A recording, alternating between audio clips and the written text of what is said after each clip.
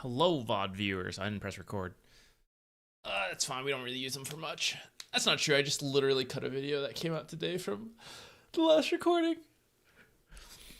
All right, what's up? VOD viewers, I don't have... The last couple streams, I have not started with one. If you are only able to watch the VODs, but not make it to the streams, feel free to leave a comment on one of the old ones. For example, this one.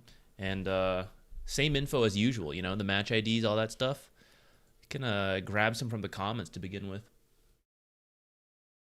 Oh boy, guys, we can get cheap viewers? Hell yeah. How much?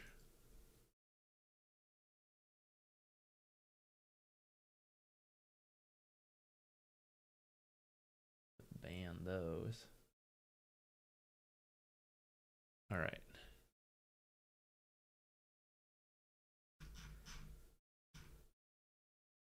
All right, well, people drop in. I am going to double check recent tournaments. See if the drafts had changed at all during Fissure Playground. And then Dream League Div 2 is going on right now. But I don't expect too much, too crazy. Everyone's kind of like on edge waiting for the patch.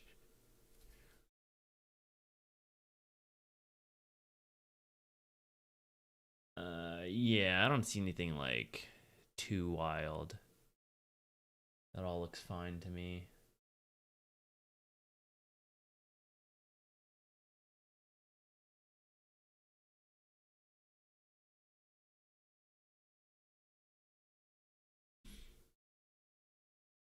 Maybe we should be watching more Kez replays still.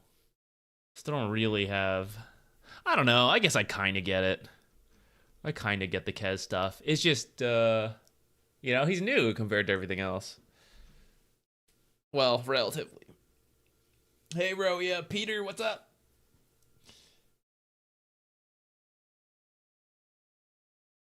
Ugh. I am ready to go today. Ready to go for replays. Oh, I still have music playing, actually. Oops. Well, you guys can't hear it anyways. We haven't done music on stream in a while. Can't really do it for YouTube. Twitch, we can kind of do it and then just remove it from the VODs using the different channels. But I don't know, I just haven't done it. Everyone can listen to their own music. I guess I can actually listen to my own music too without even worrying about any of it. I can just have it playing and let it go. Oh, who's that? Thank you. What? Zuki_Big Daddy Zuki gifted Big a Daddy. tier 1 sub to Polar Medicine. Thank you so much for dropping in like every single stream and gifting a sub to start us off. I appreciate it so much. Thank you.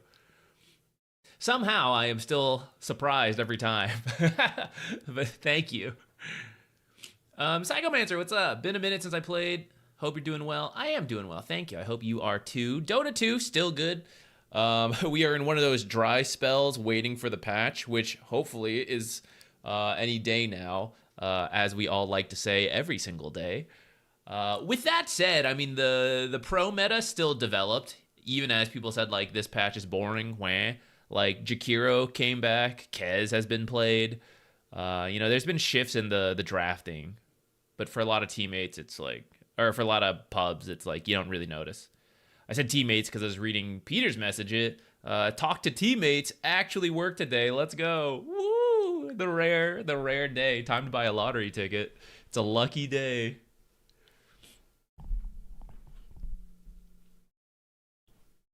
I'm new to Dota. How could I, like, what would you say to learn Dota faster?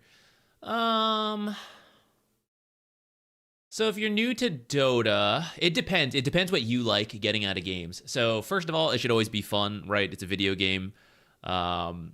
So I'm the big fan of like doing what you find fun, which for some people is getting super into it, try hard, learn everything. Then that's totally fine. I'm kind of that way. But for other people, it's just like goof off, do whatever. So first, make sure whatever you're doing is fun, because even if your ultimate goal is to learn the game, it will be more fun and more enjoyable getting into it if you do the things you enjoy. So finding some heroes you like, I don't know if you've explored the arcade mode yet. Let me see if I can find it. Oh, right. Where to go? Arcade games are not always the best maintained, and you will sometimes find some of the biggest tryhards in here in the arcade mode. Where did Overthrow go? It was just here and then zoomed out. I haven't played Overthrow in a bit. I've been giving this advice. Maybe I should. Maybe we should be playing it again sometime. Overthrow 3.0 is like a non-stop team fight game mode. Everyone levels up super fast. There are some modifications to the abilities and to the items. But if you're brand new to Dota, I feel like doing a mode like this can be fun as a way to like try different heroes, get used to pressing buttons, especially if you've never played a MOBA. Getting used to the button pressing and perspective, moving your camera is a very chill way to do it. You'll still get the tryhards who are like angry at you in an arcade game, but you know, what can you do? Once you're used to that, or you don't like doing it, it's fine, you know, just play whatever. I would say, like, if you like watching streams and or videos, I mean, you're here, so maybe you do. That can be a way to like speed up the knowledge gain rather than doing it yourself. But ultimately finding a couple heroes, learning about them, I think that's a great way to go about it.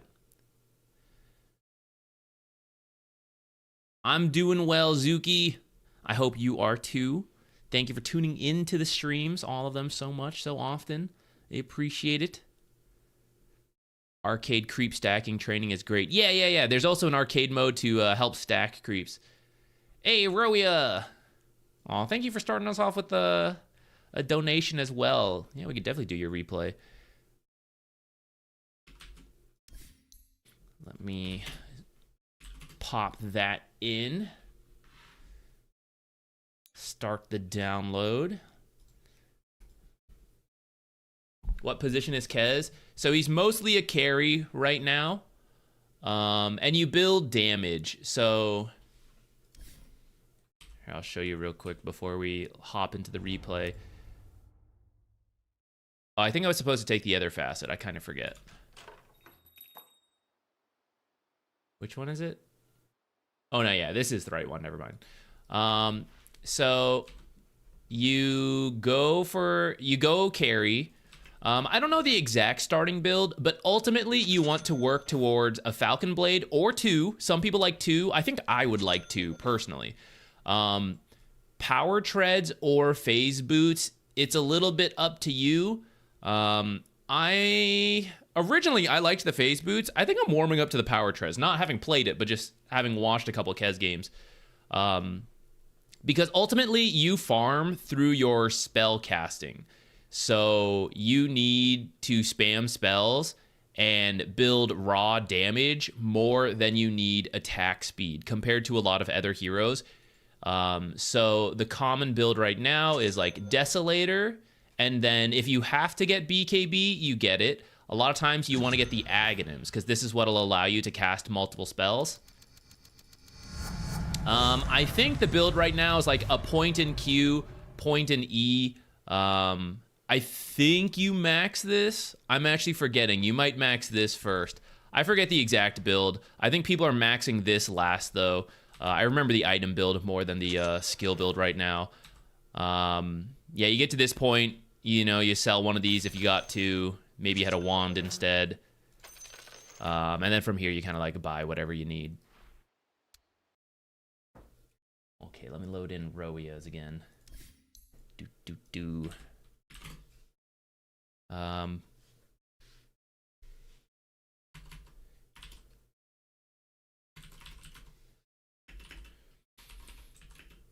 Nyx.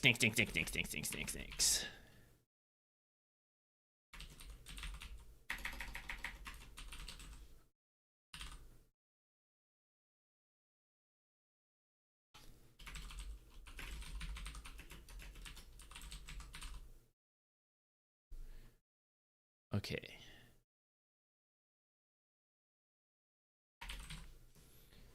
Okay. Rowia's match. Lane was meh. Your Nyx, they're probably gonna go meh all the time. I want to focus On later, mid to late game, I think we lost because DK had nothing, but I DK. Gotcha. Where's my timer? Still trying to keep to, I say this, last time I had the timer, but then we went beyond the timer most of it anyways. I suspect the same will happen today. But we'll do it to try to keep us a little bit focused. Wouldn't you want Battle Fury for mana regen and spell spam instead of Desolator? So the thing is, you do get regen from the Battle Fury, but a very similar amount if you got the... So, like, here's... Oops. God, what... It's Cornucopia, right? So, this is the Battle Fury, and the mana regen is 2.75. That's the main thing you need, because you don't need the cleave to farm creep camps, because you have AoE spells on Kez, especially like Echo Slash or just really fast attack speed. Or not fast, like you build up either with Shoto Sai or because the Kazarite Katana stacks the attack damage. You don't need to attack fast and like cleave, you just need the spells. So although this does give you mana, then the like AoE cleave part is not as necessary to Kez, which is why like one Falcon Blade, which is 1.8 mana regen, which is already pretty comparable to the Battle Fury for a fraction of the price. Then you can get 2 Falcon Blades for still half the price of the Battle Fury, and then you have more mana regen. Or you can like supplement it with Raindrops, Battle Fury, or sorry, not Battle Fury, Power Tread, stuff like that. And then you are very similar to the Battle Fury. And so in a way, you can get, like if we do a direct price comparison, Falcon Blade plus Desolator is very similar to Battle Fury cost, and it will more directly match what Kez needs rather than the AoE cleave from the Battle Fury. Okay, I know we literally started the Nyx game, and then I got sidetracked talking about Kez again. We're back. We're gonna focus on the later portions, like you asked about. So. Let me look at the graph to help figure it out.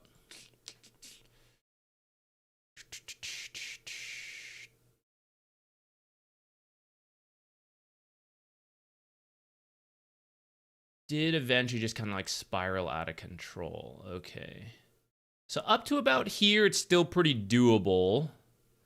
And it looks like you guys even got a good recovery fight here, but then, you know, maybe it just slips away again. And you mentioned like DK. Oh my God, he is very, very poor. What is going on, Dragonite? What are you doing? What are you doing, Dragonite?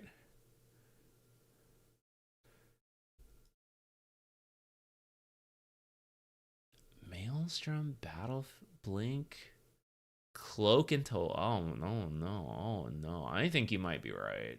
It's rare that like. We just pinpoint someone off the net worth graph, but that's really bad.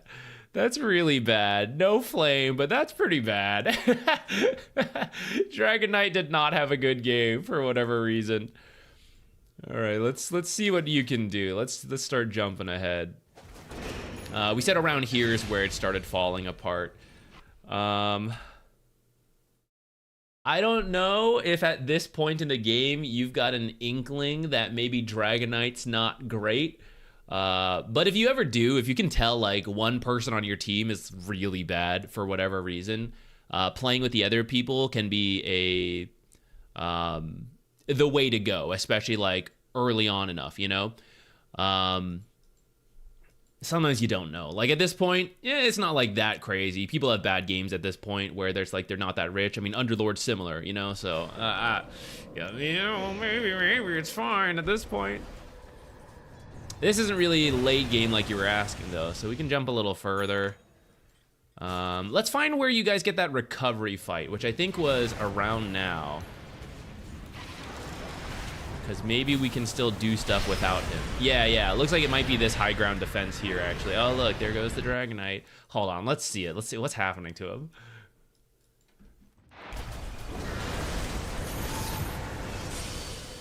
They hate him. All right, you're going Meteor Hammer Ags. Kind of useful to hold. It kind of works this game because you have two two long-ranged heroes, you just camp near them and keep people away. I'm kind of up for this.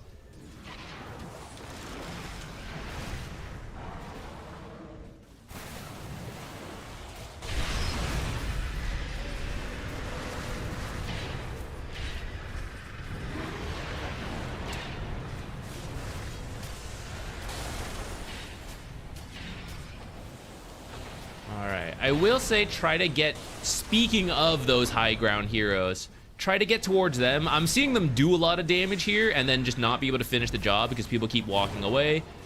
So just try to chill near them and then stun. Like, for example, this Slark. I think this time you're looking at the Lina, and it does look like you're going to get Nature's Kill, so that's okay.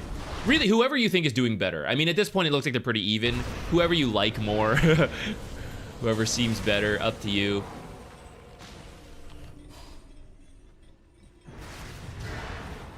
He's doing it! The Dragon Knight, he's blink stunned. He's contributing.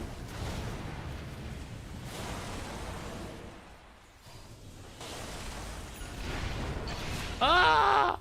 All right. Pretty good. End up with a couple kills. What's the play here? We need to shove things out. With any big fight, shove out the lanes.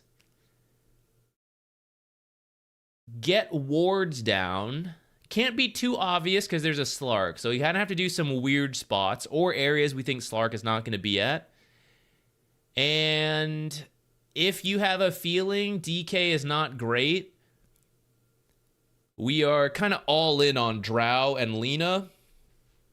And thinking about whatever we can do to help them out and solve problems this game, which fortunately they don't have the best gap closing heroes. It's Slark, really. So in answer to Slark or in answer to regen, because they have a lot, but Drow, fortunately for you, Drow is actually the answer to regen if she builds her Ags.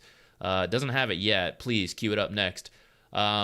So then you could just build to deal with the Slark, like a Hex, for example, or looking at his build, like an Orchid would work. It'd be kind of weird this game, but for Nyx, but I mean, he doesn't build Dispels, why not? Something to help deal with Slark when he gap closes onto your cores. Force Staff used to be the point, but alas. Get him! Got him! You are doing your best here. Try to kill that. That's okay. Ends up pretty good for you guys. We'll take it. Undying plus Underlord for you is pretty good. You think you asked for Roche at this point. You don't remember. That's okay. If the team doesn't actually do it, but you call it out, I'm okay with that.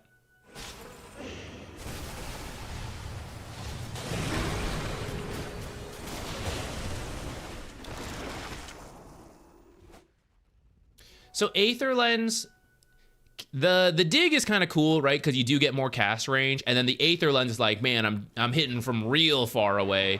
But I think going back to that idea that really it's Slark jumping in, especially on these high ground defenses, right? You're just picking your favorite person, burrowing next to them, and because of that, you'll have enough cast range. I don't think you need the Aether Lens. I think we need something else to help solve problems. I don't know if I would actually break that until you absolutely have to, but it's probably fine. You probably don't even need to burrow. One, you don't even need to impale first. I think you just meteor. But yeah, I saw you do it there. I think if you burrow first and then you meteor, don't you get the reduced cooldown?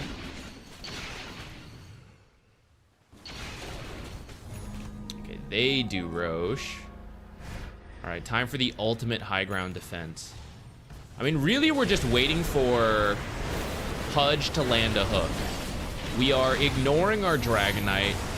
We are helping our Drow and our Lina. This is kind of far up. As you can see, like, I mentioned the gap closing on Drow, but she's actually so far up, they're just killing her, and now the Lina. Amazing Meteor Hammer. Oh, you almost got the Slark. Okay. that went better than expected, but really your team took kind of a bad fight here. So ideally, where are they? Can we show this? I mean, this is her attack range, right? This is really, really far. So like right around here is about as close as she wants to get. And then she ended up here. And I'm pretty sure we had melee heroes attacking her from below the high ground, right? And I'm saying like really the only person who should get to her is the Slark. So you're all way too close here. Partly going back to like this Aether Lens isn't helping us out that much for staff, for utility, or like other, like we're just working towards the Hex. This Aether Lens doesn't actually do much for us when we do end up close. And then, yeah, she's just like way too close here. She should have stayed further back. That's not really on you. To show Lena, this is her attack range and her spell range, right? So both Lena and Drow want to be in the back. You can be in the front, but I would also say you can be like with them, just burrow striking from further back. And then you just wait for Pudge hooks. And then every time they come up to hit towers, Drow and Lena are attacking them.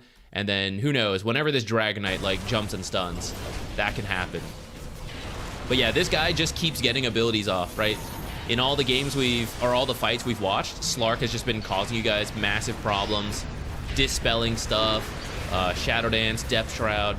So that's why just controlling him will answer a lot this game for your Lena and Drow, who are doing fine compared to the Dragonite.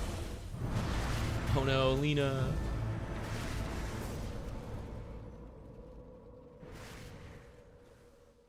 Cooldowns only on Nyx Impale. I thought I saw people discussing that. Burrow bonus cooldown reduction. I thought the whole thing was that it worked on 18 seconds. Are you gonna use it here?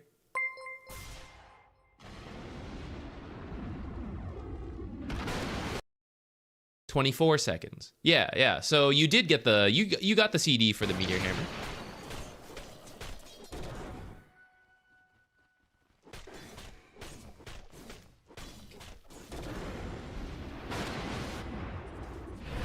I remember this because my Discord they were doing some cooking. They're like, what if we get Midas and Ags and then Meteor and then Hex, and then they were cooking some CDR builds.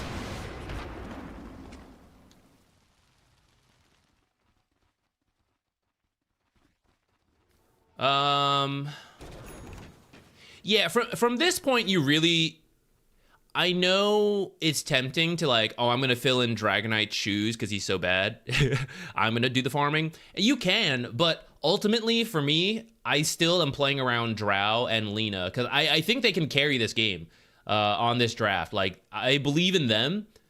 Get her to her Ags and then just keep her alive and let her do damage. That's all I feel you need to do, and all the Pudge needs to do is just help Drow and Lena stay alive. And I would prioritize Drow, because her, especially once she has the Ags, she is like the one that will counter the heroes more than anything else.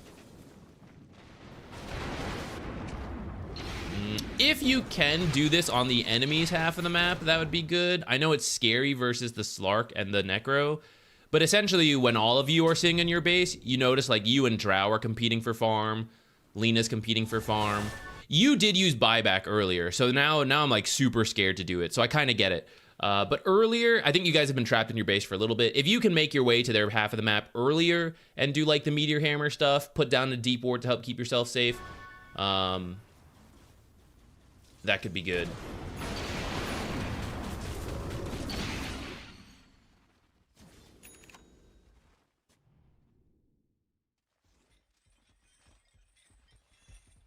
Okay, so now you're going for the Octarine. But again, this Aether Lens and Octarine, these are luxury items that say, I do everything I need to with what I have, and I need my abilities or the items I already bought more often and at a longer range. But if you need a new tool, you have to buy a different item.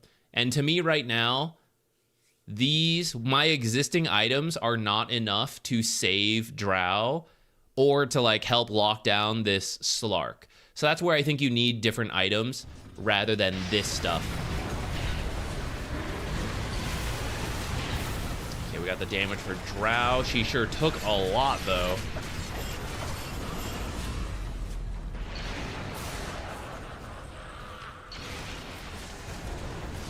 Pollen bag. Okay. Up to here is actually not bad. All things considered, 15k down, 2 for 2. And then I see you moving in, but we gotta remember, I am all about this Lena, who is dead, and I'm all about this Drow, who is back here. So, if they are not involved, I have no interest in really going further, even if you were to kill Natures. It's just against your... It's not in your odds for this to work. Even though you did get Natures in the end. But like now here comes the Drow, right? Who clearly has enough damage to kill Slark, but it's all this stuff that is causing the problems. Yeah, Sheepstick would have been really good. How did this happen?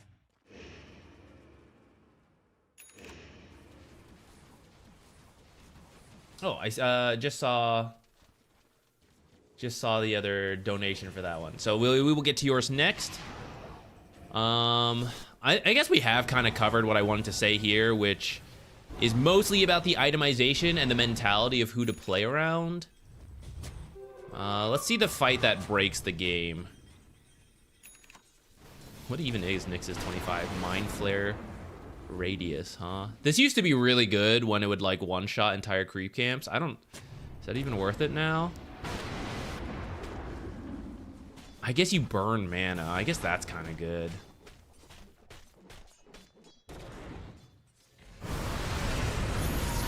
Uh-oh. I was focused on... I was looking at your talents and thinking about that. Let's read the map. All right, looking at the mini-map. So they're kind of missing. One bottom, one mid. Lena's going to the Slark. Whiffs the LSA, though. And then they turn on her. This is too aggressive from your Lena without more people nearby and without more information on the map. Going back to, like, getting deep wards down and instead of jungling here, trying to, like, push lanes out aggressively for the team to get that kind of information. And you can kind of compare and contrast from here hitting the low ground to here. It's kind of the right formation, except that Lena has like died at the start of the fight just about, but Drow's actually on the low ground. Otherwise, this is pretty good. Like Drow, everyone else at their distance, and then you're coming in. It's a little late. Not fully your fault because like the team kind of went in here aggressively, but ideally you are like next to the Drow or like a little adjacent, and then as they approach Drow, that's where we're stunning and doing all this stuff, and it's all about like keep Drow alive, let her auto attack, except this is just a bad formation for our team. Slark almost killed again, but then Depth Shroud comes out. How many times have we seen that?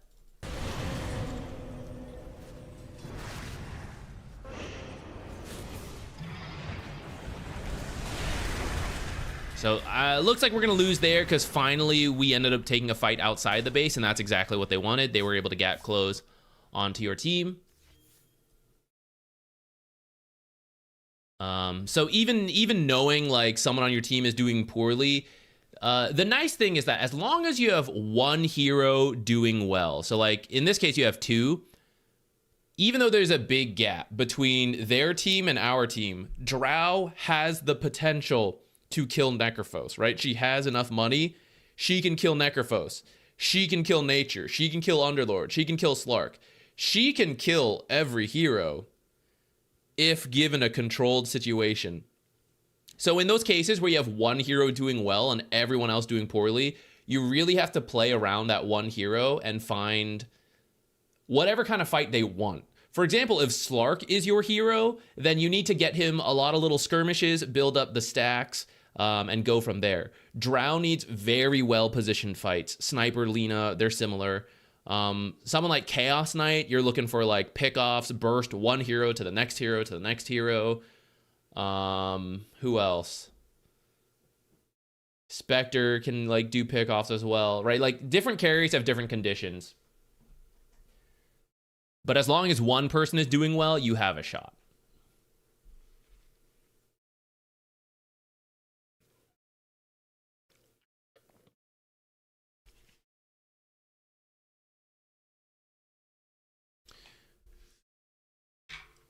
Okay. Let's move to the next one. I'm thinking about learning Weaver. Why does everyone go Skitter Step over Hive Mind? If you play support, you go Hive Mind. If you play Core Weaver, you typically go Skitter Step because, like, as a core, you're moving around the map more to farm aggressively and to position in fights, and then you want to slow the enemy so you can do the damage you want to do more than anything. Support Weaver is less about...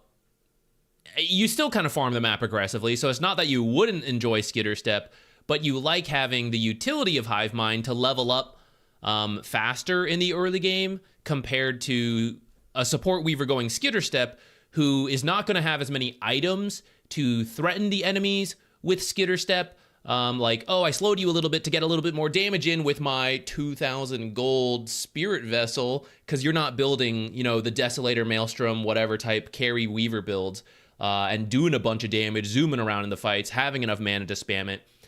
You're maxing Swarm, because this is your utility, that I will reduce my opponent's armor. As a support, you know, I am enabling my team to do more physical damage and to have vision of the enemy with the Swarm. And if I'm going to max it, I might as well then also be high level with it. So then I can get my points in Shikuchi, get my levels through this to make the Swarm more annoying to deal with, more powerful.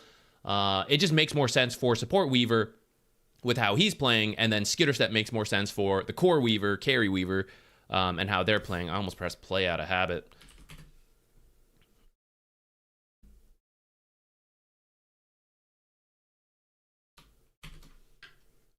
Okay, let me type this stuff in for our off-lane Omniknight.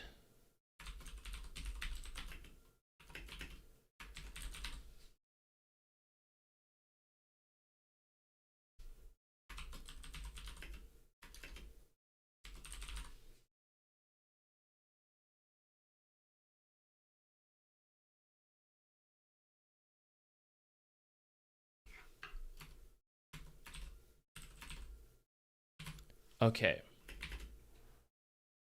And then this one. So you said you usually play position 4. I should download this. But in this game, your 4 was very vocal about everyone, including me. So can you tell me whose fault is it anyways? Okay.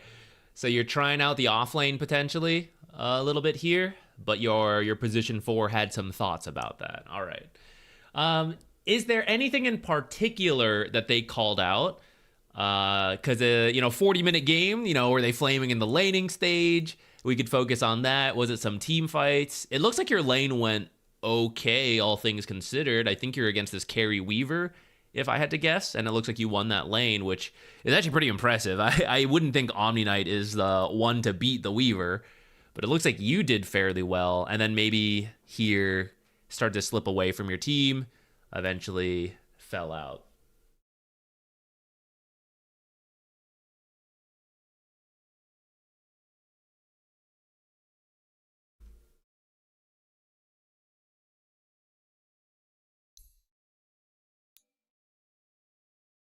I'll jump to the probably like 10-minute mark if there's nothing in particular you have in mind to like check for. Weaver took all the wisdom runes and Rubik blamed me for it. Also, he was shouting that I should not build Radiance. I mean, Radiance can be greedy. It looks like you had won your lane based on what we checked. Whether you need it this game, I feel like it's okay. The only other build of off-lane Omniknight that I know of is the Echo Saber, But when I look at this, it's like, how often are you right-clicking Leshrac and Weaver? Maybe not that much. I guess with that said, the Radiance evasion is not the greatest this game, but it ups your farm speed and the general damage versus some of the squishier heroes here. As long as you're doing well in the lane, I feel like I don't mind the Radiance. You could maybe go Echo Saber. I don't feel that strongly about it, though, enough to, like, flame someone over. But maybe it's because I don't play enough Omniknight off lane. The Wisdom Shrines that you mentioned, that should definitely be Rubik's responsibility more than yours. I mean, we can see exactly what happens. Sometimes it is the offlaner who should go get it. Like, if the 4 support goes over here and is, like, going for this one aggressively, as the offlane, you should come get it, in which case maybe that is on you. But if you're both in the lane, then it should be Rubik who goes over. And you only swap it up if you're, like, dying from earlier. I'd be really careful about this. Look where your team positioned. So you guys are likely to get this one and this one. So unless you see a bunch of heroes over here, trying to get a 3rd bounty rune just isn't worth your time or your life, as looks like you do die here.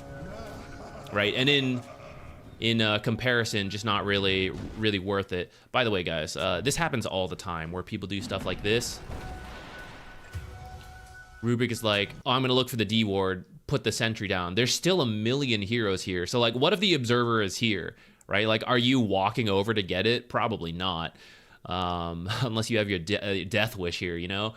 I wouldn't expect a sentry in most cases to already be down, but especially versus Sand King, like, there is a chance of it. And in case there's a chance of it, you want to be more patient before you put your sentries down. Like, even if you know, like, I know they warded here, whatever, you know? You still want to wait for them to actually walk away before you do it, or to make sure you can get it guaranteed. In the end, sentry, Rubik uses 2 sentries for what could have just been 1. And then his second sentry is not useful to the Sand King, because Sand King needs help fighting the sentry ward mid, and then this one's too far. Okay, I'm just gonna jump ahead to where maybe we have issues. Because, like, up to here, it looks pretty good. All right, so now I want to see how you close this out. Oh, wait, let's look at the Wisdom Shrine you mentioned. I mean, Rubik is literally walking in circles in the lane. He's literally circling right here. This is 5,000,000% not your fault, and it's Rubik's. What is this guy doing? Like, if the carry Weaver feels the best thing he can do in the lane is to go steal the Wisdom Shrine, you're doing a good job in the lane, and you should be sitting there. This is wild to me that Rubik would flame you for not getting this.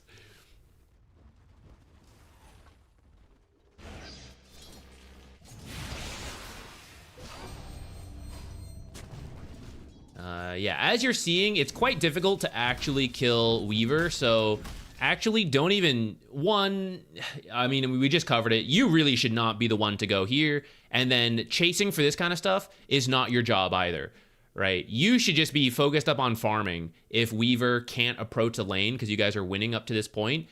And Rubik should just help you farm faster, and take this tower, or go do other things. But you shouldn't really be dragging out to these kind of fights, because then stuff like this will happen. Weaver will just Shikuchi away, and you're an Omniknight. You don't have crowd control, you know?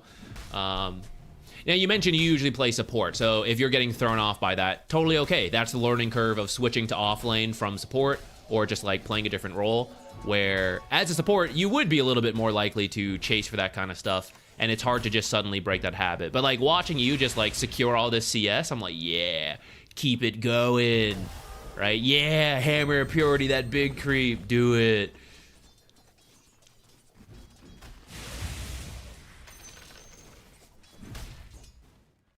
Yeah, I agree. Like, right up to here, Rubik should definitely head to mid. Sand King versus Leshrac is very rune focused. Both of these heroes will do a lot with it, and their farming speed is directly tied to how much mana they have. And, like, look at you, right? We are just watching you farm. This is not the safest place in the world, admittedly, And if you want to just shove this out, like Hammer of Purity, this banner creep, and then back up to do your own pull as Rubik heads over to the rune, we're kind of sacrificing 2 creeps, which feels bad, but, you know, if Rubik did go for the rune, I think that's probably the safe play for you. With that said, because you guys beat Weaver up earlier, maybe you feel safe to like stick around. That's okay with me. I would do a quick double check on Dawnbreaker because there are cases where Dawnbreaker is already level 6 at this point. And then, yeah, Weaver's weak, but then it's 3 versus 1 and we can't do anything. So some extra considerations for her. Otherwise, I definitely agree with you. Rubik should head to the rune right now. And support players, like when you're this low, you don't really want to get into a huge fight here. It does depend. I know we just said like, oh, Weaver's also low. So yeah, it's like kind of okay. At the same time, a very common issue for support players is buying way too many tangos and salves, or going home way too often. This window here is where support players, like pro supports, walk over here, they stack, they get the rune, they walk back. They're out of the lane for 30 seconds, which means they have regen to like 100 health. So that's 1 tango that they don't need to buy, right? That is a little bit better fighting form. Maybe they'll still buy regen, maybe they'll end up going home. You know, it does depend on the game, but it's making those kind of movements out of action, stacking and rotating around. That's kind of what they do when they're low health, so that they don't get into fights where they then die. Why is he trying to farm a hard cam, you know? Go away. Go do other stuff. All right, he did go do other stuff, so you do need to be a little bit careful now. And it looks like Weaver has healed up. So here's where you got to be a bit careful. Oh, look at you dropping stuff. I see you.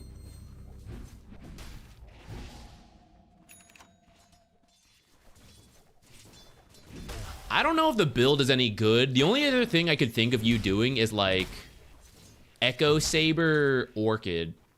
But you actually have a silencer, so I think Radiance is okay. I wouldn't mind if someone told me like, oh, Echo Harpoon into like something else is actually the correct Omniknight build. I'd be like, yeah, that's fine with me too. No. Seems fine.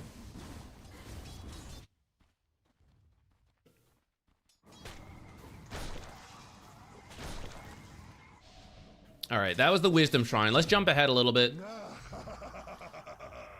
Oh, we're slowly working down this tower. Let's see when your Radiance is done.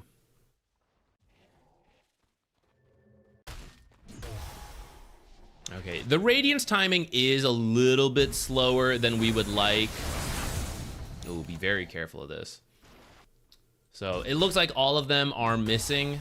And while you're jungling, you want to be looking at the minimap. I saw Dawnbreaker mid, but Dawnbreaker doesn't count. Looks like you actually caught a glimpse of someone in this ward here. By the way, pro tip, guys, sometimes the minimap is not enough. Clicking areas will let you see stuff like this, right? Minimap, I don't know lion is top.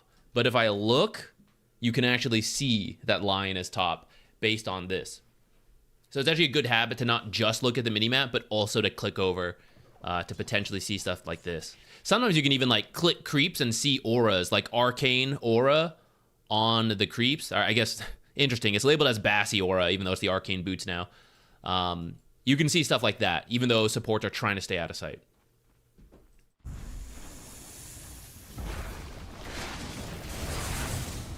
That might have been the blink reveal. We jumped ahead, so I'm not sure. If that was the blink reveal and you got caught off guard, you know, fair play to the lion. But I do think you need to be careful of moving up there. Make sure your team gets a little closer before you head in there.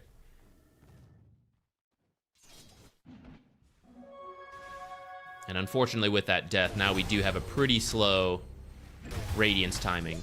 So some of this Radiance will speed up more when in the laning stage you just focus on farming instead of moving to fights. Like chasing the Weaver. And just work on farming, getting your Radiance, and taking the tower. And don't worry about actually trying to run down a Weaver that we're not going to be able to catch.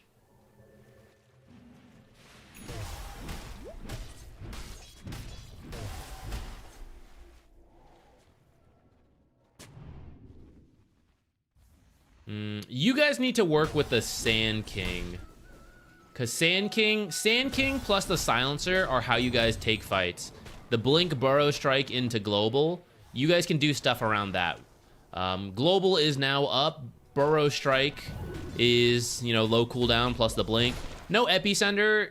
You don't strictly have to wait for that. For like the full team fight, yes. For a smaller pickoff, not really. For example, Weaver top. Okay, we do use the Global to get the Weaver.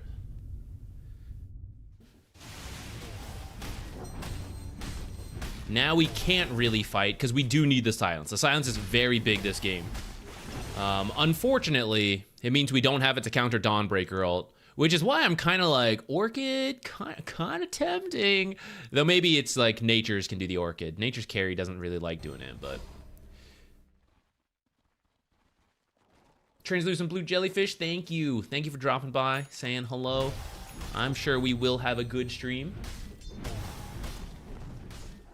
Especially with well wishes like that.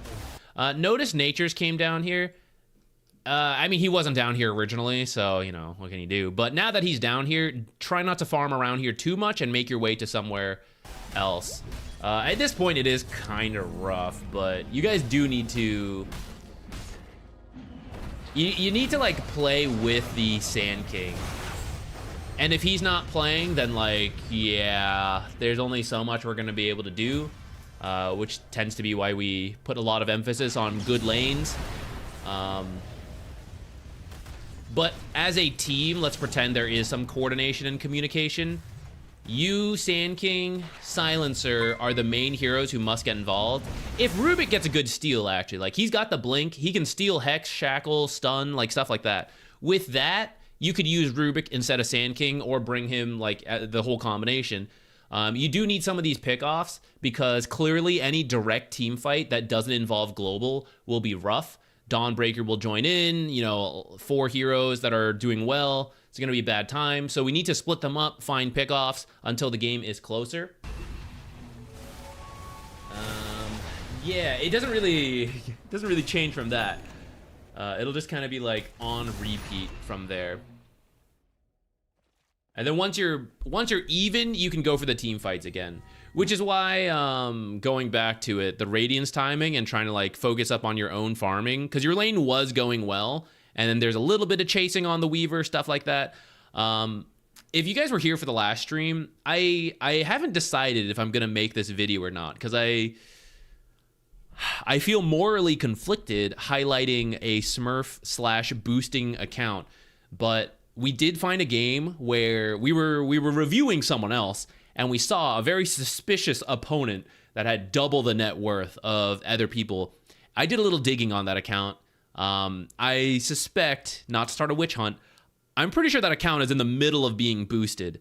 So there's technically a lot of learning moments on what to do. Like, how can I, as a carry with such bad support, still do well? This boosted account clearly shows how to do it, and I could talk about that. I feel weird highlighting poor behavior, you know? But the lesson I will take from that to now tell you is that one of the things that the boosted account player does, the Smurf, I suppose, at that point, he knows what item timings he wants, right? He is not getting involved until he has that stuff. For you on the Omniknight, it's the Radiance. Like, once you do well and you're committed to Radiance, and I realize I am saying this, and you're not usually an offlane player, so like, Zach, I wasn't sure. Totally fine then. But as a guiding light, if you want to like continue working on it going forward, once you commit to the item, especially Radiance, which is a big investment, that's what I'm doing. I'm farming this up as efficiently as I can. And if a kill delivers itself to me, I will take it. But I will not chase too hard for kills that are very, yeah, maybe it happens, maybe it doesn't. That's going to waste my time. I need this Radiance timing, this Orchid timing, this whatever timing, right? This power spike. I need it as fast as possible, so I am laser focused on max efficiency farming, pushing towers, and if the kills happen, they happen, but I will not force them. That was a lesson that you could take from a boosted Smurf, but it's also just good Dota in general, that I would highlight for you if you're going for the Radiance.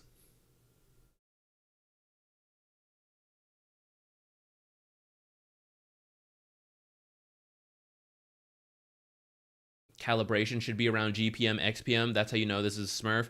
No, GPM, XPM isn't like enough. You could factor it in, but it is very possible to have high GPM, XPMs or low GPM, XPMs and still be a very good player.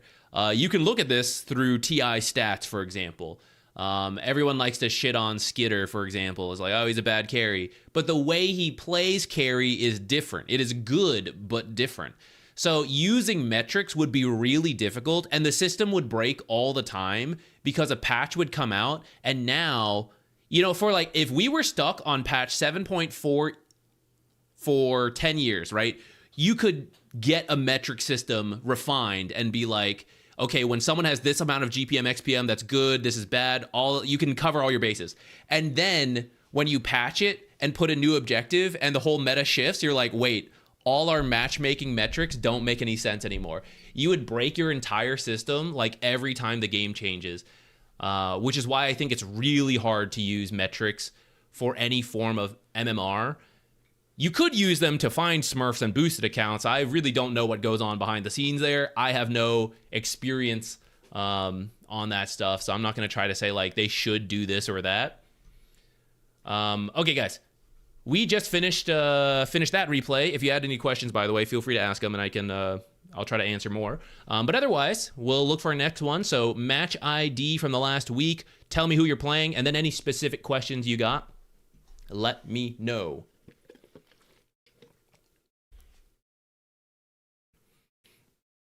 If you find any unranked party games with really wide skill gaps, some things the higher level players do might show what you're talking about. That is true. We could do a little bit more of a safe approach in that. It will be different though. So anecdotal experience here. There were times as I was getting good at the game, right? I wasn't quite a content creator yet. But I was getting to like Divine, Immortal, whatever. And then I still, before the gang stopped playing Dota, you know, still playing Dota with the boys who were not tryharding as much as I was, you know. And then I'm playing with friends, you know, we're doing casual team games. So I'm doing whatever, right? Like I'm playing new heroes, I'm playing different roles, we're goofing off. And people like, if I look bad and they're like, this guy has a Divine account, he must be an account buyer. Like this guy's a piece of trash. Like he's so bad at, you know, Slark carry. And I'm like, yeah, I'm a support player. You know, like I try hard with like Trent and Jakiro, and you're judging me off my like party game, whatever performance. That's another reason like party games versus solo are very weird, but then like matchmaking using metrics on that stuff would also be very weird. But also that like people can play very differently from game to game, even though they might be a certain skill level. Skill sets are kind of defined, are not defined, but like you're better at some stuff than others.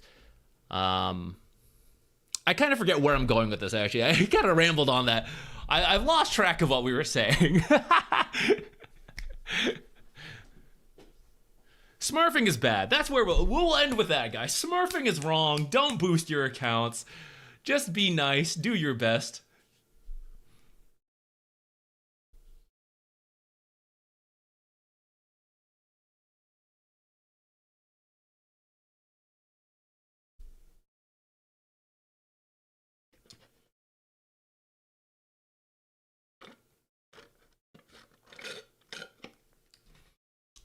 Okay, looks like we got a couple people coming in with games. Let's see.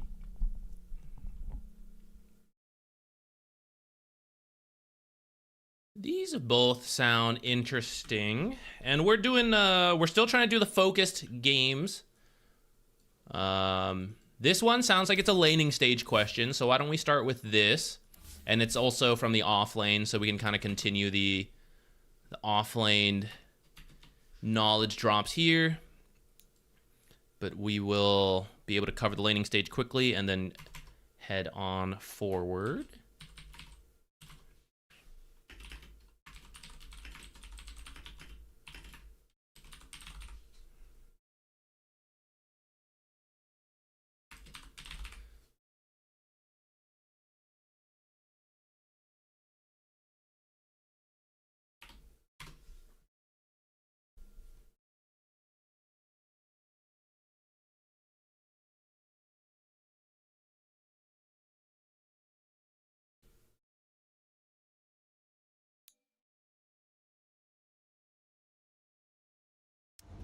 Oh, right. That the high skill unranked party could compare and contrast.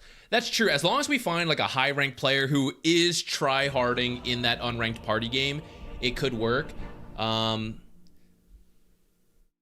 honestly, the degree of difference may be hard to find, because the Smurf account that we saw was doing things that are very high immortal, in my opinion.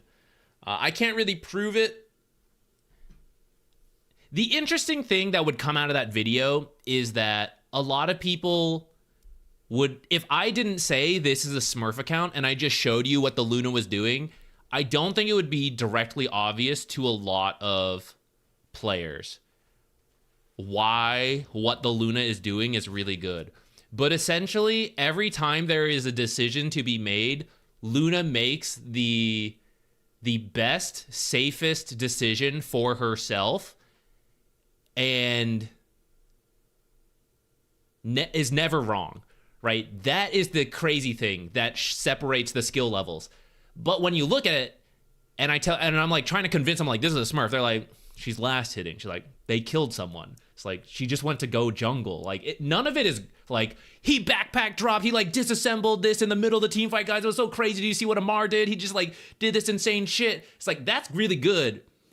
But to actually just climb through a lot of Dota is like, he's doing really boring shit, but really, really well and very consistently. It's nothing crazy. It's a lot of just solid fundamentals, but you're never wrong. You never slip up. I mean, like, you can make small mistakes. Like, oh, I missed one CS here and there. But, like, I am going for CS. I am not overextending. I take this fight, but not that fight. Like, every time there's a decision, the Smurf will make the correct decision. And that is something that is very difficult for a player to just replicate. Even if it's like, show me Smurf gameplay so I can do what they do in the game. You can try. You can copy the skill build. You can copy the item build. You can try to do what they do. But ultimately, you will be hit with decisions that you are not sure on because you do not have the same level of game knowledge and experience that a Smurf does. That is what separates them.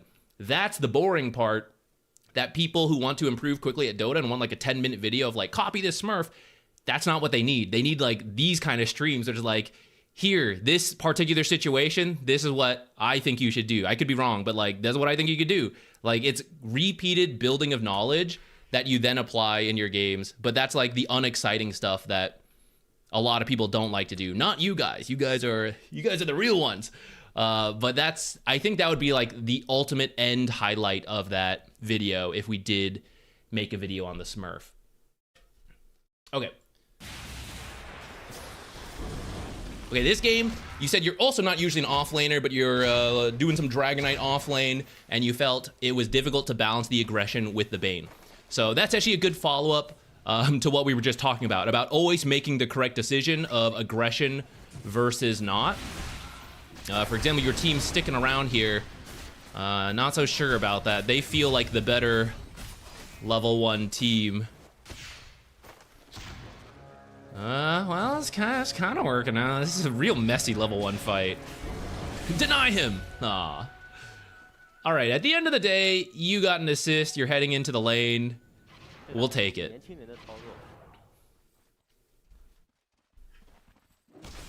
Okay. This lane will be a bit tough for you. Dazzle and Ursa are a pretty strong duo. You and Dragonite have some stuff going for you, but essentially you're a melee hero without an escape, which means it's very easy for them to, anytime Bane steps away, Poison Touch just run at you, and you're gonna lose all your health, if not die. So anytime Bane leaves, you got to be real careful. Try to get the creep equilibrium back so that they can't chase you under the tower. That's where you're gonna be safe. The longer you stay up here, the more likely you are to die. Early boots might not be bad, because when you directly fight this Ursa and Dazzle, it's not going to go your way. You just don't have the damage output to stand and fight versus an Ursa and a Dazzle. So having boots to constantly like weave in and out is probably going to do more for you than this double bracer. All right, I see some creep aggro. That is what we want. And then while you're free, yeah, potentially a deny. So 1 creep went under tower, not too bad. I think you were buying an item there, so we kind of missed CS, but not going to worry about that. Okay, the lane is coming back a little bit.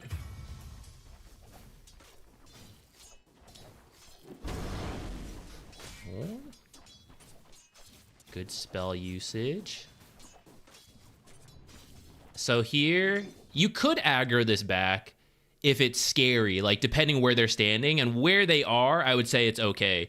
You could also, if you felt safe, go up and attack your own creeps, because that would also get your lane to push.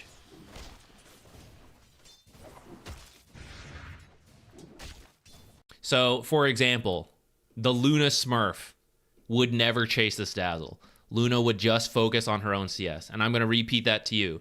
We might kill this Dazzle. It might also just lead you to chasing out for quite a while and then missing CS. CS, this is very close to being fixable. Like, if you leave to chase this Dazzle and then Ursa just focuses on denying and shoving things out, Ursa will be in a good spot. You will miss creeps. If you stay in the lane, you can continue to make equilibrium build towards you and then be laning here long term. So this is aggression that I let Bane do his own thing. If he's upset that if you had came, you could have killed Dazzle, it's true, we could have killed Dazzle. But actually staying in the lane got me more in terms of lane equilibrium versus good opponents. Because if Ursa also leaves the lane, it may be fine to chase the Dazzle, but that's not what we want to play for. We want to play for consistently doing the best thing that is good for us.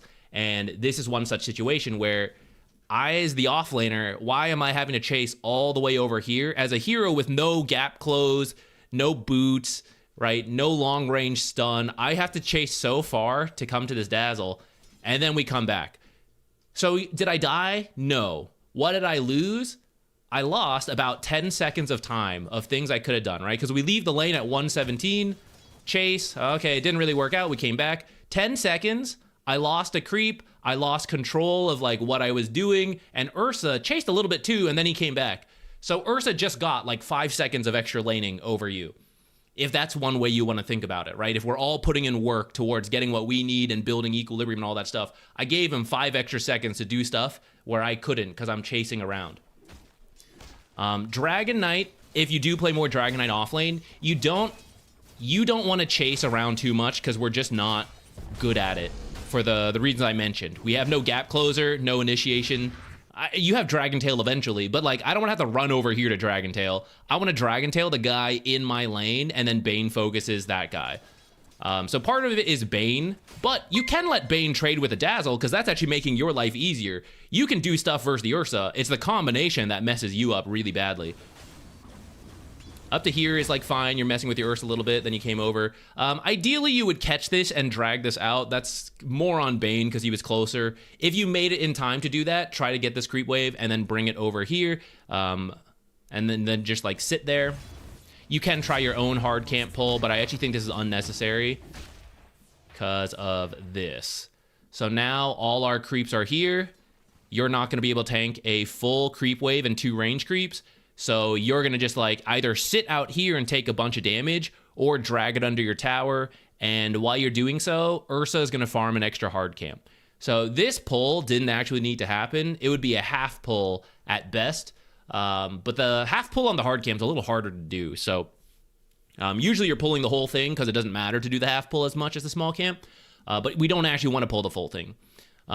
You can bring this wave into this camp, and I would say that's probably the best thing for you to do here, but it is it's a little risky, a little tough. Let's see what you end up doing. So you decide to start trimming down range creeps. If we had Dragon Tail, we maybe could have done that, but we don't. It's not bad. That one's much easier, right? Like, that time Dazzle's here, so you're just going from here to here, and that's not as big of a deal.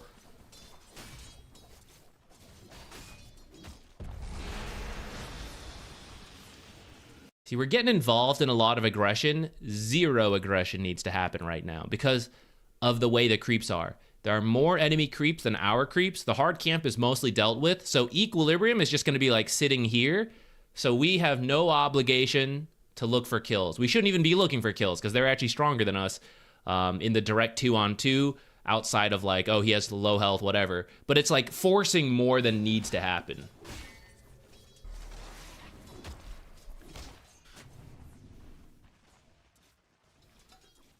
Can I be a CD focused early on position 3 as position 1?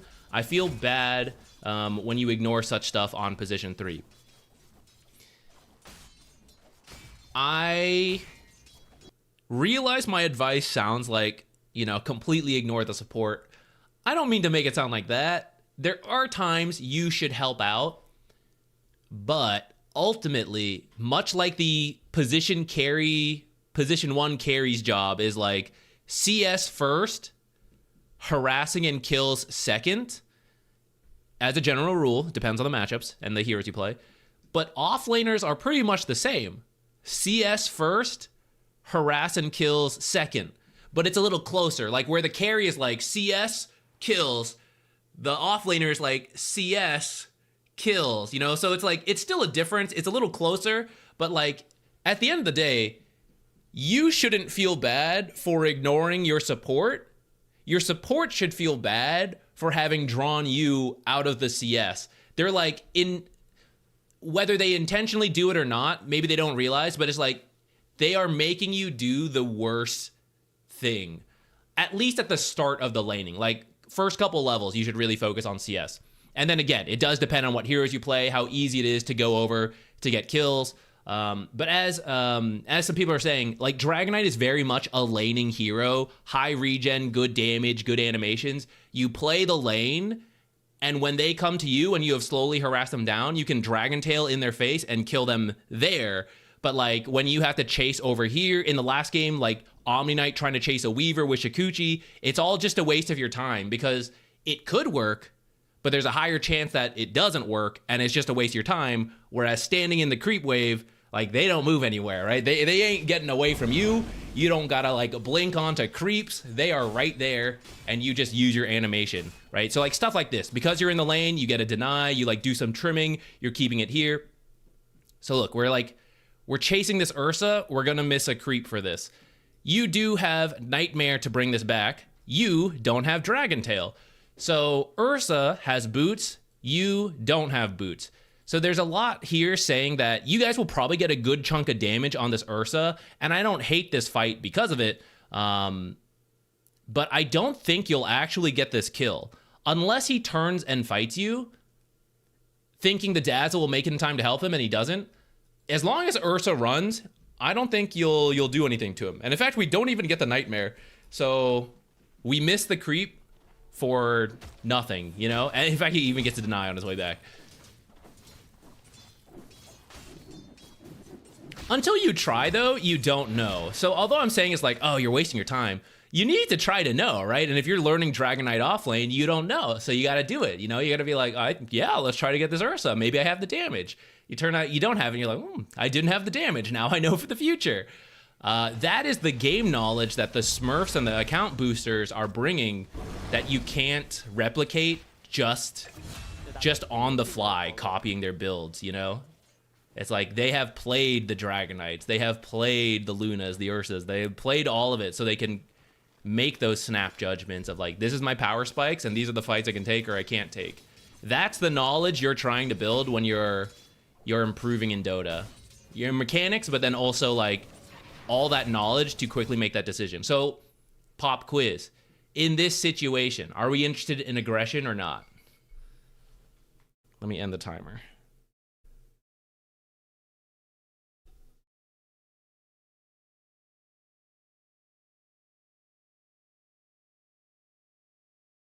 Creeps. That is even better put than what I would have said. Yeah, we are only interested in creeps right now. Like there is so much money here. 3 range creeps, a banner creep, 4 other regular melee creeps. The Ursa kill is worth less than this amount of creeps. So if Bane tries to start shit, you have to ignore it because it's the completely wrong decision for you guys to chase Ursa right now. All Bane should do is actually be leaving you alone and trying to make sure Dazzle isn't doing a pull, or depending on the timing, he could maybe go stack or rotate or something like that. But this is like, I only CS right now. Like Ursa can maybe try to go a little, oh no. Ursa can maybe poke a little bit. Honestly, Ursa shouldn't do this shit either, and the Luna Smurf never would have. The Luna Smurf would have gone to go farm this stuff, rather than like poke a Dragonite with 2 bracers and a point in Worm's Wrath for a little bit of damage. And he's kind of lucky that Bane messed up the Nightmare, because if actually you guys Nightmare the Ursa under the tower and then stun him, then there is a chance that you also get some tower damage in. Like, this is all wasted time for Ursa. Let me give you guys some other Ursa options. Carry players, you got this giant wave, right? You got a little damage in, but it really wouldn't have been worth it, especially if Bane had Nightmared the Ursa under tower. He would have been screwed. Just leave and do a small pull. Do a hard pull if it's available and farm this stuff. Run back to the Boglets, farm this stuff. 5 tangos just sitting there. Like, regen on your way back and go farm something else to work towards your items. Get your phase boots.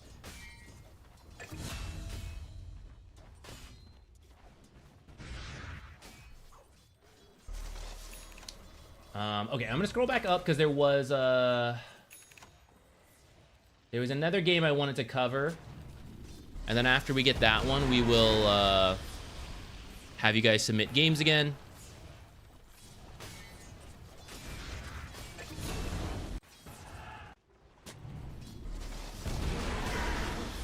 So, funny enough, if I was Bane, one, I wouldn't be here. I'd be going for the runes.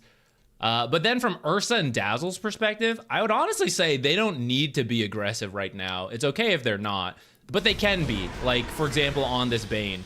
But because the Bane can just Nightmare away you and like this, now Ursa is kind of like definitely shoved in the lane, and now he's gonna like go chase for this Bane.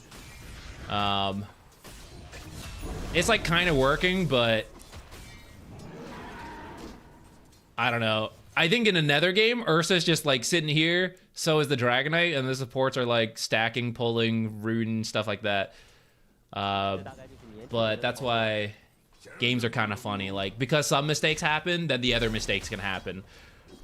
Or like, not mistakes, but like, oh, we're getting kills, and I'm focusing on that, but I shouldn't have been, because I shouldn't have been offered kills. I don't know, it's a funny cycle in pub games.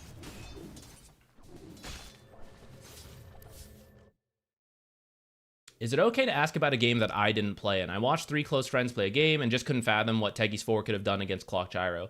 I mean, I don't mind. That's fine with me. It sounds like it's for your own knowledge gain, so that would be okay. I wouldn't want you to like, hey, I think my friend is trash. Can we like submit this and like roast them? Like, you know, that's no good. But that doesn't seem like, you know, what you're going for, so it's okay with me.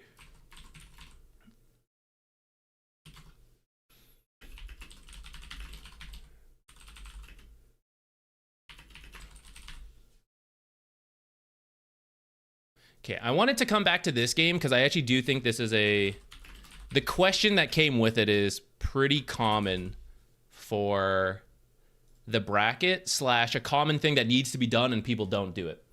Any casting soon? Yo, Robert, what's up? No, I don't have anything in line right now. The amount of tournaments is kind of like winding down for the end of the year. And unfortunately, the ones that are happening are TOs that don't work as much with Ricky and I. Hopefully one day in the future. But right now, I think they kind of have their talent queues lined up as far as I know, because this stuff's kind of last second. So I don't have anything in mind going forward for right now, which means we are on the streamer video focused time.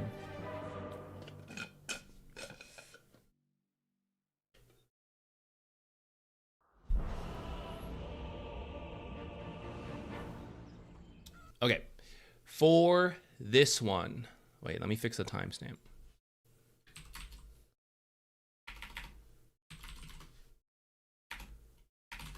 Okay, in this one, you were asking that I felt I couldn't ward in the late game because I had no one to go with me, and my team didn't have much map to farm, and then Pugna was raging at you for no wards. Which is funny because Pugna is actually the position 5. So, should Pugna be mad about the lack of vision? I don't know about that. But anyways, let's jump in. And maybe, let's see if we get an idea of where it started to break down. I mean, that's not to say the position 4 can't help ward. And if you're buying every single ward, there can be a mistake there that, like, you're not letting Pugna also do it.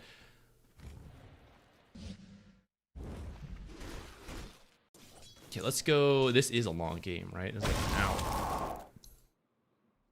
Yeah, so why don't we start somewhere around here, because otherwise it'll be getting kind of difficult to...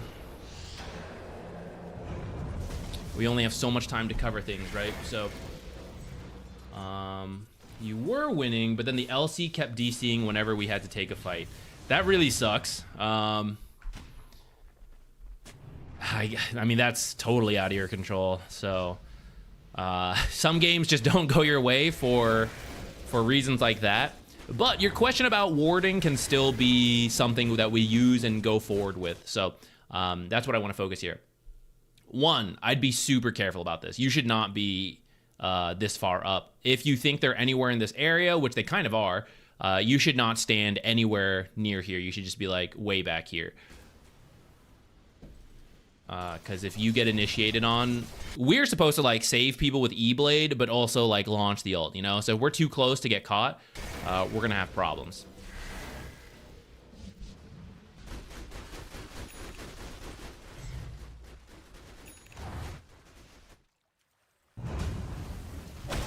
Okay, so it looks like they're bottom. So speaking of when can we get on the map to ward, your team actually does have some right now, so this is maybe not exactly when you're asking about, but let's pretend we didn't have as much vision down, and then we just Ice Blast. We hold this, Ice Blast here. Okay, they're looking for Roche. So as a support, where can I go ward right now? I can go ward top. I can de-ward and ward top. So I'm probably running out. The cliff, the classic to check, don't put your ward there. Check the cliff, right? Bring the courier if you need to. AA doesn't. But you're putting the sentry down, checking the cliff. Kind of keeping an eye on the map positioning and like what vision you do have, because like that is scary. We're walking under vision. That's why we're only doing it if we think they're down here. If there are heroes that are missing that can kill me, like I see 3 heroes bottom, but the 2 heroes that are missing could just solo kill me as a support, then I'm going to avoid this. I'm not going to go into this high traffic area. I'm going to, you can actually even see on the map, right? Like the circle of vision the cliff gives. So let's pretend the enemy has that ward and I'm the Ancient Apparition, I'm the Pugna, and I want to go ward top, and this is all blind. And I'm walking up this way. I'm coming through here, completely avoiding this cliff area, which is super common in pubs. People sometimes put observers in this area to see when you leave the base because of this, the whole thing I'm explaining. So if you want and you have enough sentries, you could sentry somewhere in this tree line to look for that. Observers in this area, observers down here. If you have a gem, you know, do a little quick sweep around here. I'm walking up, again, checking some common areas like this stuff. And then anywhere in here, you could place an observer. Or if you want to go deeper, we keep going, walking the entire time up to here. Again, decision point. Maybe I want to go walk down here, jungle this stuff, put a deep ward here. Jungle this stuff, wait for the creeps to walk by, cut through here, deep ward their triangle, right? If they think I'm trapped in my base like this, they're probably not going to have any vision here, so I can just like do this stuff. Or when we're here, we can twin gate, come over here. Any deep wards down here, any creep cutting, any wards over here. That's how we like slip out onto the map to get whatever vision you think you need. If you want defensive vision on your half of the map, you can still do that, but we don't go through here. We don't put it here. We're like sneaking out in ways we think are less common and pretty far from where we know heroes are, moving out and placing stuff.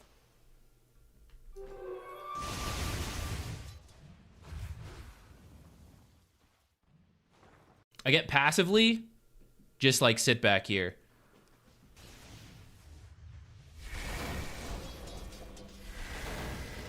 Although I forgot we were paused, so they were doing row, so it's probably okay in that situation.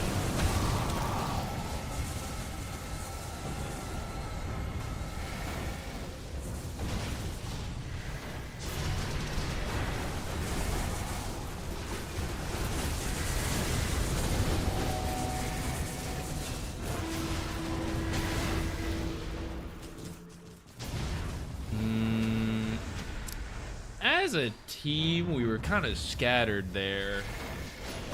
I actually think that was not a bad fight to take, and I guess in the end it sort of worked out, so we'll take it. All right, here is the time to move out again as supports, just like head on out. Let's say we want to ward bottom. Dark here, depending how safe you feel. Courier, Sentry, check this cliff, right? Probably the number one spot to check. If we're avoiding it because we're scared, going down the sides, going down the far side of the lane, going this way, through this jungle, because we actually do have vision here, right? So like we can move out the map through this jungle and then potentially ward on this side, or completely avoid this triangle, move down here, and then based on where the creeps are, cut over to this side to then ward through here, stuff like that. We do have 3 versus 2 right now. The 2 are very farmed, very strong, so I am still quite scared of going out too far without knowing where they are. But if someone's got to take the risk, now is the time to do so. Pugna, now is the time to do so. Supports off of this. He's like, oh, I'm missing mana. I don't need any mana to ward. I need the town portal scroll, but have the courier bring it out. This is the time to do it while they are dead, while they're scared and backing up. And if we are spending time walking home, this is the extra 10 or 20 seconds it takes to go from here to here for the deep ward. And you're not gonna have the window now. Like, right, as Pugna leaves now to go ward, he's gonna make it to about here. They're gonna respawn, see him de-warding this. Lone Druid is going to be running over. They're all going to TP here, and then they're going to kill the Pugna. So, like, even if you have no health and no mana, it depends who's alive. But, like, when you win the fight, go out and do the stuff, and then come home. Now we are doing the reverse order, and so we just instantly lose the Observer Sentry. God damn it, Ancient. Why did you do that to him? You got his Observer killed. This is your fault. Oh, that's classic from someone who would flame another person.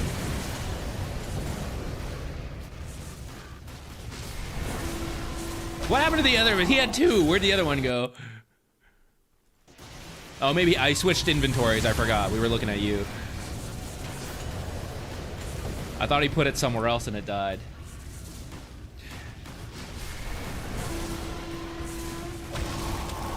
Okay, we got the bear. That's actually a good time to go do stuff. The bear is a big part of playing Lone Druid. He probably re-summoned a new bear, but that's why. You gotta kill it so you can do... Good, on the cliff! Ancient Apparition, why'd you make it put it on the cliff, man? Come on. Why'd you tell him to put on the most obvious spot? First here, and then here. Why did you make Pugna do that? Damn, this is why we have no wards. All right, so if I'm you and I see Pugna do that, I would never let him buy another Observer. I would shift queue every single Observer and then just like mark to buy, mark to buy, mark to buy, mark to buy. Do not let this guy get his hands on another Observer. They suck. They're not good. All right, guys. Take your bets. Do you think he's going to put another Observer on this cliff? He just lost it earlier. He knows they have an Observer Sentry on this. What are the odds Pugna puts another one on this cliff? If you Sentry this cliff, it's fine. Although I would say there's enough time to Sentry low ground, bring the courier up, and check it. This is actually also not a good time to do this. Yeah, I was about to say, because they have an Observer Sentry. You actually see PL top. So they literally see Pugna walking in. So they could all be TPing right now. They could just be in this area about to start a fight. This is actually a really bad time to check this area. And going back to your actual question of like, when do we get out to place ward and stuff like that? Your team only needs to push creeps out of here. And if you're too scared, you don't do what Leshrek's doing. Like, this is getting too far. I know it's nice to do, but when I don't see the enemy team and they have control of this triangle, you don't walk past the triangle. You only push things from back here. Like, this is safe positioning. This is risky. This is super ultra risky without more information. So instead, like, one guy pushes them out of the base, and then everyone else is top with the Ancient Apparition. Or sorry, with the Phantom Lancer. All right, let's find out. Let's find out. 1. God. He almost had it, guys. He almost had it. He was only going to put the sentry. Oh, my God. Oh, guys. If I see one of you do this, I'll ban you from the chat. I'm kidding, but please take that seriously and like never do this, guys. Never do this. If you lose an observer in an area, never use that observer spot again for the rest of the game, because people are creatures of habit. Let me tell, if we zoom through this, I promise you, whoever is doing it, Dazzle or Earth Spirit, will come over here and they'll go, damn, I lost my observer here. They're gonna put a sentry on this cliff, 100%, possibly another observer as well. And then Pugna's gonna go, damn, I lost my observer and my sentry. I'm gonna come over here and put this. Okay, you can sentry over the same areas, but observer somewhere else. So observer like over here, put it over here, back here. Like do a new spot every time you lose your observer. If your observer, not on this cliff, but like let's say you put an observer here and it lives the full duration, you can do it again later. The only time you put observers in the same area that have already been dewarded, especially on cliffs, is when the fight is happening right now and the action is now and you need the vision now. Then you do this. When you are like, we're going to be fighting this, sure, you guys aren't fighting there. You guys only fight here. So you actually don't need this. You need to see when they come into the area. So you need stuff back here and here and here that'll help you see this stuff when this is happening. This will be the first thing that is checked by the Dazzle and the Earth Spirit. So take this lesson, pull it in, guys, and your warding game just went up by like 20%.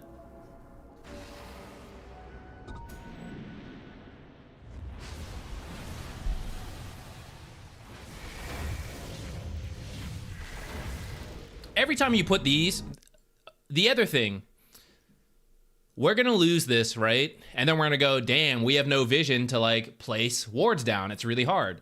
So that's why it's really important to keep a flow of vision going of like, okay, we have one here and it doesn't see the most, but it sees a little bit. It sees that lone druid is in the area. You caught a glimpse of him. You see the Medusas in the area. And that is what lets you know, okay, maybe we can go top and place a ward up here. Once we lose this one, though, and everything's dark, I really don't know where to go. And it becomes a very blind move of, like, this is where support deaths are sometimes okay, right? We just got to send it and hope we can place an observer.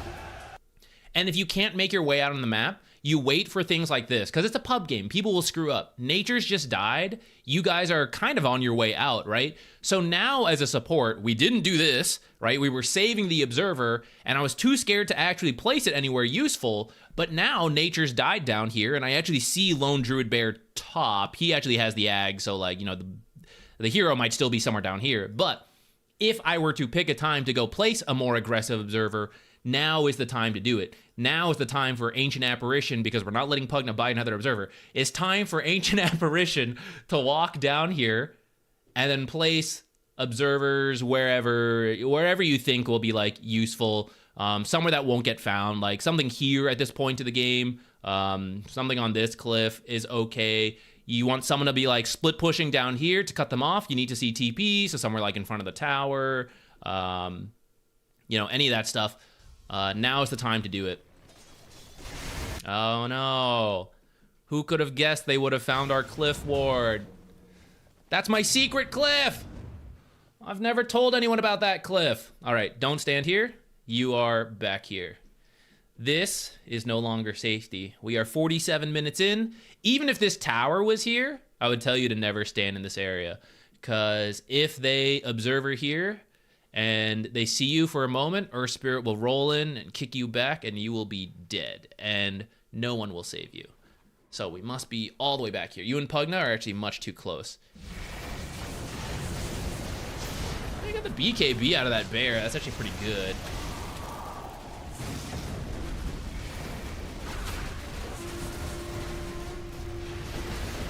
You maybe need to save your ult more for like when this stuff happens.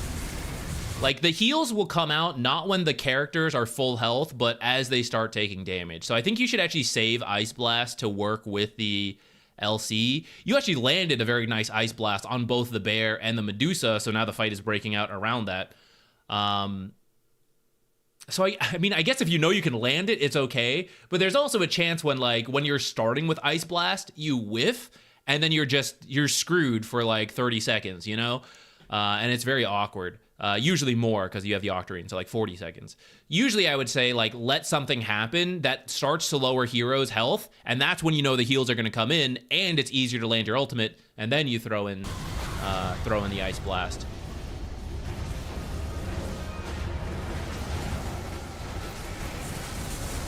For example, on this Dazzle in the back.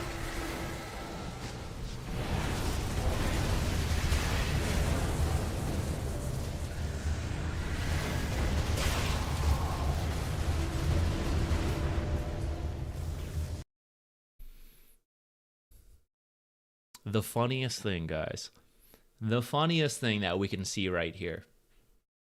We just want to fight for like, when do we go out to place observers? Right now is the time. You have a lot of freedom right now. Even if you're walking through vision, you're pretty safe. Like the bear is the scary thing, sure, but I actually see the bear over here. And then Dazzle support's probably not going to kill us, right? Especially with 5 heroes, Dazzle's probably going to like run all the way home, cry in his base a little bit, flame someone, walk back out, start jungling. So, as supports, okay, the cores push out lanes. If they're alive, cores push out lanes, supports do it if the cores are dead or griefing and not doing it. Supports try to go de-ward and then ward. Don't ward and then de-ward, because you're going to find out they saw you place your observer, you're going to lose it. You do all the de-warding right now when it was too scared to go in here. And then, for the love of God, you do not put it on this cliff nor this cliff. It has to go literally anywhere else. I don't even care where you put it. It cannot go on those cliffs when you are stuck in your base like this. Okay, you will just never have vision to work with. It will be extremely difficult. If you ever find yourself stuck in the base, and you're like, Zach, I just don't know where to ward. Let me just tell you, put a sentry, hover it over this, see the circle, and go anywhere else will be good. It will be better than that cliff spot. This isn't even you? Pugna, let me see it. Where are you gonna go ward? Do we have an observer in stock? He's bought it. Thank God this cliff's already warded. He surely wouldn't put a second one here. This is a great time. Head through the river, check here with the sentry, keep going, scan here, run up, place your observer like anywhere along this edge, in the river here, this spot. Keep making your way in front of the tower. Any of those are good. We're farming. We're jungling. We've been trapped in our base. We finally have a minute to get out, and we're gonna jungle. That's no good, guys. You gotta supports, do the warding. Cores, push out lanes. No jungling. Jungle on the way back. Jungle on the way back. Ancient Apparition, why aren't you warding? Pugna bought the ward and then he's jungling. It's your fault, man. What are you doing over here without a ward? Oh, can you believe him, guys? Can you believe this guy?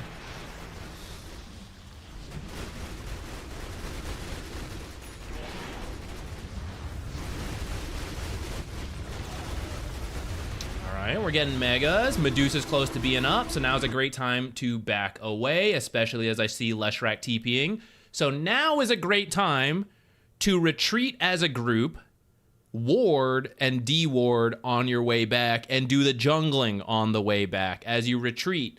This side has the outpost that we never captured, so they could TP there. This side has the tier 2, so I'm actually a little scared like either way I go. But the odds that the enemy team that has been trapping you in your base for the last 10 to 20 minutes, what are the odds they have any vision on their own half of the map? It's almost 0. So if you just blindly put your observer without de-warding first, that's okay. And then on your way back, focus on de-warding, that's like, that would be normal. Just to like verify that, here's their vision. They actually have nothing. I don't know where their wards are either. But you can tell, like, they have not been sentrying their own half of their map, and they have not put any observers here, because why would they? They've been beating you the whole game, the last few minutes anyways, right? So you don't need to like, oh, I better sentry here first. I mean, you could, but a lot of times in these late game situations, you're actually usually sentry starved. You guys aren't. You probably should be. You should be buying more sentries and checking a lot more areas. You should be like limited on sentries, so then you have to think about what I'm saying, which is like, there's probably no point in using a sentry here because they wouldn't have vision. Since you have plenty, I wouldn't hate it if you put a sentry down because we have enough. But now is the time to do it. Now is the time for Pugna to TP home and run to this cliff and ward it again. I've got to see this. It looks like you guys stuck around a little too long. I see you mentioned that Leshrac, you didn't see that Leshrac TP'd out, so I don't really blame you. That's a little bit of a team thing of like, please let me know when you're leaving. Like, hey guys, I'm out. That's good communication. Even though technically we could get that information for ourselves, there's clearly a lot going on in 50-minute Dota. So a little voice comms, ping the TP on cooldown, stuff like that is usually quite good. Now, because we didn't ward on the way here, and then we stuck around too long, now we're not going to get a chance to do so. So now you see we won a big team fight.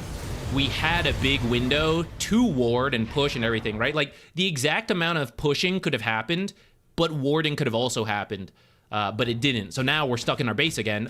Oh my god, he found our cliff ward. I've never told anyone about this spot. How did he know to check? That's crazy.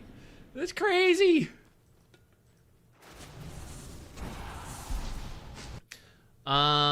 In this kind of situation, just sit in the base. Pugna actually ran up to put this observer. This is also going to be very calm to check because people will put sentries in this area.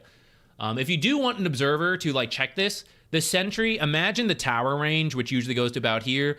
Sentries in this area and then like anywhere here are very common. So put observers like out here, and you have to do it earlier. You have to do it when they're like over here and you see them pushing bottom. You've got to run out and do the observer now and then run back in. And you can just completely avoid this cliff, right? Remember the vision it goes to. Just run down the right side, do it, and then run back out, and they won't expect it. If they're like here and then you're like, oh, I better go out and ward, that's when you die. That's when you just die. Also, your team wasn't actually ready to defend this, so this observer doesn't end up doing anything. Okay. I flamed a random player enough times. Let's get a new one in. For the record, guys, I wouldn't be that harsh, but if you tell me like he was flaming you and then he's doing this stuff, that's what I like. That's when we go a little in. Oh my god, look, another cliff ward. Oh, look, another one. Wow, crazy.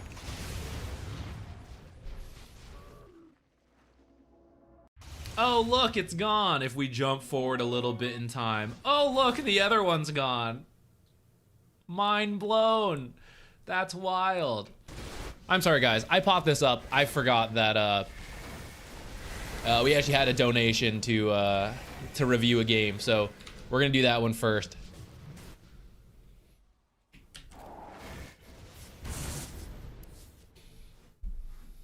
If you guys have made that mistake before, just quietly. I'm not really directing it at you. It's totally fine to make mistakes. That's why you don't flame other people, though, because like you're making your own mistakes whether you realize it or not. So just focus on yourself.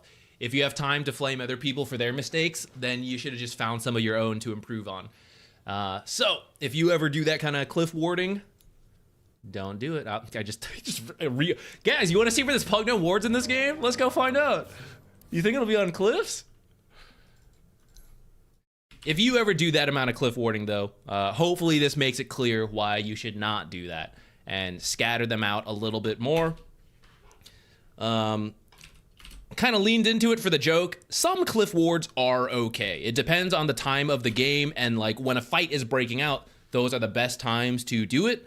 But as general vision, like I have time to ward anywhere. Don't pick the cliff. The cliff is not the place to put it. At least in that phase of the game.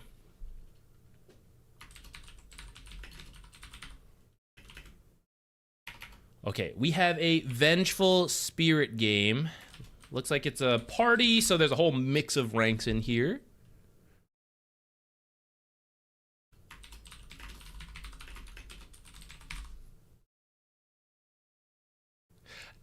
My mind is still blown, dude. I can't get over a Pugna, a support who's probably a core player. Probably a core player playing support who buys every observers and then blames the other support for having no vision. What does it even make sense? It doesn't make any sense. Oh my god. Hey, we go hard. What's up? Happy Wednesday. Can we donate on Twitch for a match review? Yeah, it can be on YouTube or Twitch. The Twitch ones have the notifications. The overlay I use to do like the announcements and the pop-up, you can't, at least I don't know how. If you guys know how, for whatever reason, you can let me know. I don't know how to have both Twitch and YouTube things pop up because multi-streaming is relatively new. So the tools out there are still developing, essentially. So the YouTube stuff never pops up. That's why it's always a little delayed for me to realize like, oh, someone donated, because I didn't hear the notification. For Twitch, I've probably zoned out the notification, so sometimes that's why I ignore it. But at least it usually happens. It usually makes a noise and stuff.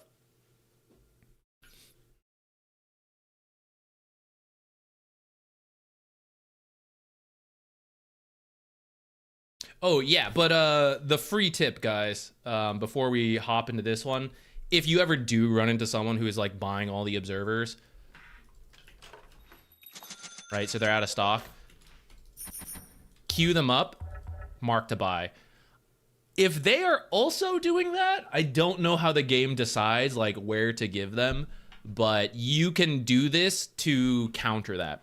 I wouldn't usually recommend you actually do this. Like in a proper game, I wouldn't usually do this. Let 1 or 2 observers be in stock and buy them when you have time to be thinking about placing them. You don't want to just buy them all the time. For example, you will see this in the side lane early game mistake a lot. Someone will buy like 2 to 3 observers in a side lane. You don't need them all there. You need 1 in your lane and probably 1 in the middle and 1 in the other lane. So are you going to go walk to every single lane and place them?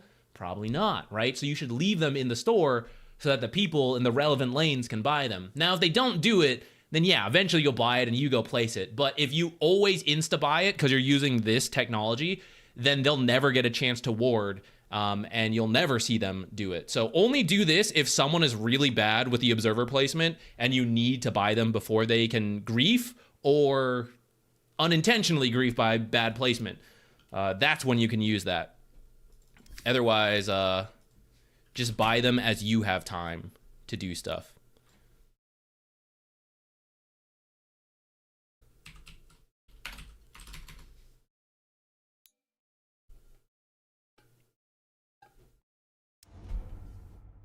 Okay. How do you do the donation on Twitch? You can use bits. There is a donation panel if you're watching on the like a browser. Scroll down a little bit. There is a button you can press for donations. A gift sub will work, but kind of let me know ahead of time because yeah, the Twitch subscriptions are weird with they're in this weird middle ground area that I kind of have to sort out still. But I'll let it'll work for now.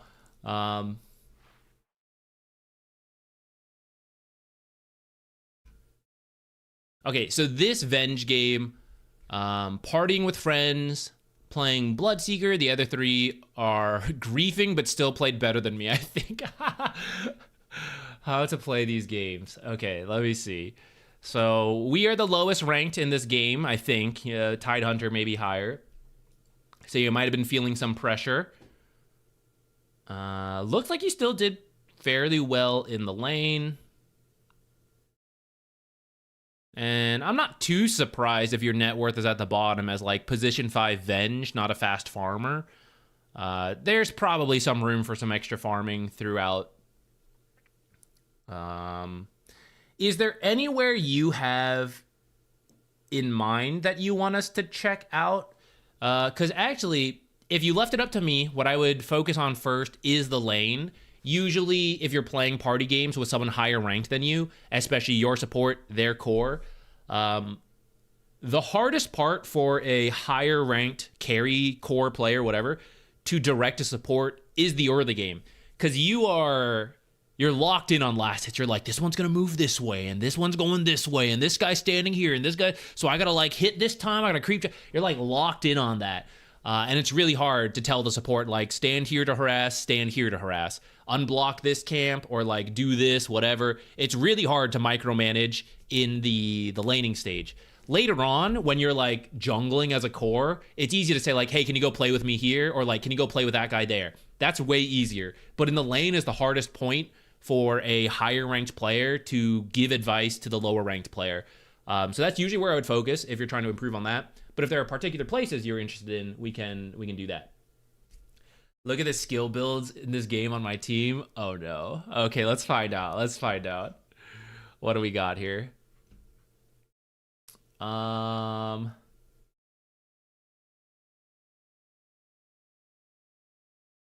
Which one did he skip? He's got all the time walk. Got all the dilation. Oh, this is bugged because it just went so late. I was like, did he take stats? Like, what's happening here? No gush. Full rot. No hook till way late. Is this mid Pudge? I mean, even mid Pudge, you would take like 1 point in hook. That's certainly a build. That's a build.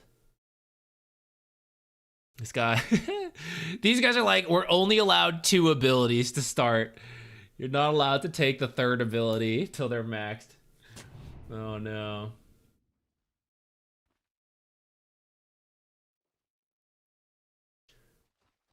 Mostly I want you to watch this game and explain why Void and Tide never use their ultimates or skilled it. That would be because they're bad. I don't know. They're doing some like all gamer challenge, just like not getting their ults. Yeah, that's not great.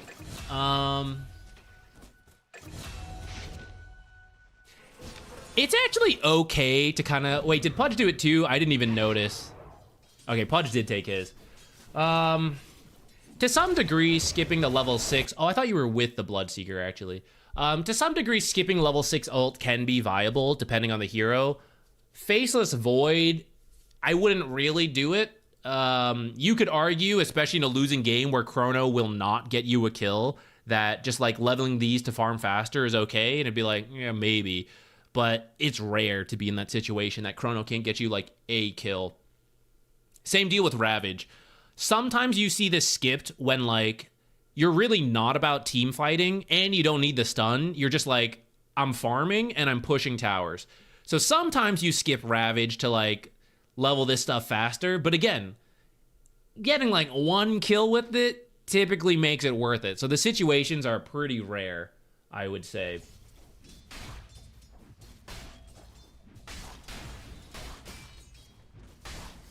Yeah, it does feel like a little griefy, or they're doing like, what do they call it? Like the courage builds, where it's like, it gives you a random build to do and you just follow it. Are there item builds wacky too? Or is it just like the skill builds?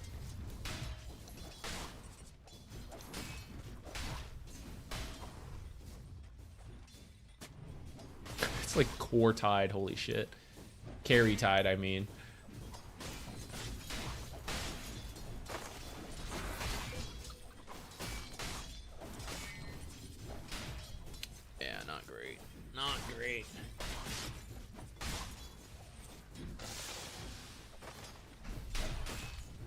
Dusa's comment, not level ult. Yeah, like Dusa and Terrorblade, it's usually the carries who are choosing between farming speed and like fighting / surviving with the ultimate. And usually a lot of those harder carries like Terrorblade, like Medusa, are not interested in fighting early, and that's why they skip it. An offlaner like Tide, apparently playing like a carry, would not typically do that. And a hero like Faceless Void, who can use the ultimate to get kills, compared to like Terrorblade and Medusa, their ultimates are much more about surviving in the early game rather than like getting a kill, because it's really hard to like stone gaze, run in front of someone to stun them, or get really low health on Terrorblade and like, oh, I'm gonna sunder kill. Like, sure, that's cool. Also, you're running around with like 100 health and you just get hit by a stray spell and die. You know, it's like not really worth it. But someone like Faceless Void, who can use Chrono aggressively to get kills, that's usually worth taking and not skipping. Because in that sense, because you get a kill, that's your farming speed, right? You get that chunk of money. I can't really, like, looking at this draft, I couldn't really give you a legitimate reason to ever skip these ultimates that long. Like, if you put it off for a couple ability levels, I'd be like, okay, it's weird, let's see where it goes, sure. But to just not take it till, like, you're forced to is kind of just griefing. Wait, free coaching? What's the catch? You're all required to go to your Facebooks, your Discords. You have to share my channel on, like, every platform. I'm kidding. You don't have to do that. You can if you want. I would appreciate it, but you don't have to do that. It's free. We just do it Monday and Wednesdays. Give back to the community. And if you want to donate, you know, you can for a guaranteed one. Otherwise, it's just a random system. I guess that's kind of the catch. It's not guaranteed because we just have a bunch of people who come in and ask, and I unfortunately can't get to everybody. Where do we... I'm trying to think, like, where we go. I mean, I guess let's jump to when they should have their ultimates. Maybe you should have joined in. Maybe you should have skipped another swap. So we got 6 tied. So, like, yeah, like, this would be like, okay, you know, like, if you really don't think you need the ults, it's like, sure. You know, I'm a little open to Tide pushing off Ravage for a few levels. Not the whole game. He should get at least 1 point in Gush for reasons like this, guys. The 3rd point in Kraken Shell is not really necessary. Actually, if we go back to the start of that fight, I believe he Anchor Smashed. Okay, this is Dragonite affected by Anchor Smash. He has 60 damage. So when you block 35 of that, it's plenty. You don't actually need to block all of his damage. So typically that's why you don't really need to level up Kraken Shell all the way. It doesn't really make sense.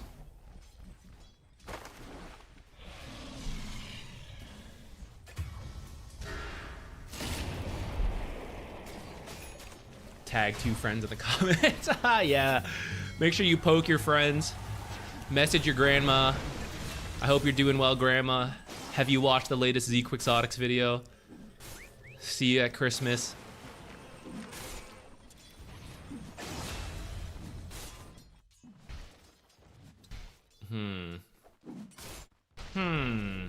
Where do we go? BRB making a TV ad? Hell yeah. Thank you for subscribing and for watching. I appreciate it. I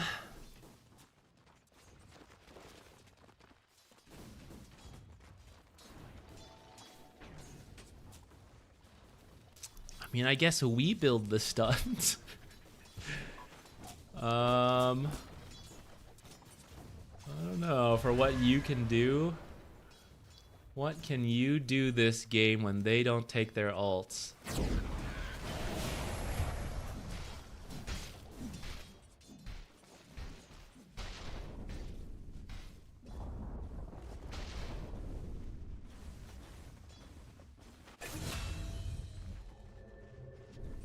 Yeah, I mean, I guess you should still play around Tide around this point. It's kind of like, you know, he used Ravage earlier and he doesn't have it, but you can still play with him, right?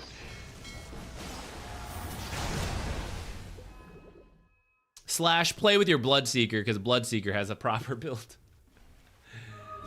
I don't know. This is one of those games I would just like chalk up to being griefed and then you do your best, but you don't have to sweat it. It is kind of just treating it like a funny situation, I guess, is the best thing you do mentally, so you don't have to worry.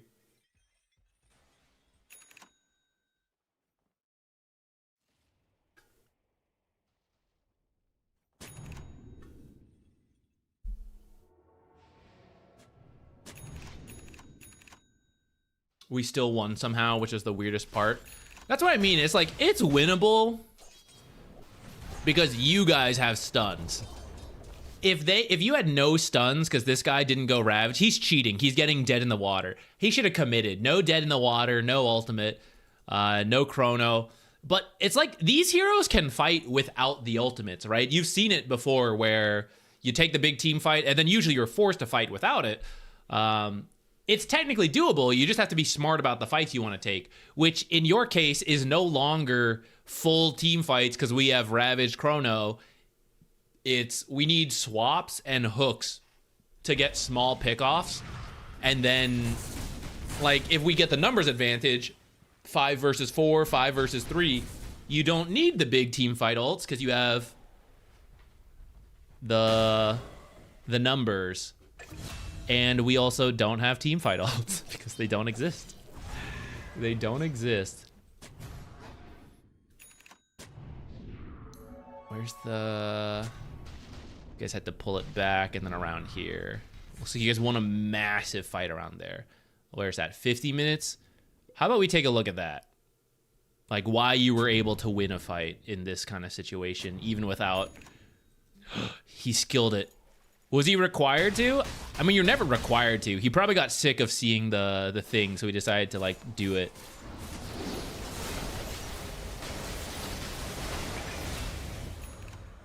This is not the place to be without buyback.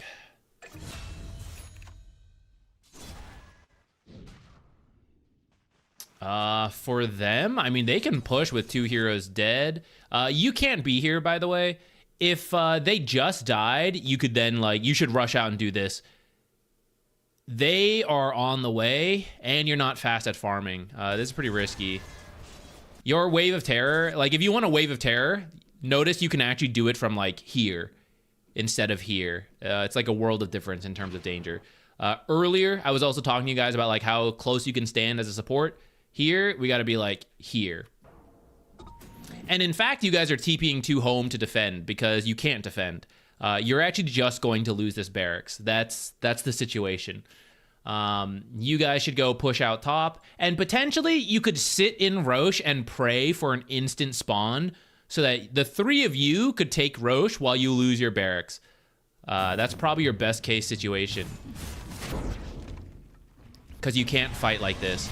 If you want to try that play you just made, by the way, one of you needs Yules, which would be kind of weird for either of you to have. Though versus Kunga, it's not bad. And then you would have to swap him deeper and then Yules him up so that he can't get called back on the X. Otherwise, that play will never really work. But see, like, BKBs and stuff are going to be forced, and we're going to get involved in this fight. It's still 30 seconds off. Maybe this works out because apparently your friend is like massively farmed. So maybe you can just carry this with like high net worth on Bloodseeker. But conceptually, this is not the fight to take and you should just give this one up. And seems to be that is ultimately what happens. They're actually playing a little too scared. Kind of looks like they're getting there in the end though.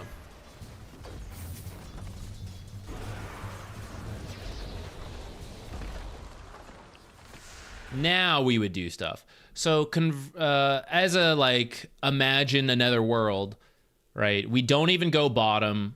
At the end of the day, we didn't delay it that long. There was some delay, but we used BKBs. I guess we kind of got some abilities from them as well. But at the end of the day, they take the barracks. And by the time we can actually fight, right, they're done and they're out. So that's why it's better to just, like, avoid... push out other stuff and then hope, like, can we get this? Is this up? You're actually getting something to help you for the next fight. And you can play... It sucks, but you can play without the barracks.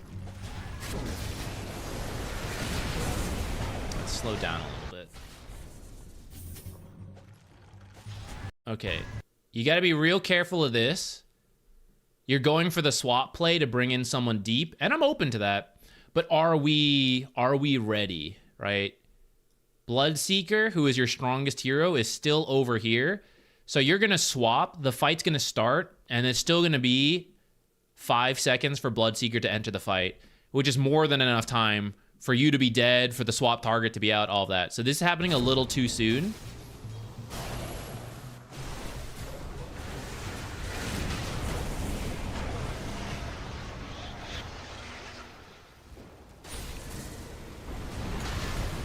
Now we're kind of ready. Like, now that Bloodseeker's here, now if we went for a big swap play, that'll work better.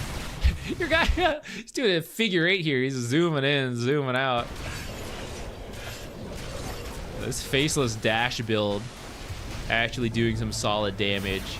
I would say they were really poorly really poor formation from your opponents this game. I think they're overconfident into the no ultimate build, Tide and Faceless. If we go back to this push, not this one. Done. Okay, back up. Really, all that should happen is Kunkka, Shadow Shaman, Hoodwink, Wind Ranger. They can all sit in this area because they are using Cliff Wards. You can move a little further up, but because of the Venge, because of the hook, it's scary. Whoever has BKB and is safe to do so. Just giving you some bits I had left. Aw, thank you. Can I cash in on the review after 2 p.m. PST? 2 p.m. PST. When is that? 4 here. Yeah, that should work. I don't think we'll have anything at that point. Yeah. What was I just saying? Oh yeah, they don't need to take much risk. They just keep X marking, running up, and go for it. Actually, here, they shouldn't even push. They should just wait for Roche, wait for Shadow Shaman ult, and repeat what they did. Find a pick-off, and then just take it for free. They shouldn't be forcing the end of the Megas. They do go for it, and then they all walk in, like, together, right? Like, Kunkka and Wind Ranger are both going up. Dragon Knight, like, the best tower hitter is off to the side. The formation's, like, all whack. So then they all rush in, and then they all get hit by every AoE ability. God, imagine some form of ultimate, some kind of, like, big AoE stun. What if it had caught them here in this kind of situation? It would be really bad. Fortunately, there's only other AoE abilities hitting everyone, but that is actually still enough here.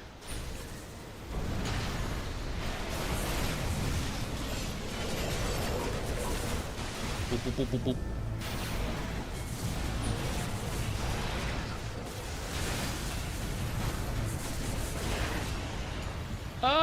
Save me. The random acorn. After this, you guys can probably go get Roche, though depending who else this Bloodseeker finds, maybe you just end the game. It seems like this guy doesn't have buyback. Where were you guys? Why'd it take so long to get to him? I mean, he is fast. Where's everyone else?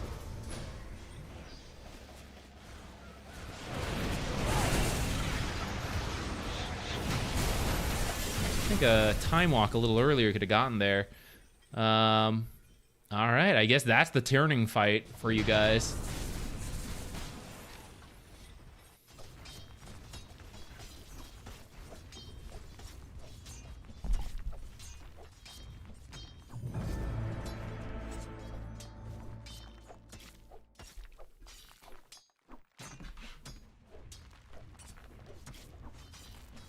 Okay.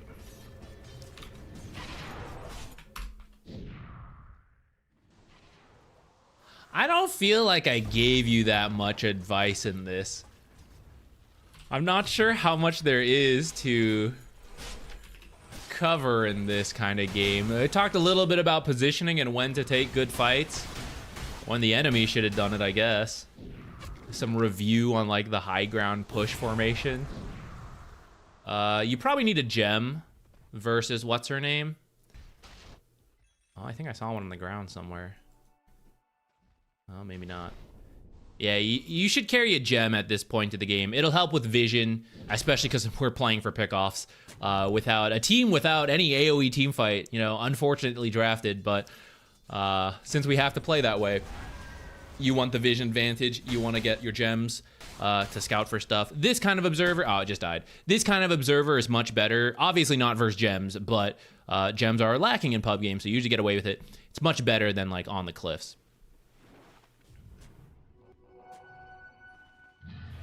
Don't do it. Don't do it.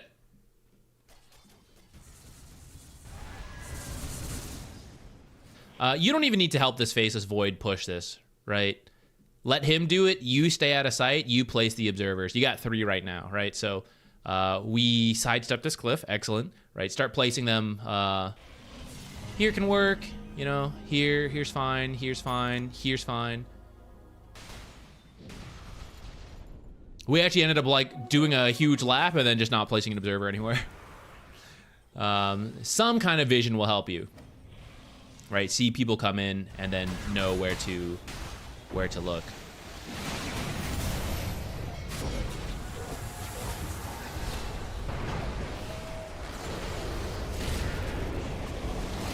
Preferably, you wouldn't swap aggressively. You would have Pudge Hook to go aggressive, but I mean, it's kind of fine. Oh my god, that acorn. Get him, Pudge, who is at 14 flesh heap stacks. Get him. Get him. All right, so see, they got Aegis and then just like straight came high ground, but they should have looked for pickoffs. His team was scattered, right? They could have found pickoffs, made these pushes easier for themselves. I feel like that game is a case study in proper high ground push, even when the game's kind of goofy. It still matters.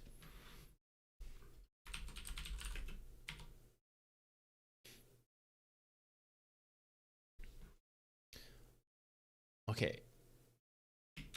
Gonna move to this one. We have another donation. Thank you so much. Thank you guys for helping to support this stream so we can keep doing this. This one is an Invoker game. Oh, wait. Do you have one more recently? This one's actually too old because it's not within the last week.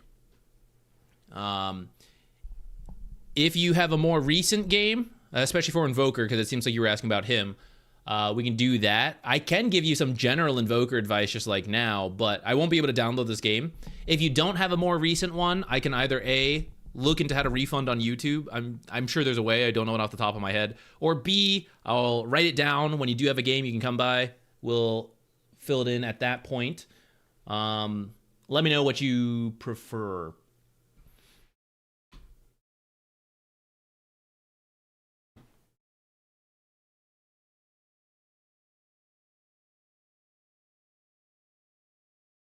And actually, while that is being decided on, potentially a new match ID being found, I will be right back. I will refill my water, so we're good to go once he's ready.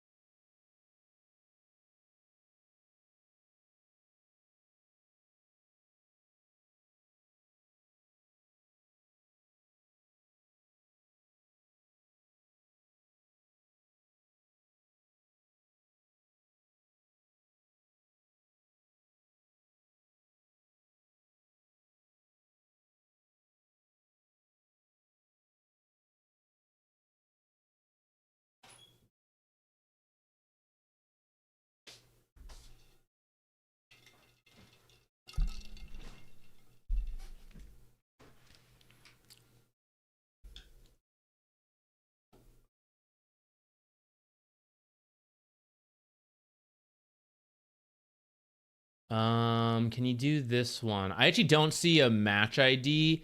Since you're commenting on YouTube, if you comment just the match ID, sometimes YouTube removes it because it thinks it's just like number spam. If you can do like match ID, like type literally match ID plus then the numbers, or like this is the match ID, whatever, like put some text in there, then that's fine.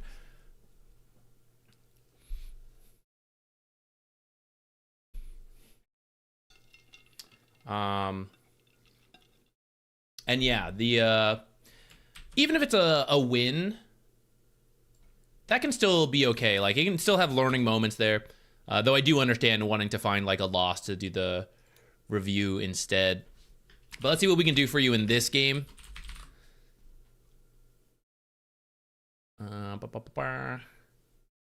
Mid and I don't know why I typed Invoker. Usually we just do the rank. Crusader, there we go. Invoker to Crusader. Okay.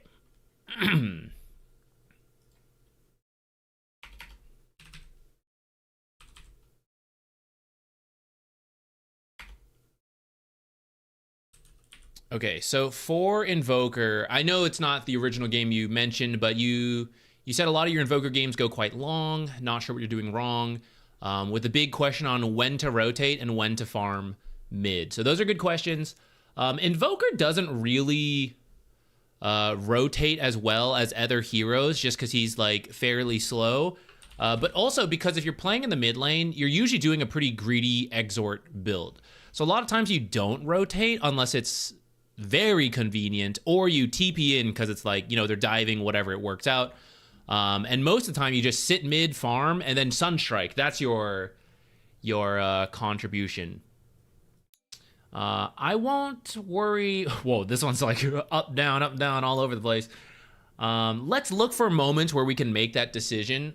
I won't worry too much about your actual last hitting. That will always, of course, be good to improve. I think you know that. So I won't harp on it too much. We'll try to focus on when we are rotating or not. Right now, let me just double check your skill build. So, and then you go back for this. So situationally, this can be okay. Depends on the game.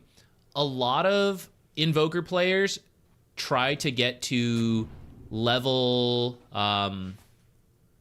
so by level 7, what is it, level 8?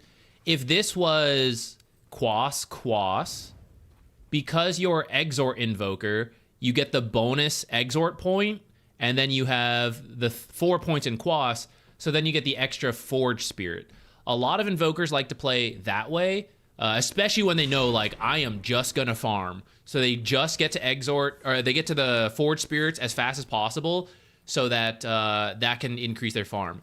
That's what I last know of Invoker. That build might be updated a little bit. I don't really mind if you deviate from it a bit. Like, oh, I think Wex is good, like 1 point in it this game, something like that. Or like, I need this point to go Invis. That's totally okay to adjust, and we'll see if that comes up.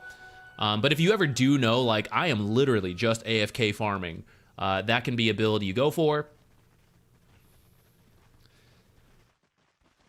You might want to buy the magic stick a little earlier because Queen of Pain does spam out spells. You will ultimately pick up charges. I don't really mind too much. Pretty solid last hitting, actually. We got them all. I was gonna say you can use Sunstrike to secure stuff.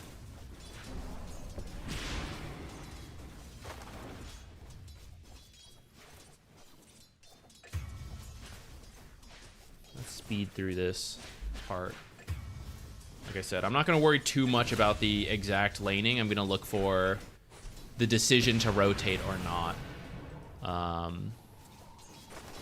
Typically, as long as you are pushing the lane as quickly as you can, like say the mid, Queen of Pain is a rotating hero. So your duty is to see when she rotates because you have a mid observer, let your team know, and then shove the lane in as quickly as you can so that she gets punished for either completing the rotation and maybe she gets a kill bottom, but you chip down her tower with the Forge Spirits, or she feels like, okay, I got to come back and defend.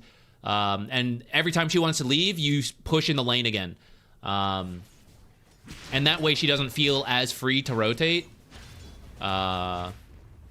That's usually your game plan versus any kind of rotating hero, since you yourself don't actually want to rotate.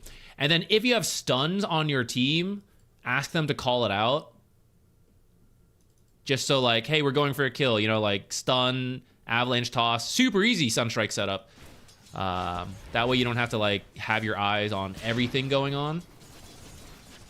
You're just gonna like jump ahead a few minutes. You wouldn't have rotated up to this point anyways. It's around now.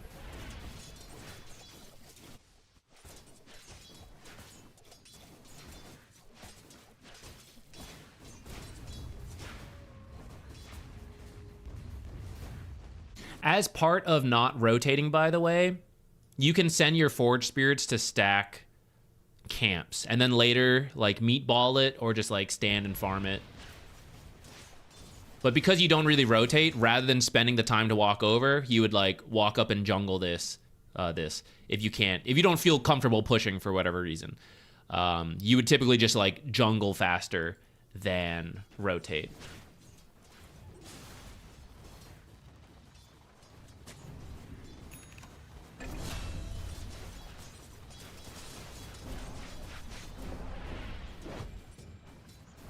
Okay, you did have the right idea of like, oh, let's try to go for both runes. I think you would just miss the timing a little bit.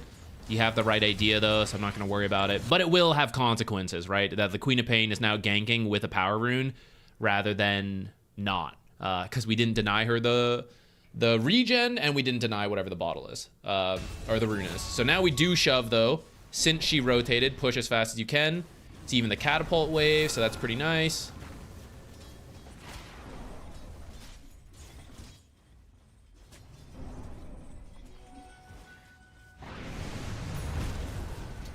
If you think you can kill him, I'm up for it.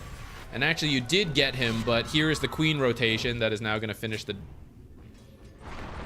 Not going to finish the job. Amazing escape. But I would be careful of that, because for the same reason, like, if you think Queen of Pain is not going to come back mid, then you actually stay here and you bully the Pudge. Especially because Hook is down.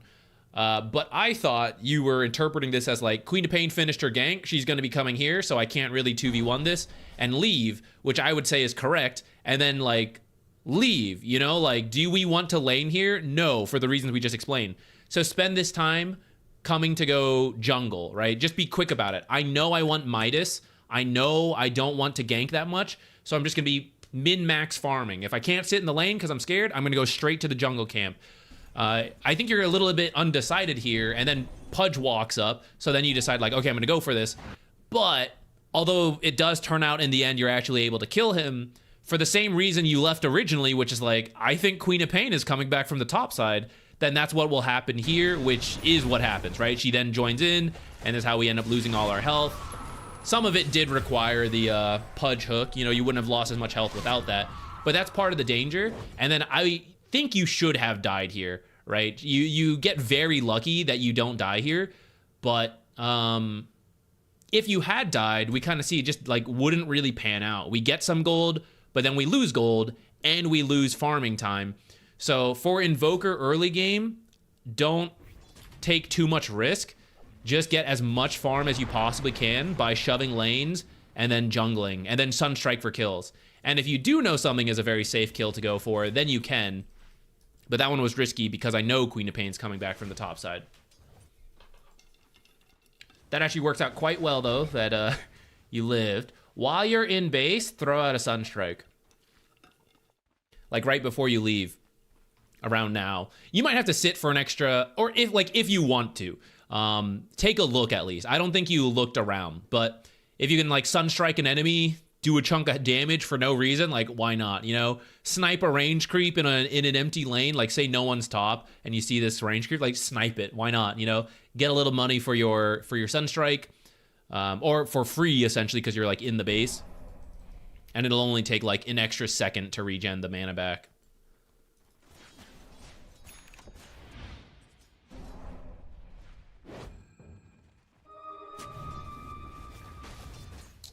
Unfortunately, she got another rune. I feel like you warded in vision. I'm pretty sure you're like hitting creeps and then you place your observer in the middle of that. So if they're watching you at all, like they should be, you will lose that observer. So be a bit careful about that.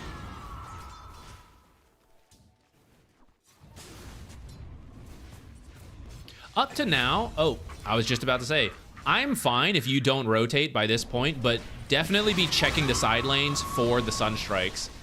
I was gonna say I don't feel like you've done it. Maybe I just happened to miss them, but then you did it literally as I was saying it. I was gonna say that's probably a pretty good dive from Queen of Pain, making use of the Zeus ult. And then the earlier kills that happened. This is where we're gonna get slowed down, and this is exactly why, like, in any gap moment, we just go farm, because the longer this Midas gets delayed, the worse it feels. So that's why shove the lane in. If I feel safe, sure, punish the tower. If not, any moment I'm scared, just run back here, start farming this, and then when the creeps come back, run here, and then just, like, repeat. Don't worry about trades, don't worry about fights. Once you get to the point you can kind of jungle, which is usually a couple points, with the Forge Spirits, you're good to go. And be a little bit more on top of runes. I see you trying, but you're just a couple seconds late.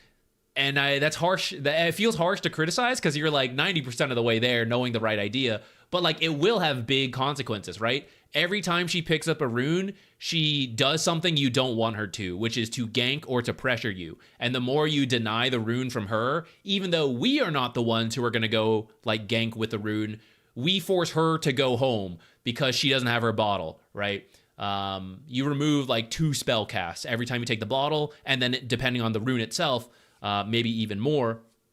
And that is what also gives you more free time to feel like you can farm up your Midas and your next greedy item and not rotate, because Queen of Pain is not rotating because you keep denying the rune, and now your side lanes are like, Queen has ganked us again, like, what are you doing, Invoker? You're like, I'm not a ganker.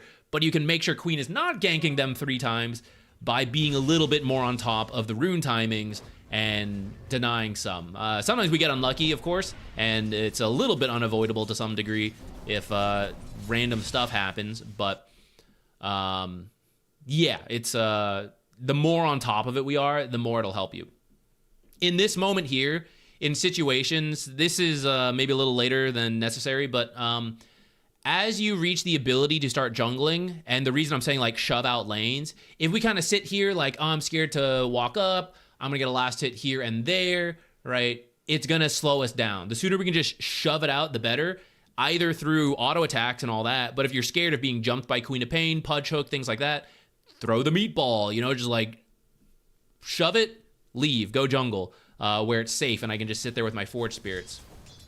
Anytime we're like stepping back and forth like this, right? It's like, well, I want to go jungle, but these creeps are here, like, meatball, I'm out, right? Then you wouldn't have felt this like weird back and forth. And in the end, you get the same amount of money, but you would also get an extra 80, 100 gold, like whatever you end up farming for the camps. You know, we're like going for this Zeus kill, but it doesn't work out. So I used a bunch of mana, didn't get any money for it. That's why on the way to Midas, I just want to get it as quickly as I can. If I've got mana to use, it's mana to shove in this creep wave, and then I'm going to go summon Forge Spirits, maybe an Alacrity, depending how much mana I've got on a jungle camp. These are very guaranteed farm that will get me my Midas. And then, because I get more levels from the Midas, these kill attempts will be easier, right? Because now I'm level 10. I have more points in Exort, more Quas, whatever, right? So a lot of it is the Midas timing. And I think as we reach the end here of kind of this laning stage, which is like your main question of rotating versus farming, that's the takeaway I want you to have, is like, I am just gonna min-max farming speed, and I will look for the sun strikes, but I don't want to sit around here longer than necessary post a few minutes. Right? Like this meteor, and then boom, I go jungle. Yeah, they're kind of diving me in this situation.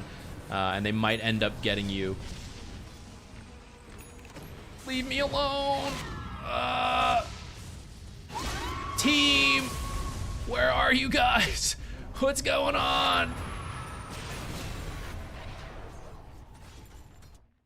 This is why I don't want to sit mid too long, though, because you're a very gankable hero. You have invis, but you don't really have an escape, because early invis is super slow, and anyone good will bring dust to kill you.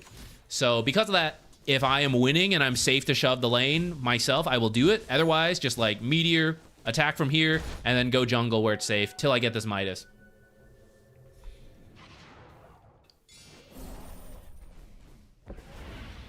I think you need to set up a minimum limit for coaching. I have already learned so much for just $10. The channel's brilliant. Thank you. That is very kind of you to say. I have kind of been thinking about that, where I don't mind doing it for free, because I don't want everyone to have to pay. I know everyone doesn't have the means to pay, and I still want to be able to help people. I think the coaching students are actually the ones where it's weird, because the Patreon coaching, I do think is better. I am more focused, but when I compare the amount of time we cover, I'm starting to realize, like, I feel like I'm cheating them, actually. So sometimes I have been thinking about, like, should there be a higher limit for the guaranteed replays, or be more focused on time, which is a little bit what we're trying to do. I actually didn't mean to leave that one fully yet. Hold on. Go back. What I meant to do was pop up this, and then while you guys submit games for the free version, we can look a little further into it. But for now, I'm not gonna worry too much. Once you have the Midas, yeah, so like this point, it's already pretty rough in this game, so I guess we wouldn't have had too much more to cover besides your early laning. But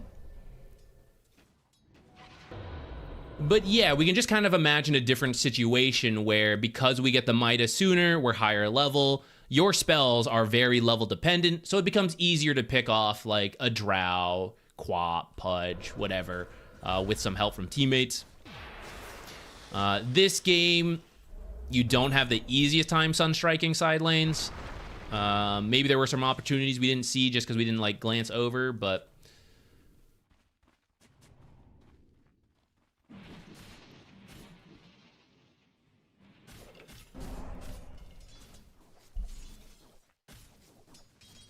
not to derail you from reviews too hard, don't worry, being derailed is good. That's what gives value to the coaching students, because they get the full focus, no Twitch, YouTube chat. Getting derailed is important to maintain value there. Can you see Wisdom Shrines being taken through fog? I don't think you're supposed to be able to, but sometimes it does seem kind of buggy. I don't know if I can, I don't know for sure. Does anyone know if there is a guaranteed way to see it through fog? Sometimes to me, it just like flashes randomly, but like it looks like it's been taken, and then I walk over and it's still there. So I'm really not sure, but I know what you mean. Like, it seems like you can see stuff, but I don't know if it actually means anything. Okay, I know I said we were about to do, maybe we should, nah, okay. CH Bowler, Chaboler, I don't know, I'm not sure how to pronounce that. Let me know if we're anywhere close, but I did see you just donated, so I do want to do, that one. I know he said we were just about to do the free one, but that's why the paid replays are there, to get yours guaranteed. So let me switch over to that one, but let me answer some questions real quick before we launch into the next, the replay. Would you say support should also have a CS target in mind? Like, not every support can jungle well like Oracle, but should they be getting more CS from split pushing consistently? So I don't have a, just call me Ruby. Okay, no problem. I wouldn't give you a number to aim for in the same way like core players might say, oh, 60 is a good amount, like 80 at 10 minutes is a good amount. Because for supports, it really depends. The important thing for support, though, is that in a given game, if you were given the access of 10 creeps, you try to hit that 10 creeps. If you get 5 creeps, you try to get the 5 creeps. So it's hard to say what that number is. Probably a lot of people... So I covered this in the how to get out of Herald video I made. I think it's in that one. And there's a good chance higher ranked players didn't watch it because they're like, well, I'm not Herald, you know, like, why would I watch it? It makes sense. But the concept there is actually still very true for a lot, which is that for support players, I mentioned to them, and it's more true for them because it's Herald, there's going to be a lot of missed CS that their teammate is not getting. Not because they like missed it, you know, like they go for an attack and they miss. That's fine. We're not trying to compete with them on that. There are literally CS that they are just not in range for because of poor positioning, or they're just not paying attention, or multiple creeps are getting low at the same time and they can't get both. And that is support CS that you are supposed to go for.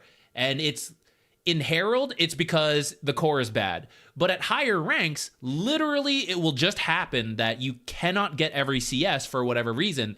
Those are the ones the support players are supposed to get. But the amount is random from game to game. Like some games, oh, my offlaner died, I have a full creep wave or two here. You know, then I need to get every single one. It's really important to me. Oh, we won this lane, my core is free farming, there's really not a lot for me to get besides a couple range creeps here and there. That's okay too, right? But when given the chance, you need to hit them, and it matters a lot. Because it's almost more important than core. Like, funny enough, because a core player who has access to 100 CS and they get 90, you know, it's like, ah, man, I missed 10, but like, whatever. I still have 90 out of 100. For a support player who gets the chance for 15 CS and you miss that same 10, it's huge, right? That's like 66% of my possible money I missed. So it's almost more important to land the CS as a support because we get less options. And with all that said, I do not have an exact number for you because of that, because it is so different every game. The flash is a bug. We're going back to the Wisdom Shrine. The flash is a bug which is there the first time you hover over it after it appears, but it does not show you that it is currently taken. Flashes if you've taken it / seen it taken and the next spawn time has been reached even in fog. Okay. So sounds like it is just kind of a visual bug and it's not a guarantee that it's been taken or not. I can wait if you want to do a free one. No. The whole point. I mean, if someone ever wants it to be delayed because they're like, oh, I need to AFK for a bit, like that's fine. But you know, if you're here and you donated, that's the benefit of the donation. I got to put some kind of value to it, you know? Let me scroll up to find yours while we can go through a couple questions, but let me actually go get the match ID.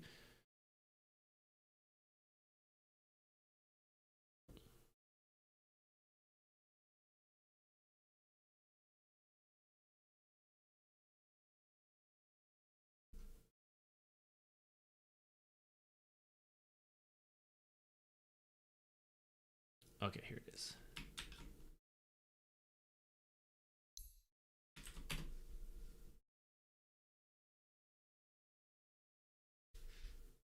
Was there a rank attached to this? You're the Anti-Mage carry. I'll type unranked for now, because it is an unranked game. We don't have to have the rank. It's not that important, but it does give like a rough frame of reference. If you do have a rank, maybe only play unranked games. That is also totally fine.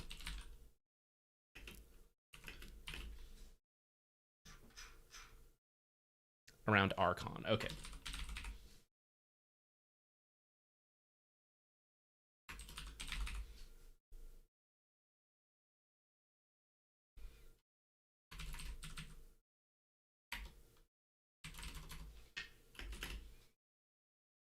All right, so for this one, I'll let it download first. A little bit more on Wisdom Shrine. Up to when is it worth it to die to get Wisdom Shrine if I get it? So first, from the support perspective, as a support, if you go for the Wisdom Shrine, in my opinion, the very first one is always worth going for. If you think you have a chance at getting it. Like, if you know you're not going to get it, then don't. You know, if you're like, I know he's going and he'll kill me, don't try. It's not worth it. But like, if you think there's a reasonable chance I get this because this guy is not there, or I think I can win the fight, always try. If there's not something better for you to do, like I'll go for a mid gank, whatever, instead, because I think it's iffy on the Wisdom Shrine and I think I can have success here, right? But if you think this is the highest value play you can do, even at the risk of death, it's pretty much always worth doing it, even if you die. I have an old video on it when it was still the Wisdom Rune, but the amount of XP hasn't really shifted that much. So mathematically, it just works out that due to the rotations required to kill you in most cases, and the space you get, even if you don't get the Wisdom Shrine, it pays off because of the attention you draw. And then if you do get it and you get away, that's amazing. If you get it and you die, it still works out. So the first shrine, pretty much always go for as a support. As a core, it is generally okay to go for, and quite good as long as it makes sense. Like you're winning the lane, you just killed them, you make an aggressive play for it. Don't like, oh, I'm losing the lane, let me like go like, well, if you're losing the lane, it actually might be okay to go over. But don't be like, oh, I'm in a really good farming spot, let me just totally abandon this and go for the Wisdom Shrine. That probably doesn't make as much sense. Mid laners who get a good rotating rune, you can go, that's pretty good. The first one in general is like, if you can get it, it works out. Because the reason the first one is so important, a lot of heroes have not hit level 6 yet. So the first shrine will dictate who hits level 6 first. Either you're all doing it roughly at the same time, or one team gets both and your supports are getting their ultimates like 2 minutes sooner. That means you get like another use of it, right? Like you can Snapfire ult kill someone and then get it again for the next time by your opponents get their level 6s. So it's huge to determine the early snowball.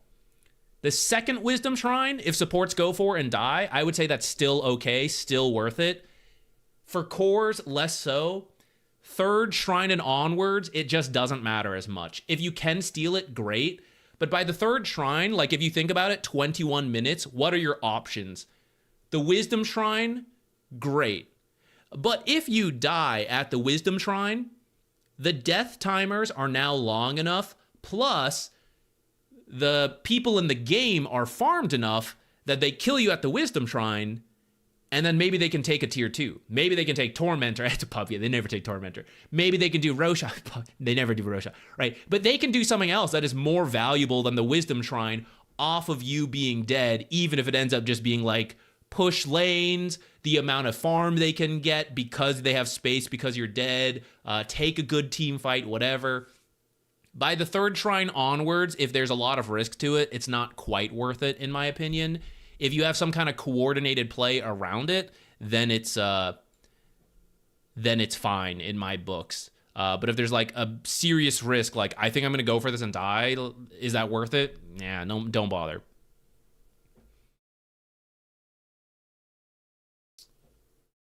Vision question: when's it worth revealing an obs ward location for a kill? Always worth.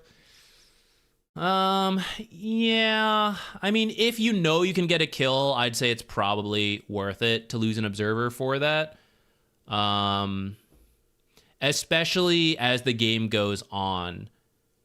But know you're getting a kill, you know, don't like, maybe it'll happen, let me do it. Because if you don't get a kill and you reveal a ward, especially a brand new one, then that one feels really bad. In general, though, I'd say it's okay to go for kills. Like, anything that you think has a reasonable chance of success, I'd be okay revealing the observer for it. Okay, let me, we will be able to answer more questions again throughout this stream, but let me do this actual replay analysis that we have here, which you said this is your most played hero. This one's in a party game, and then you feel like you had enough room to carry and just kind of didn't. Okay, I have a strong guess of what to look for because it's actually a very common mistake for anti-mage players. In this particular case, it looks like maybe you never pull a huge lead. So actually, I wouldn't really blame you if you didn't ultimately carry this. PA is actually quite good versus anti-mage because your main weakness is straight up physical damage. And then especially if people can get to you. PA has a natural jump, and then she is the physical damage carry, right? So actually this matchup's really bad. Usually to win this, you either need another hero who can deal with the Phantom Assassin, or you need to be really ahead of her, off of a good lane, fast Battle Fury, get really farmed, and you need like Battle Fury, Manta, probably the MKB at that point, and then maybe BK, maybe like depends on the game on that point. But like you need the MKB to deal with the PA, and you need to have that before she has like Battle Fury, BKB, Deso Basher something, like whatever her combination is. At some point, like if she's evenly farmed, she out carries you in a straight up fight. It may depend on like what exactly happens, but it doesn't look like you pulled a huge lead over her. So I don't blame you if you couldn't carry this later, but maybe there's a moment in the early game where like I could have farmed faster, and that might be what you're interested in. So let's jump to that. Let me see when you get the Battle Fury, actually. That's like the main thing. Oh, jump too far, perhaps. Okay, so around here. So actually, it looks like the other lane really struggled. So this Phantom Assassin is actually quite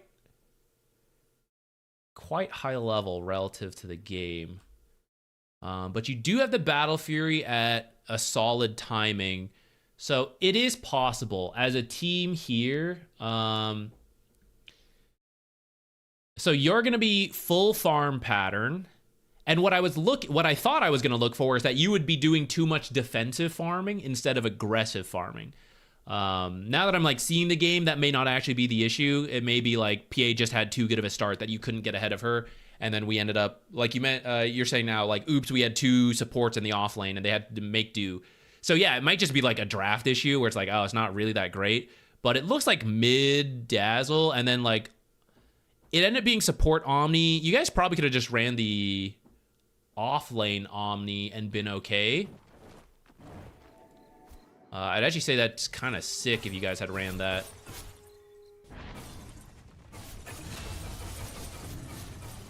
Okay, so as a team, at this point, you jungle and hold lanes as best you can. For you to aggressively farm, we need some of these tier 1 towers to be down, especially this one. Because if we kind of compare it, if you take this tower, you got this stuff, but then the path over here is a little awkward because you got to like go back around, back over here. And then they have an outpost here, and that's kind of scary. And then the path back takes a while to get to farm. So like, yeah, taking this tower opens up some new farm, but doesn't feel great. This one barely opens up anything in terms of new farm, right? Like if you felt comfortable moving into the triangle with or without this tower, like the teleport time to get to you is really not that different. There's not a lot of camps that this tower is blocking. So like the mid tower doesn't feel that great, though it's, it's good to have, but this tower is the one that gives us the most extra farm that we feel comfortable moving towards, and like the Twin Gate. So your team needs to do that. You guys need to go try to take this tower so that Anti-Mage can then start doing his job of being an annoying split pusher, drawing attention, wasting the enemy's time while still farming very efficiently. Until tier 1 towers are down, it's very hard for Anti-Mage to do that. So yeah, you would like jungle this top area like you're doing, and then hopefully your team would go bottom and try to get something done there. And if you see a lot of heroes, then yeah, we can kind of push some towers ourselves, but we're not really the greatest tower taker this early on. But what you're doing is pretty good, and then I am getting scared now. I haven't seen some of the heroes for a little bit. Okay, actually maybe it looks like 2 and 1. So as long as you save your blink, maybe we can take this tower here. All right, pretty good actually. And then we fall back. Does Dazzle have Ags yet? Dazzle has Ags, so he wants to actually start going with the team, not... So he... Who's in your party? Okay, Dazzle's in your party. So yeah, you can kind of share this info as you want. Oh, it was Phantom Assassin mid. Oh, okay, I jumped around. I wasn't really even paying attention to the draft as a whole. Now that you're mentioning it, I am processing now. It's like, oh yeah, there's like a gyro carry and PA and all that stuff. Dazzle wants to farm up to the Ags when he's playing core, but once you have the Ags, you want to start trying to do a little bit more with the team. So notice your farming pattern. We take this tower. We hadn't seen a bunch of heroes, so we were scared to move in too far. You want to go back this way. If you go this way and the team here trying to push falls back, you guys are going to collide and no one's going to have space. So you actually want to farm this way. And now your Dazzle has TP'd here. So now you guys are going to run into this weird situation. So now you're going to have to go this way. And Dazzle's going to go top. But wait, I want Dazzle with the team, and the team's down here. So now Dazzle's gonna like TP here, go this way, and then go this way, and then you're gonna go this way, but you're gonna go past this camp. So it's gonna end up kind of inefficient. It's not just your mistake. It's actually more Dazzle's location. So you can share that. You guys are gonna like collide in this kind of like movement. Okay, but now you're coming here. So now we're definitely getting onto a weird point. Anti-Mage wants 3 items as a general rule. The Battle Fury. The Battle Fury is a farming item. So we don't get the farming item to fight. We get the farming item to farm. And that's usually the Manta. And the Manta and SNY are middle ground items. They help you farm, but if you fight, they have a lot of useful stats for the fight. So for Anti-Mage, it's the multiple illusions burning mana, right? So then you can choose a little bit better at that point. That's not to say if you don't see a good fight, you can't join. But you have to be really clear. Like, I am disrupting my own farming pattern to join a fight, and I know I will get at least a kill, if not more, out of this rotation. I don't feel that way right now for you, for this teleport. If you're not sure, you're free to try and then like slowly develop those senses. That's okay. But from my perspective, I don't feel good about this, and so I don't even want you to join. I just want you to continue to farm because this is my farming item. I want that Manta, which is like that middle ground item, like I said. And then usually the third item is your like full on, this is the fighting item that addresses what I need this game. In this case, it would be the MKB for the PA. In other games, it might be a BKB. It might be a Basher. It might be a Scotty, a Butterfly. Whatever you think is the item is fine by me. But it's at that point that Anti-Mage is like truly online, ready to go. And you only join fights that are like guaranteed successes, and otherwise you are split pushing and max efficiency farming. So I don't feel great about this teleport down here. It really should be swapped. It should be Dazzle coming down here and you holding this whole area, because you can farm just about this whole area on your own as Anti-Mage with Battle Fury while your team tries to take this tower, and then you will swap. Then you will be the one being annoying. They will chase you. They don't have very good crowd control. This guy needs a blink. Even with the blink Hoof Stomp is not instant, so you might still get out. Cask, super easy for you to reflect. Same with the Rocket. So their ability to kill you is actually not good. So once this tower's down and you get a deep ward, you should be farming their side really efficiently. When you get scared, fall back to here. Those are the places I want to see you at that point. We can adjust as we see how the game goes on. But yeah, we kind of like joined the fight, and then it was not a guaranteed success, right? So we end up dying and backfiring. If you're ever unsure, that's okay. That's improving at Dota, right? It's like, oh, I think I can do this. I was very wrong. You know, now we know for the future. So I'm not gonna beat you up over it for this. But as you get a feel for it, that's what you want to be looking for. I know I can farm super fast, so I only disrupt that if I am really confident or testing, you know, doing it for science. Either one of those is okay. And then once you know, like, I don't feel good about this, then don't do it. Just farm. And then again, like, it's not just your fault. As a team, and if you play with this group a lot, I see like, oh yeah, we're friends, blah, blah, blah. So not to like blah, blah, blah friends, but like if you do play with this group a lot, you can kind of share this. If you like playing Anti-Mage, this is the style we need to go for. You guys need to go away from me. I got to split push. So I got to be up here, right? Doing what Omniknight's doing essentially, like pushing this stuff out. And then they want to be in this action, taking this tower. Potentially we could flip it where your team is pushing top and you split push this on your own. That could potentially work. It just forces you into a little bit weirder of a situation where like working on a tower is not actually money.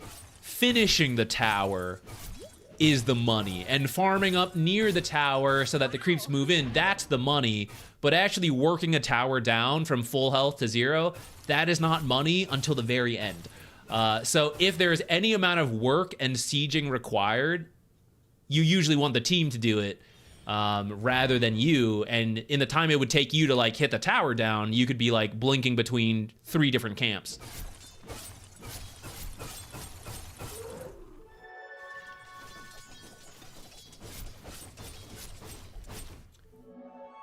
A little bit of miscommunication there. If you guys know If you guys know that Mirana wants to use the ultimate, you want to try to avoid showing in the lane. Okay. Going back to the idea that I still can't decide if we'll do it. If I do it, I guess it'll be on Sunday. We'll see. The Smurf / account booster we found that I could make like educational content on, even though it's kind of a, you know, we don't encourage smurfing and all that. But one of the things I want to highlight about their farming pattern that I will now explain to you guys, and what you want to aim for here, because I know this is way easier said than done. This is the hard part about imitating a Smurf. To them, it looks flawless, and if you don't know what to look for, you just think they're like, oh, it's working out. They're running from camp to camp. But it's actually a very well-planned, very well-timed farming pattern. Based on the time and where creeps are, dictate where you, as a farming whoever, carry in this case, core, support farming, if you are max farming mode, you want to think a little bit about where you are on the map as the time shifts. So the time just hit 18, everything respawned. So let's pretend Anti-Mage pushes this lane out and then jungles this way. The question is, when Anti-Mage gets here, where will Anti-Mage go? Because going back this way, you farmed all the camps, so it feels really bad. Now I'm just walking. It's a whole waste of my time. Do I TP somewhere? Maybe. Can I run this way? Maybe. This one's not as bad, but what if someone farmed it, right? Then I really have nowhere to go. The best time to get here is at 1850. You will finish farming the camp. You will sit for a second. The camp will respawn. And then we can make the same path backwards, and everything is back up. If you can plan that far ahead, that's where your farming speed massively shoots up. That is not strictly, that is somewhat relevant to what we're about to see. The reason I thought of it is because Anti-Mage farms this, and then you started heading back here, but the camp had just, I think you missed the timing so that you were actually still in the camp when it respawned. So then this ends up being wasted movement. And for most of us, it's totally okay to make a couple small mistakes here and there. But when you're asking yourself, like, how did the account boosters do it? How do they always win, like, all their games? Because this is 5 seconds that Anti-Mage wasted that the account booster would not. The account booster would know, like, I blocked the camp because I missed the time and I saw it. Or, oh, this is too dangerous. Don't walk here and then walk away because I'm scared. I immediately know I'm going to go here. Or I'm not because, like, oh, if I farm this way, I'm going to get here at 1840 and it's not going to feel good. You know, they plan that far ahead to know, like, where they want to go to minimize the downtime. And that's how they farm, like, as fast as possible. So I know it's going to be a lot easier said than done. But I'm going to kind of mention it here as a, like, think about it. Like the mini example we're seeing the Anti-Mage do, right? From this creep wave, we walked here, we blinked here, we farmed this, we blinked here, and we're walking. So there's actually a lot of downtime here of back and forth movement. We're losing like 10 seconds. In small amounts, it's like, okay, it's whatever. But that is what adds up over 1 minute. Okay, whatever. 2 minutes, 5 minutes, 10 minutes of farming. Like that's what builds up the extra thousands of gold from the high ranked players. I think some of it is like you saw some people down here, so you decided like, oh, I'm going to go push. I'm actually kind of okay with that. If you ever get new information that is like, I'm too scared to push, so I go this way. Oh, I got new information, I need to push. That's actually really good. And the sooner you can gather that so that there is no downtime, the better. But sometimes you do have to make that adjustment. And this one, you know, worked out. We killed the Witch Doctor, and now we are going to run. So here is where you definitely want to farm top. Or sorry, farm this jungle area, because we will have the most options based on what information we're about to see to go back to this lane, to go mid, to go here. If when you were in the lane and the timing was changing and you defaulted to top, you're going to have a very limited farming pattern where you go top, you go this way, and then you must teleport or you must run this way, and hopefully no teammate has come farm to this area. But by coming here, and a teammate comes here, we go, oh, okay, now I will go top. A teammate TPs here and starts farming top, then you go, okay, then I'll go mid, then I'll go bottom, based on like whatever happens. Oh, I go back to the lane. We have more options because the time just shifted.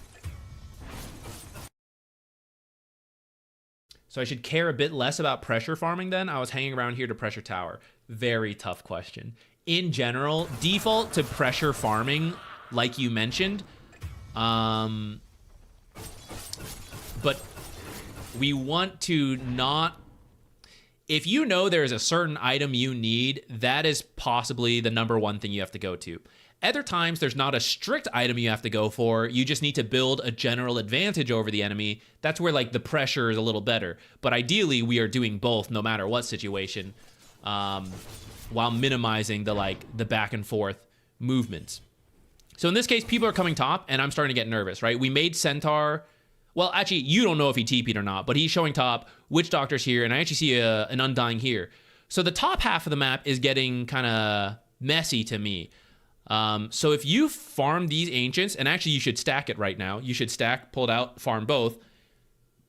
You can reassess a little further, but potentially you could just Twin Gate down here now and avoid all these enemy heroes and start doing the farming pressure down here to take this tower and push in lanes. And we're avoiding the enemies because I'm not in fight mode, I'm in farm mode, but I still want to be useful. That's like the pressure you mentioned.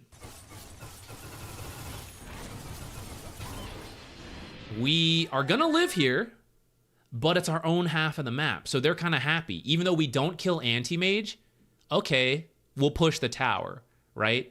That's why, as much as possible, we do want to come over here and be on the enemy's half of the map. And I mean, in this particular situation, I totally understand why you were over here. So I'm not saying like this was wrong, but you get the idea, right? Why we want to be here, because they waste their time trying to kill Anti-Mage and they're on their own half of their map. So now they got to like spend an extra 20 seconds walking over.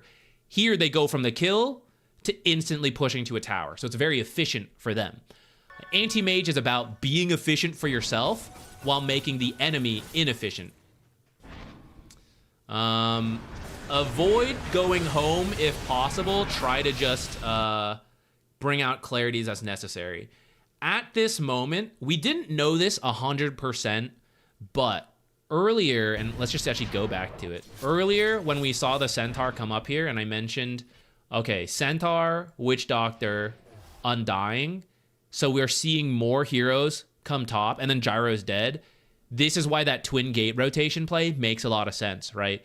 Because if they're all doing stuff top, there's a chance PA is with them, or she's on her own bottom, which could also work out for us. Maybe mid PA is kind of like, maybe we don't want to deal with that. But ultimately, that is what happens. Like, they came top, they didn't quite kill us, but then they immediately transitioned to a push, and this is where, as the Anti-Mage, I want to be pressuring another lane that they're not in, but I didn't come here ahead of time. I'm actually pretty far on my own half of their map, so now I can't cause the inefficiencies of like, oh, we're taking the tier 2, but Anti-Mage is taking our stuff. Now we gotta go home. Now we gotta TB back. We didn't finish this tower. I came here. I don't have the lockdown to kill Anti-Mage, so he got away anyways. And then we, you know, like, we have to come back here. So now we gotta run all the way around. This way, as much as possible, you wanna be looking at the map, seeing where the enemies are moving, and then moving away, moving to the other side. Twin gates, TPs, walking, whichever way. And see, like, I think this is like the third fight we're kind of getting into, and this one looks to be a little better at least, so we actually are getting kills. Let me paint a slightly different picture. We twin gate, we come down here. Maybe you can't even take this tower because Gyro TP's in and you don't want to fight him. So you're farming on this half of the map, and then we see this fight happen, so then we TP in. So for us, we never stopped farming. We're always, you know, twin gate, farming wherever. And when I saw the fight on my own half of the map, I could TP back. But when I, as Anti-Mage, farm my own half of the map and my team is pushing this tower, in the early game, it's okay, because usually it's like for the Battle Fury. But as you reach the Manta, and it's like, well, I could fight, but I could still farm, right? When we push aggressively as the Anti-Mage and our team deals with the more defensive pushes of the enemy, that gives us the option to keep farming or fight. But if we defensively farm at that point while our team does the really deep push, I really can't join. I can only like farm on my own half of the map. There is no joining the fight. So it kind of switches. Match 8 I realize it sounds confusing. 42,309,457 I love the readout. Silencer Guardian.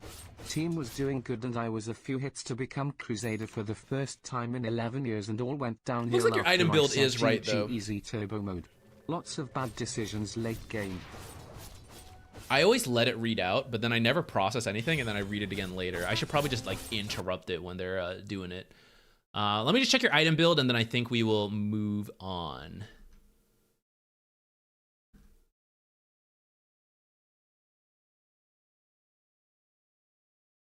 MKB, but then unfortunately it looks like the enemy ended up winning. Okay, so we never really got much further than the MKB, but I would say this is the correct first 3 items to go for, is this stuff.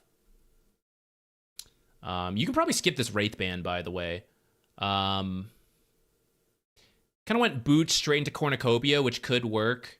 Usually power treads into Cornucopia is better, because Anti-Mage's early laning is actually not that bad when you burn people's mana, so you actually kind of want to fight a little bit.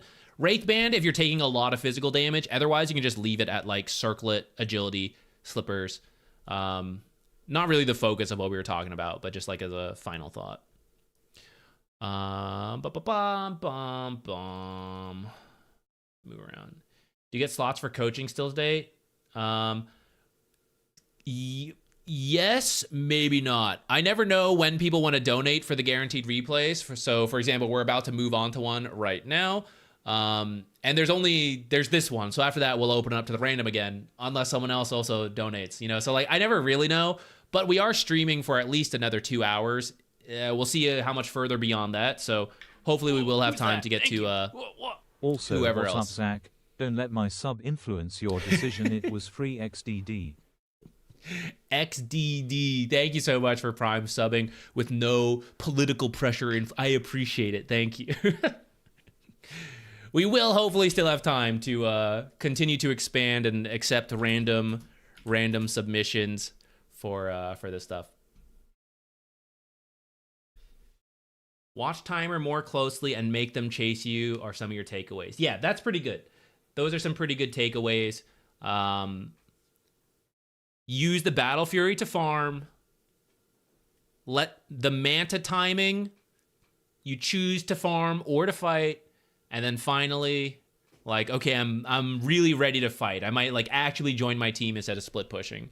You might still split push, but like that is then the window. If it helps you like change your mindset as the game is progressing.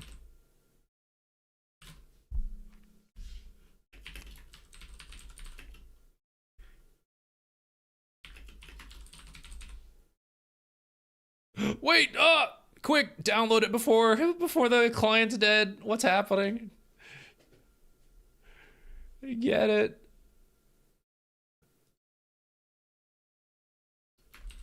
Patch question mark?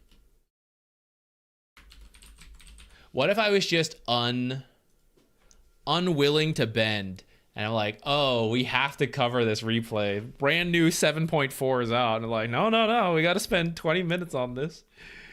Got to do this first. My friends yell at me for fighting too early. Yeah, don't feel pressured to, especially if you like Anti-Mage. I want you to farm. I want you to get your Battle Fury. I want you to get the Manta. And then, if there is a good fight, you may join, you know? If you join the fight, I want you to TP in and kill a guy and get out. And that's it, you know?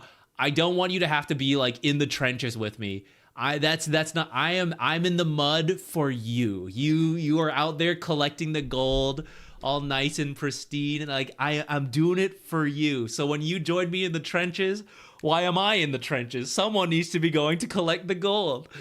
So don't feel guilty about it. Don't feel required to go fight. Like hit those item timings and then you're ready to fight.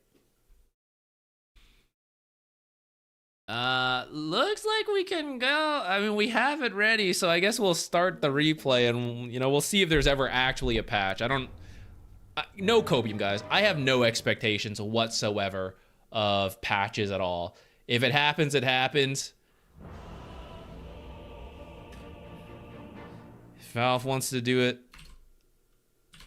before I travel for Thanksgiving and such, that'd be great. But when it comes out and I'm gone, that's how it goes. Okay, let's do this silencer replay and see if we'll see if a patch ever happens. Silencer, Guardian, team was doing well. I was a few hits to becoming Crusader for the first time, and then it all went downhill. Rip. Don't worry, we will. It's a climb. It's a process. Let's go to you over here.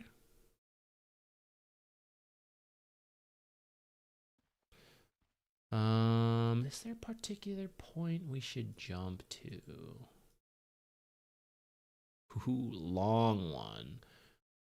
Lots of bad decisions late game. Okay. That could be our focus. Actually, my how to get out of Guardian video is focused on reading team fights. Or like the developing map to the team fight / pickoff. Which could be your focus. Maybe we jump to here, because it looks like you guys are building up a pretty good lead, and then we chuck it away. Then we gain it again, and then we chuck it away. So maybe let's come to here and see maybe if there's things you can help direct your team towards to actually close this out, and we'll just keep jumping ahead to keep seeing that. Munch! The luckiest replay watcher. I have no evidence to back that up, but it certainly felt that way. Hope you're doing well. How do the replay raffles work now? Since the last time I saw you, instead of doing the raffles on Twitch, that were essentially Monch and then whoever else, now it's kind of random. It's chaos. People submit on YouTube as well, and I don't have a raffle system that can work for both. I have a multi-chat to see everything. So I just have people submit games and questions, and then I just go pick randomly myself. Eventually, I think there will be more multi-streaming tools, and it will become easier to set up a raffle again, set up the alerts. Maybe it exists, and I just don't know about it. If you guys ever hear about it, let me know. But until then, it just kind of works that way. What time was that massive lead at? 45.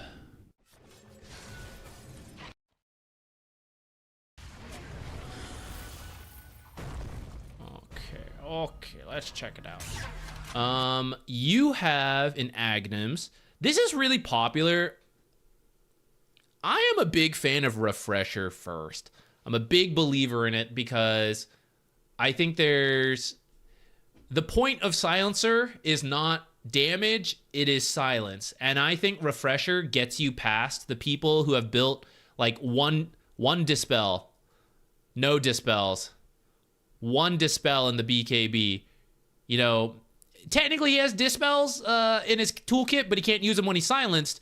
Working on a Manta, one Dispel. This guy, one Dispel. And then 2 silences. You know, so I am a big fan of having Refresher rather than an Aghanim's, which is also countered by all the same Dispels, you know? The main argument for Ags is to blink cancel, the blink dagger, not like skills blinks like Anti-Mage. And I'm kind of open to that, but actually, if they blink in and they're still silent, they can't actually do anything. So I am typically a fan of Refresher first and then the Aghanim's. I will just throw that out there. It's not got to do with like major... maybe it could determine some of these team fights. Up to here, you guys do have a pretty good lead. If you could ask your team to do Roche, that's always great. I don't, you know, I get it. It doesn't happen all the time. In terms of pushing high ground here, really, we're just going to watch Wraith King push up to buildings and stand behind him. Tinker will come in, use Martial Machines. We will stand in trees. Where you're good, where you're right now is pretty good. You could be a little closer.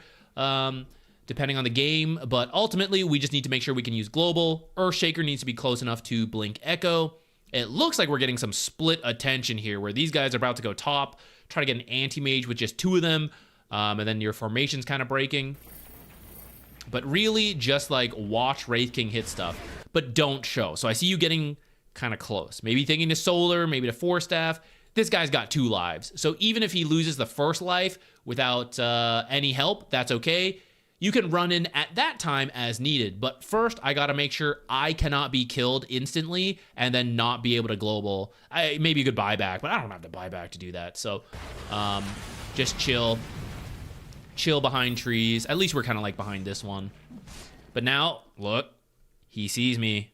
I feel the danger. The danger is rising, but behind the tree, no danger. Anti-Mage still doesn't see me. You have warded and sentryed this cliff, so maybe there's a ward or sentry in this area. You could put another one down if you want to check, but then the odds of them seeing you in the trees are very low, and there's very little chance of me being jumped.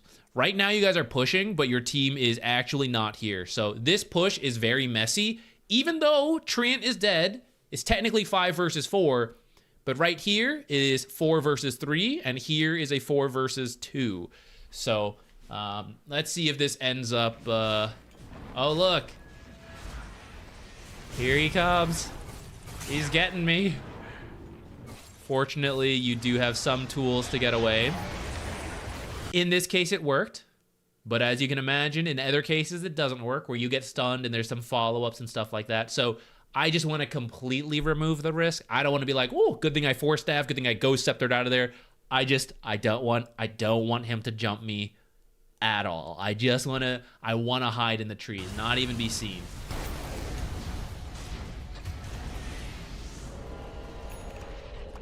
Bring your own music stream. Guess I'll have to listen to K-pop Demon Hunters. Man, if we were playing music, you'd be listening to K-pop Demon Hunters anyways. It sounds like it's the same. Yeah, we used to have the music. YouTube can't do it though anyways. Otherwise we'll get hit by too much. Twitch, we can play it, and then the VOD doesn't have it. Lately I haven't been doing it though, for no particular reason. Actually, first it was because multi-streaming, it was really hard. I didn't have a multi-streaming tool that let me do it, so I stopped. I do have a multi-streaming tool that lets me play music only on Twitch and not on YouTube, but I'm just not in the habit of playing music. After all that, we ended up losing the fight. Hold on, wait. I got distracted. I was reading. That's why we don't learn to read in America, so you can't get distracted by reading. All right. Here's what I was talking about. Okay, technically we've kind of disengaged, but you also see how it's kind of messy, right? Lycan split pushing. We have some of the team here. Treants respawning. Earthshaker comes in too soon, dies to the Macro Pyrags. All right, Lycan's at least ratting. So now if we just get out, it's okay. Tinker came back in, kind of scary. Fortunately, they don't really have much crowd control. And then, I don't know where Tinker's going in.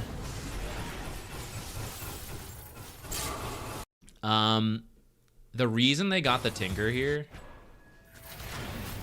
as part of warding and dewarding, for better or for worse, it's on the cliff again. And remember earlier we mentioned, like, okay, if we have to ward, you just have to passively avoid areas.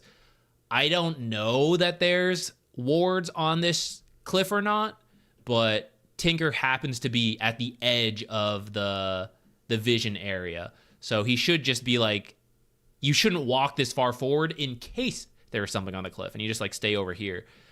There's also a treant in this game, so you might just be seen by like some treant ag stuff. That's extra danger to deal with.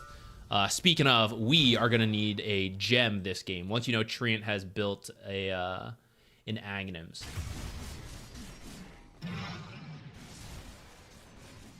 Global silence can be dispelled. Yup.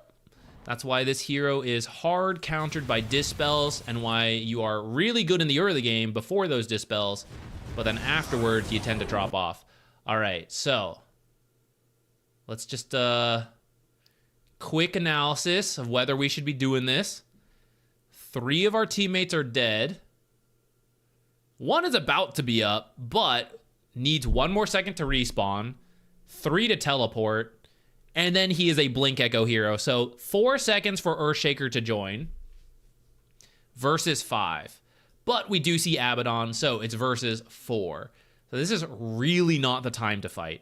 you guys should actually give up your tier 2 tower, waiting for Earthshaker, and then you all TP back to fight if at that point you think it's good.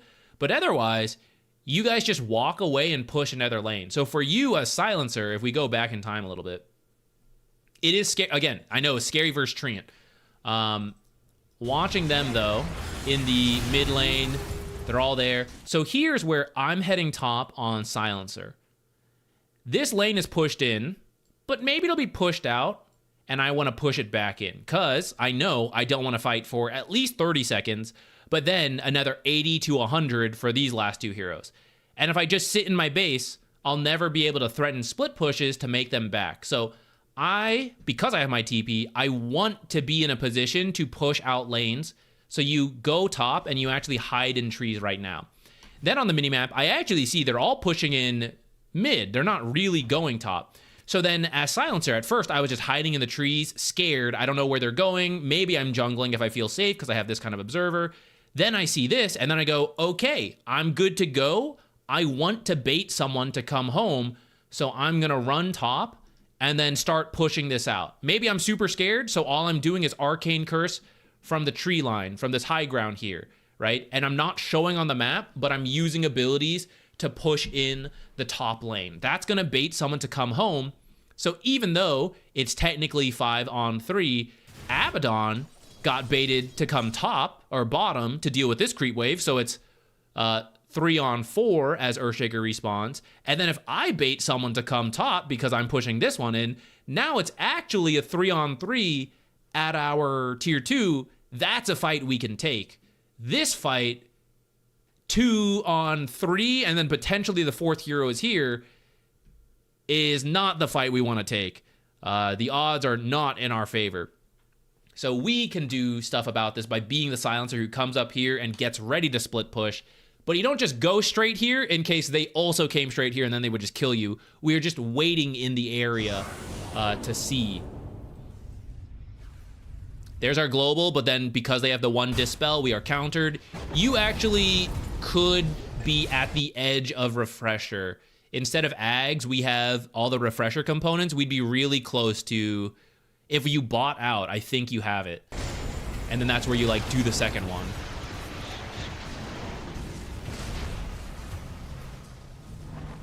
So not too surprised. We end up losing 2 heroes for 1. So this should have been losing this high ground, but notice the death timers at this point. They would have done it faster because we aren't defending. But they would come up here, you would fortify, you would kill one creep wave. If someone has cut the next one, great. If not, no big deal. You're pushing inside lane, so they're up to here. So then at this point, you only need like 20 more seconds for Tinker, because they would have done this faster, right? 20 more seconds for Tinker to be up. You have 3 heroes. These guys are getting close. And then Abaddon maybe dealt with this, but you pushed in top. So someone's got to come back. Again, that is the 3-on-3 fight. I guess Abaddon has bots. No, he left and just walked over here, actually. He's just fast. So maybe it's still 3-on-4 if someone, came back top.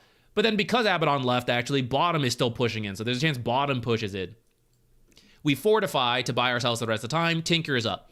So we could have just cut our losses at a tier 2 tower and bait potentially a good fight as people are up. Instead, we try to defend too early. And now, instead of just losing the tier 2, you actually should lose the barracks as well. Or buyback. I suppose that's an option as well. But that's also an economic blow.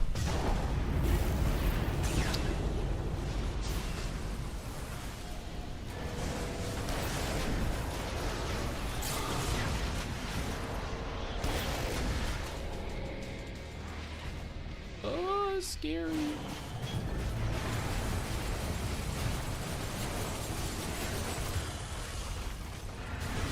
In the end, we got megas. So you guys actually should be in a really good position here. I'm gonna pop this open. We will do a free one. And while the free one is going here, let's find, now that we have megas, the clean push that should happen, and then probably ultimately does not happen for this game to go like another 30 minutes. So you guys are trying to get Roche. Lycan is actually dead, and they are all up. So you guys can hold the area, but I would actually be careful until Lycan is up, because they can bring 4 heroes and leave 1 to defend, kind of like this.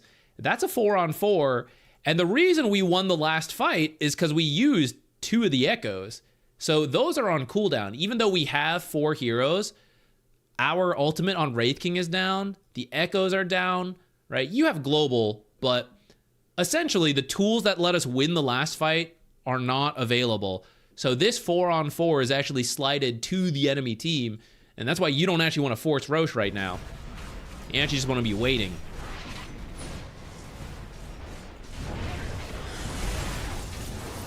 You try to act as a smoke breaker, you go on Jakiro, notice that gives silent Anti-Mage the information to jump you. So every time we show, we're gonna get jumped.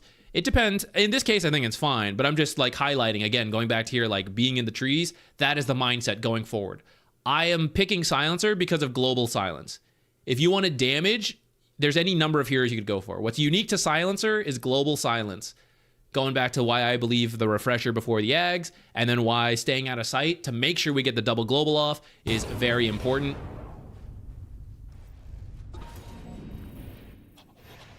Actually live, amazing. Like, the team is still looking to fight, but again, we don't have the Lycan. Don't have the Lycan. This is actually working out though. Tinker doing some serious work in the back.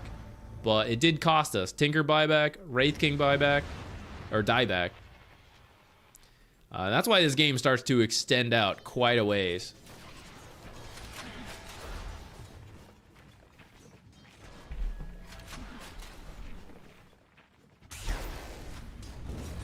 Hey Esteban. You watched the video and it helped you. Oh, nice. I'm glad. I like that video. I did not know what to do for the thumbnail. I think the thumbnail ended up okay. I actually made a couple different variations, and YouTube has a setting now to like test them. We'll see what people like more, and then I'll pick one at the end of it. But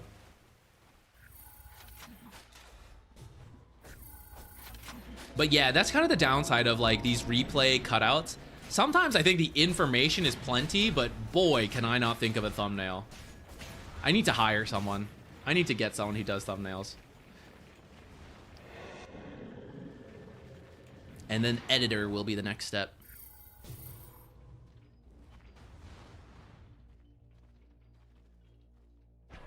Hey Lex, we are going to do yours, but I keep saying I'm gonna do a free random one. So can I do that first, and then we'll do yours after that.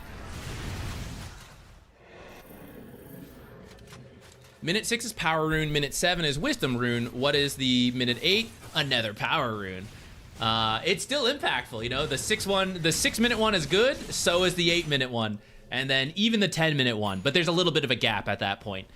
There's that power timing, 6, 7, 8, then you get a little bit of breathing room, and then the 10-minute rune is actually also really big, because that's when ultimates should be coming up, especially if you've done a good job on the 6, 7, 8. Maybe we could have mentioned that in that video, but the 10th minute showing up, getting another power rune, hopefully having your ultimates when the enemy team doesn't, that is like the final early power play that I think of, like when I think of like laning stage up to the early game. There is an update, but I think someone mentioned it's just Quartero changing. I keep reading the R, the first R in his name. Quartero.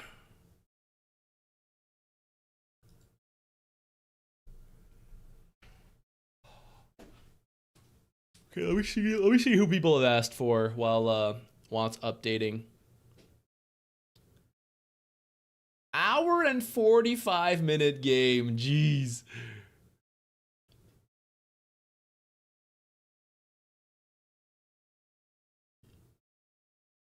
That would be funny enough, that's also a Silence game. If we did that one, it's like a continuation of the game we just watched. It would actually be a lot of the exact same concepts of looking for a proper team fight, how to read the map, stuff like that. We can potentially do that one.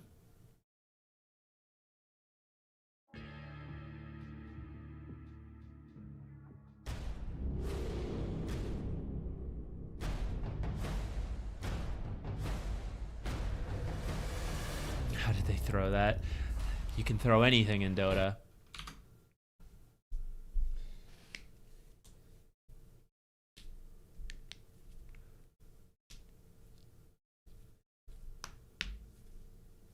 Okay, let's try...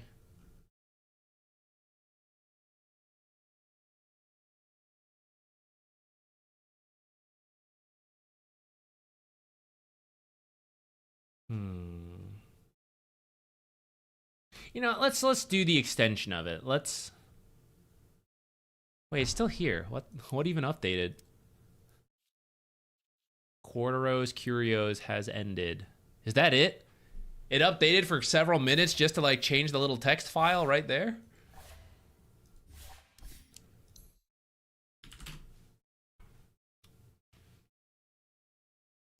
Do you regularly have to delete replays? Do you want to see my client crash?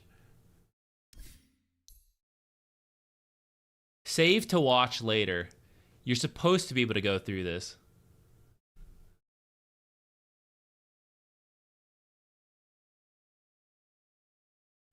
I have so many replays saved up. If I ever try to use it, the client will just crash on me. It's currently free. I don't know if you guys can tell. The circle has stopped. It has popped up the Dota 2 not responding. That button kills my game now. I have so many match IDs and stuff downloaded. I probably could go to the folder and just like delete a chunk off of like old years and stuff, but I don't know. I haven't. All right, I gotta crash the program now. Hold on, I gotta end task. Hang on, Windows has to report it.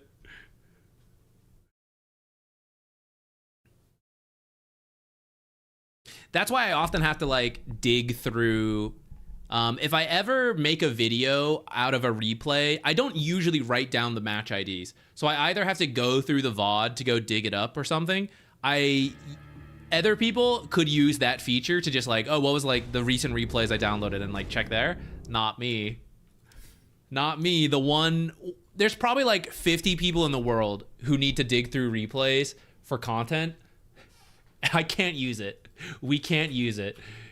All the people who need it probably also have a million things downloaded.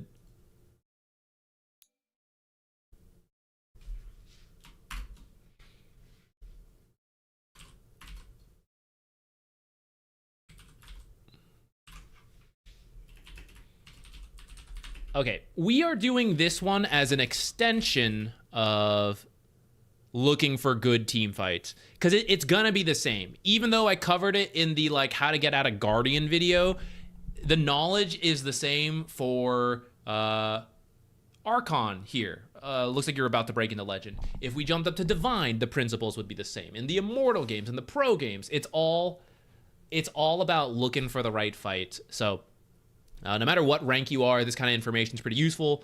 So I think that's why we can extend it into this one. It's a different game, but you'll see how all the principles still apply. And then it sounds like we have a game from Lax, which is like an amateur league. Same principles are going to apply there. I mean, it might not be a silencer game, it might be different, but it's still going to be about like, here's how you look for good fights. Here's how you split push to draw people away so you can find them, split up, get your pick off, get your good team fight, all that stuff.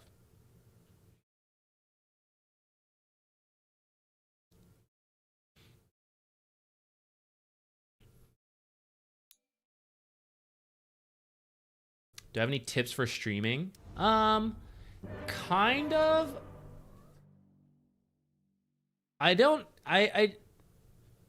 I can share what I have learned / I think is good up to where I am, which is relatively good, right? I appreciate where I am at.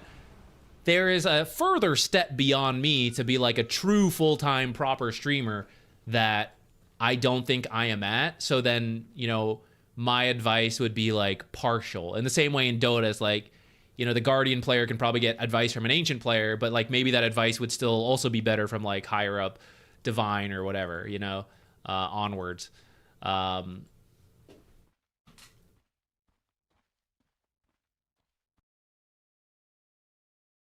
I won't go into it too much because we're like in the middle of replays and I'm going to sidetrack myself.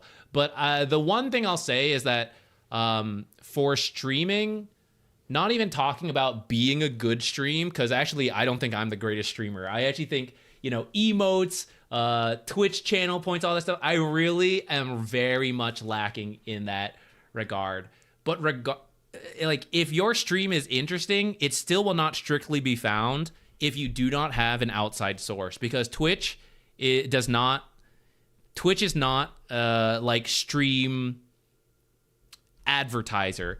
YouTube a little bit better, but also not the best. So you pretty much have to either make YouTube videos in conjunction with streaming or get really lucky through knowing someone else who is a huge streamer and being connected through that way. You go through an established community like Reddit to get your stream kind of like watched. Like being a good stream on its own will not grow the stream outside of like getting really lucky. It needs steps beyond the stream itself to grow to any kind of degree. That's like that's what I'll say for now. If you do have genuine questions about streaming, feel free to message me because there's more I can share on it, but it'll go like really long in this. So either at the end of a stream when we are in ramble mode, or like feel free to message me on Discord and stuff. I'm usually happy to talk about it. Okay, let me fix the timestamp for this silencer game, and then we will get into it.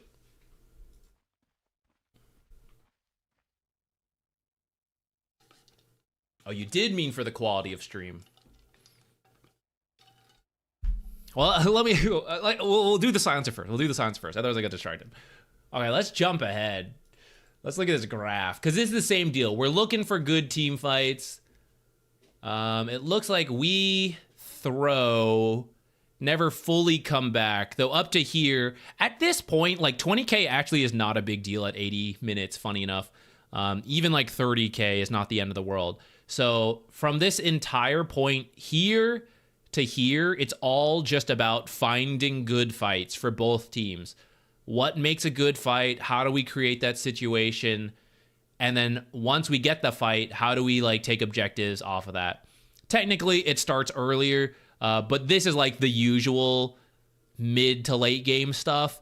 We will focus more on the ultra late game, which starts in this window. I mean, there's a lot of people dead here. Why don't we go back in time and like see how this fight started? Okay. So we are the silencer. Looks like our team actually just lost a fight. We can still go from here. Looks like there's one more barracks to get from Megas. I'm guessing we lost the fight, pushing for that potentially. Okay, you see how Morphling is coming back actually? So Morphling is currently like jungling over here as they have recently won a big fight and they are pushing down. This also has an Invis hero. Last game it was Treant. This time it's Ricky. So I get it to some degree. There is like a, can I be solo killed by that guy? And we haven't been watching this game, so I don't know like how powerful this Ricky is, but I'm pretty sure as long as he has a Hurricane Pike, boom. I don't think Morphling can be soloed by Ricky outside of like, haha, I was farming at 1,000 health, guys, for no reason, you know? He should be fine. So, what a lot of people do is, oh, they're pushing here. I need to defend, so I'm going to stand here and attack creep waves. I'm going to stand here and wait for them to get here. That essentially means I am not doing anything useful for X period of time.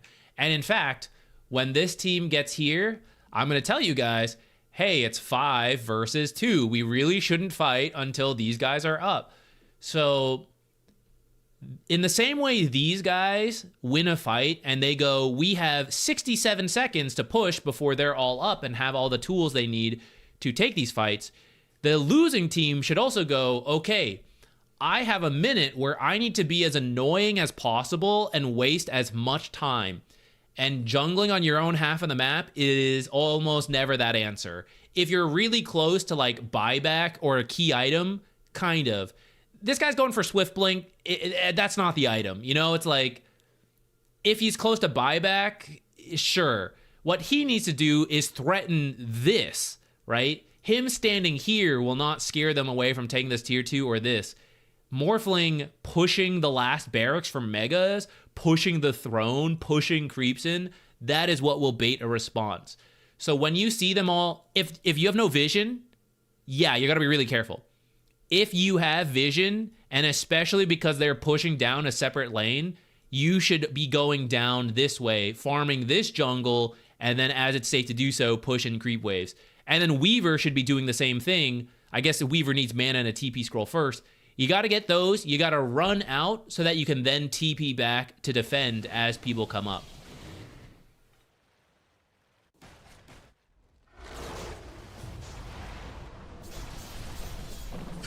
It's like Morphling and Weaver are taking the direct approach, but then that will lead to stuff like this.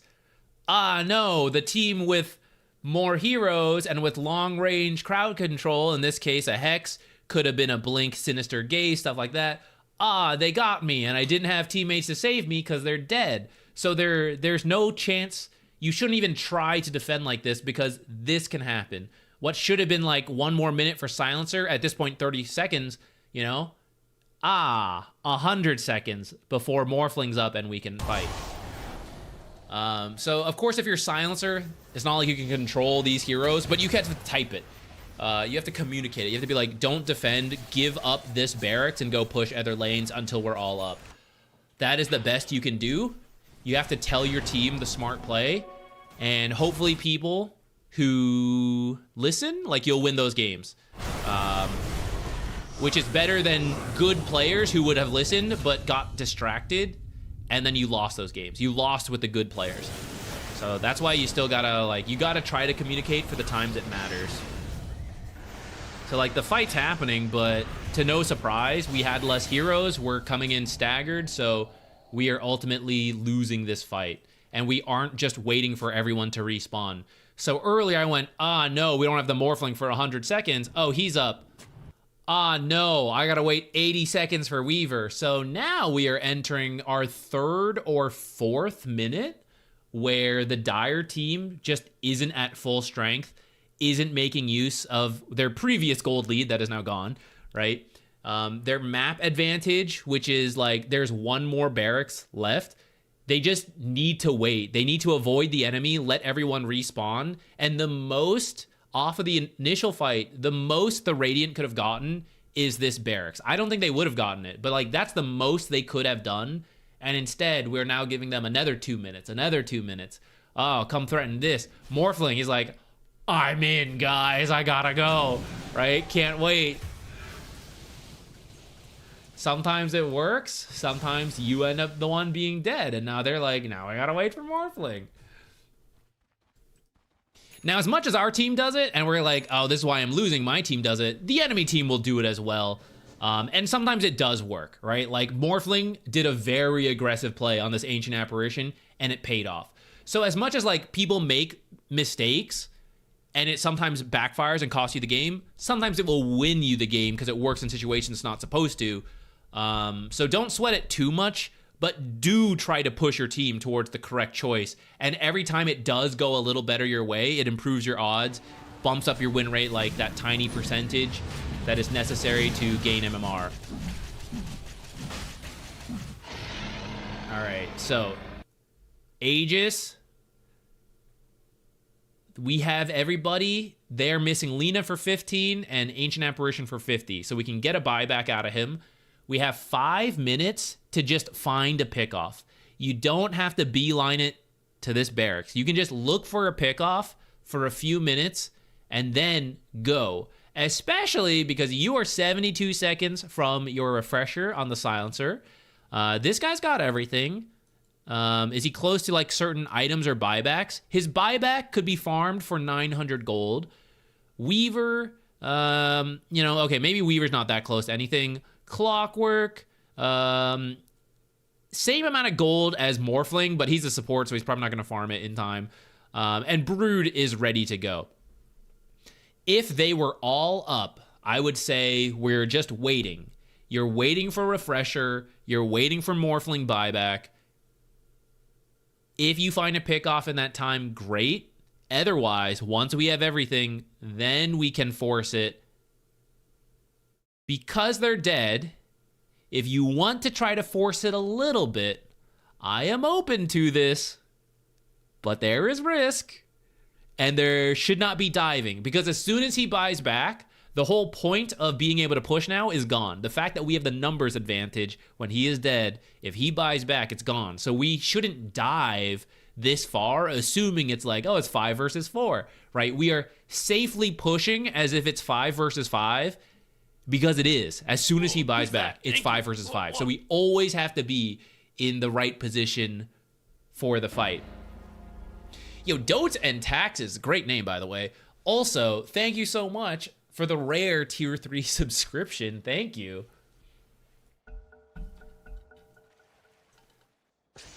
I think there's a way. I forget where to check how many there are. There's very few. I'm not complaining. I'm just saying the extra gratefulness for it.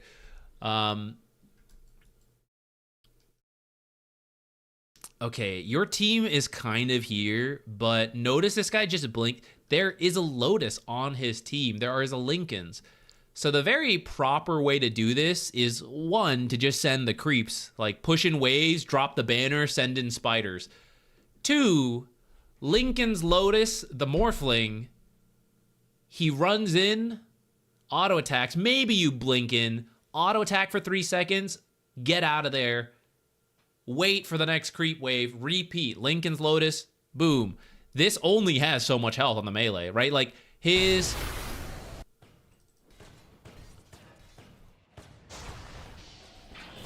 One, two, three, four, five, whatever, right? Like, however many attacks he just did there, I'm not capable of counting. In that, like, 1 or 2 seconds, he did this much.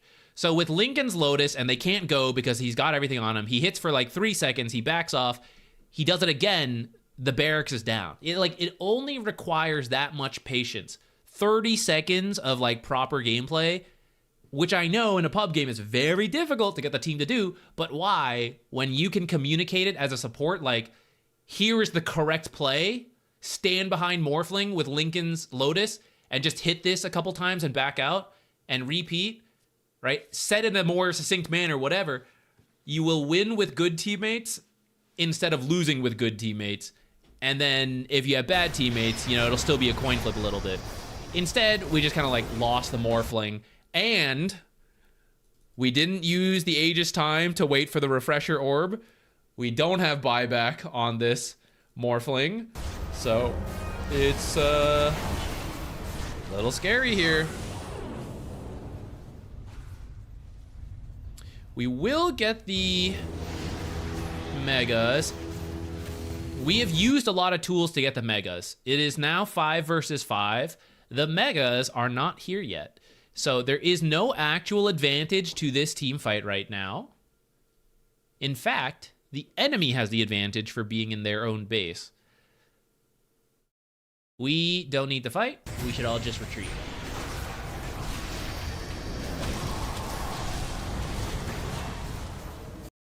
In these kind of games, anything that starts to go beyond the 30-minute mark.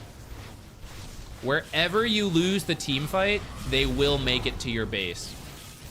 So even though we lost the team fight on their half of the map, they now have 100 seconds to get to our side and take these barracks.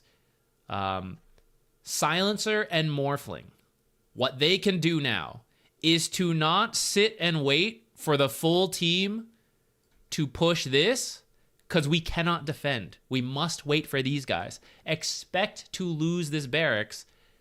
Go split push.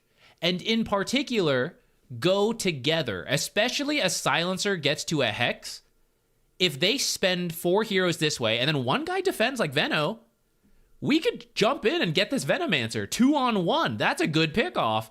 Everyone comes home to try to get us, and we hopefully retreat in that time. But if we get him and get out, we've now bought our team the time to respawn. Or, you know, one guy split pushes too far because they're like, oh, we have Megas, we gotta like push out multiple lanes. That means someone has to sit home and base on their own while the others all push.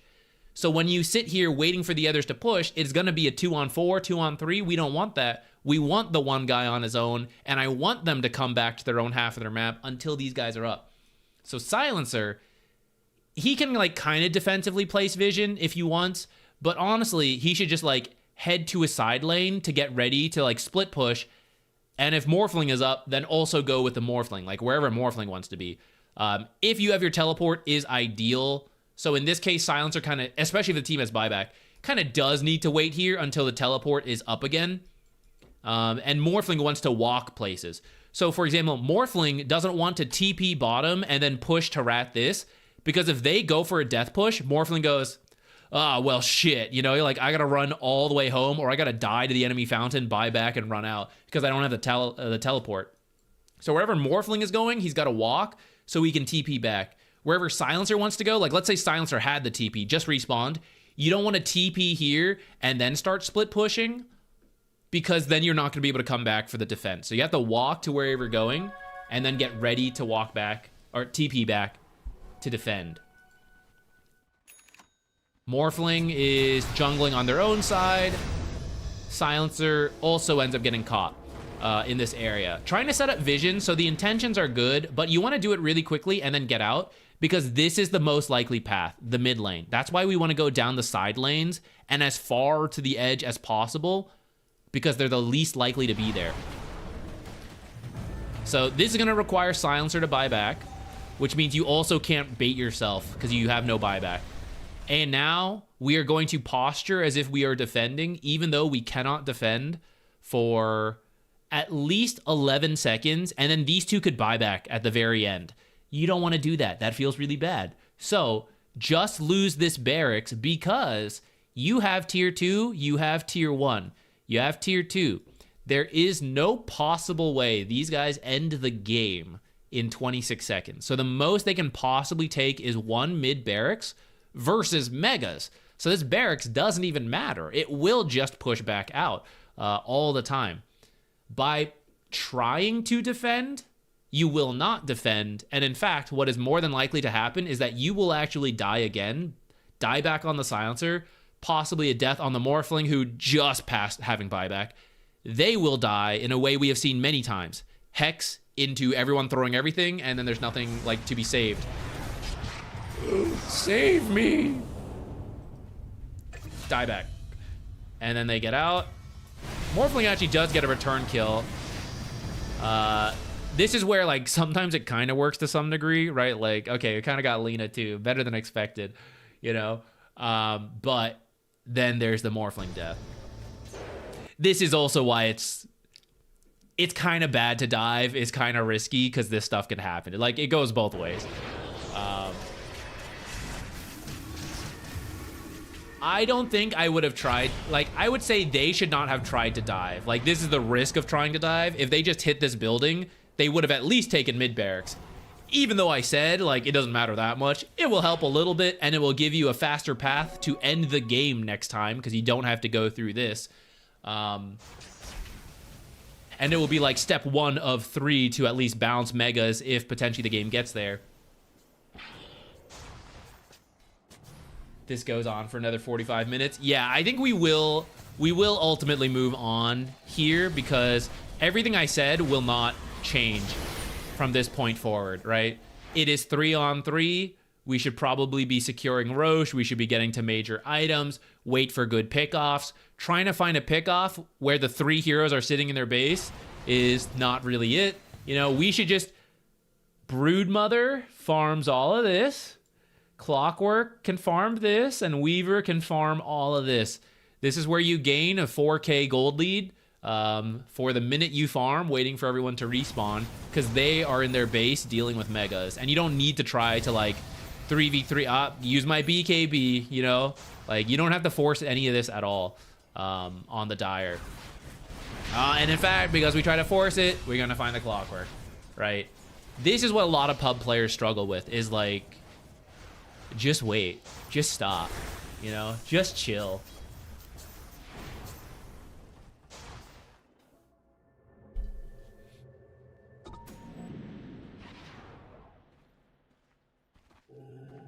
All right, we are gonna do Lax's next. I think you sent it earlier. Let me scroll back.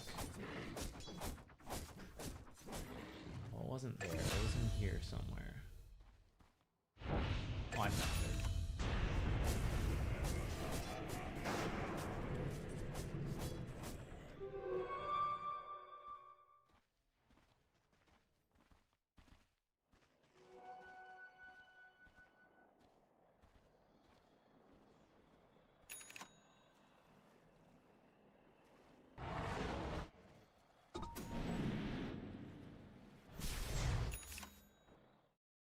I found it. You're good.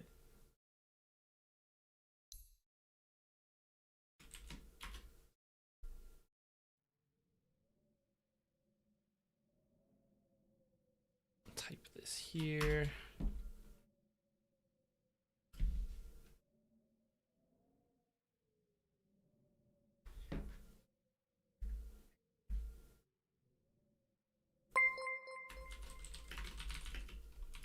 Eight billion 544,258,379 Legend Pos 5 Jakiro. Welcome to my counting stream. Hours to win. A 10 minutes. Our offlaner was unfortunately feeding. He acknowledged he was rusty and playing poor. Our team got baited in too many bad team fights throughout the mid-game. I was trying to ask the team to push lanes, aim for objectives to create situations for more favorable fights, but it didn't work. What could I do better? I didn't process anything you just said, but I'm sure it was a great question. I'm reading over it now. Okay, we will do yours next. We got this one to go through. Oh. It's pressing capital L instead of the colons for the timestamps. We're gonna go through this one first. So this is like a casual league, which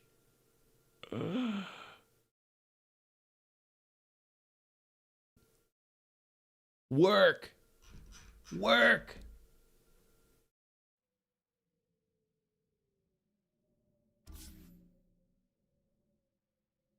This one's a practice pub. Okay.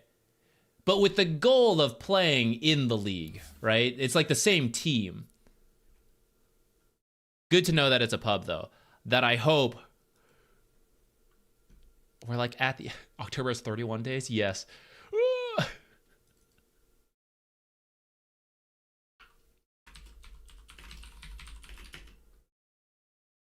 What should I? Because your team is pretty high ranked, I'll just put Immortal, because that's the level of gameplay we're gonna aim for. I hope this will download.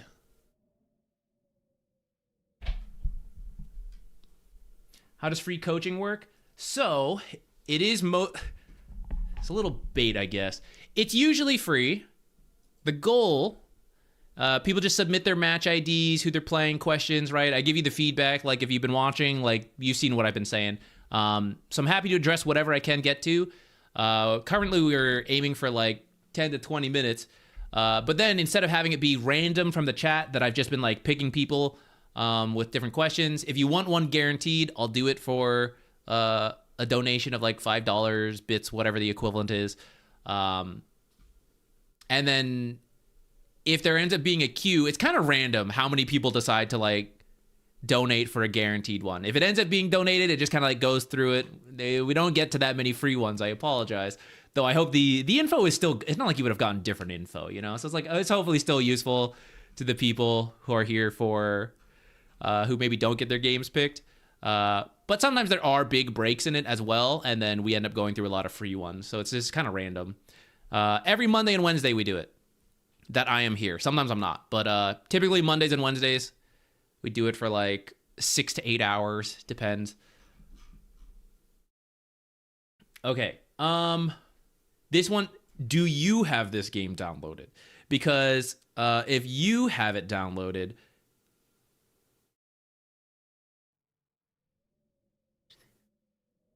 I actually don't know if you've ever messaged me on Discord, but if you can you find me on Discord through my server? It'll be a lot easier that way. You can send me the replay. through there and we can view it. I gotta find the command to do it again, actually. We won't do this in general for like every random person because we said this before. It'll take too long and it'll get distracted, and I'll get scammed eventually. I know you won't do it, so like it's fine. We won't set a precedent for this, is what I'm saying. But we'll be able to review yours, which should be a fun one because it's rare to end up with so many, like a review of like too high level of a game.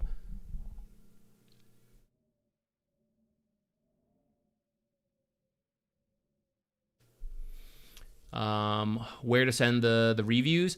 It'll usually just be in chat. Okay, I'll tell you what. Usually the stream starts and as expected, people tune in over time, right? If you ever want a free one on the YouTube channel, in the VODs, and I can't guarantee this, but I will pick from here to start a stream because people aren't usually here like literally the second the stream starts. If there are people in the comments, either on the Discord server or in the YouTube VODs of like previous replay streams, if you put the match ID, the question's all there, I will start a stream with one of those replays. And then that's it. I guess that's like another way you could do it, especially for any VOD viewers who aren't able to tune in live, or maybe you're not here during these, like when we pick the match IDs, you can always go for it that way.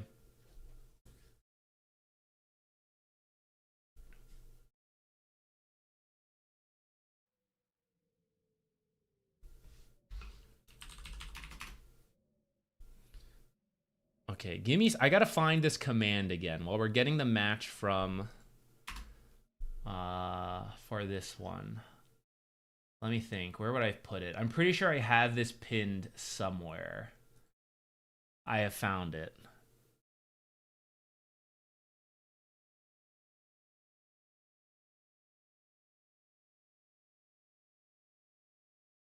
Give me 1 second. Where do I have?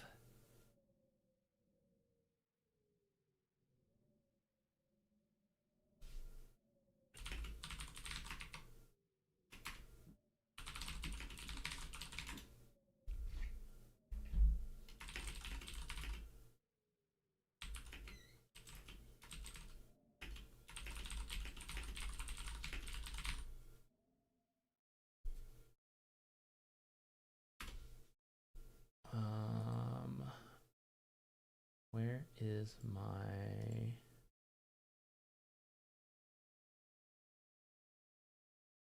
Here. Okay. Is it under game? Bin? Replays? Where is this?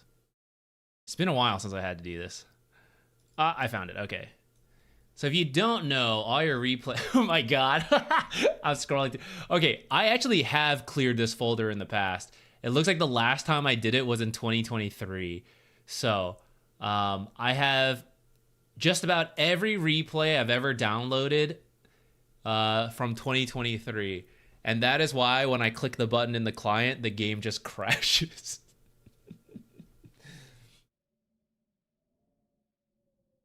I'll do that again later. I'll do it again after this.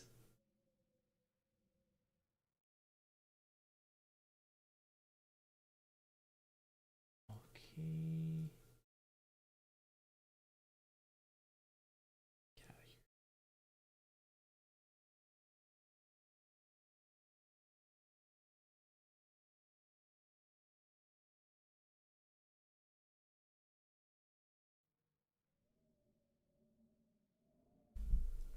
Oh, Festus, hello. Hello. Try to step on the keyboard, back up.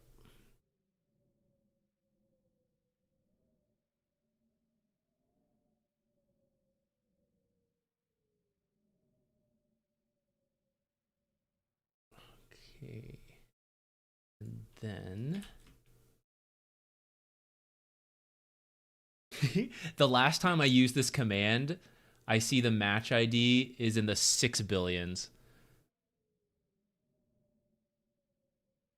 8, 5, 3, 2, 0, 6, 7. So essentially, to do this, and this is the whole reason I won't usually do this, but I think for this one it'll be worth it. We have to... I may have to restart Dota, actually. I'm not sure. You have to get the download file from someone. Then you need this command with the match ID put in here. And then it should be able to force play it like so. Once it's set up, it's actually much faster just because I hadn't done it in a while. I usually just don't want to do this so I don't have to keep getting downloads from people and all that. Okay, here we are.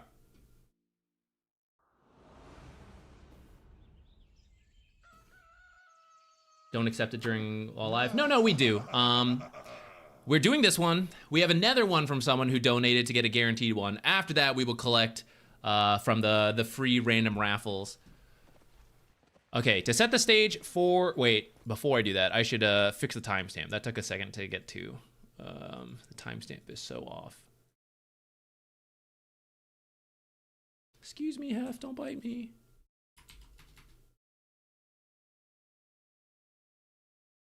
Okay, so this is a pub game, but is kind of practice for a more casual league, but it's a pretty high-ranked game.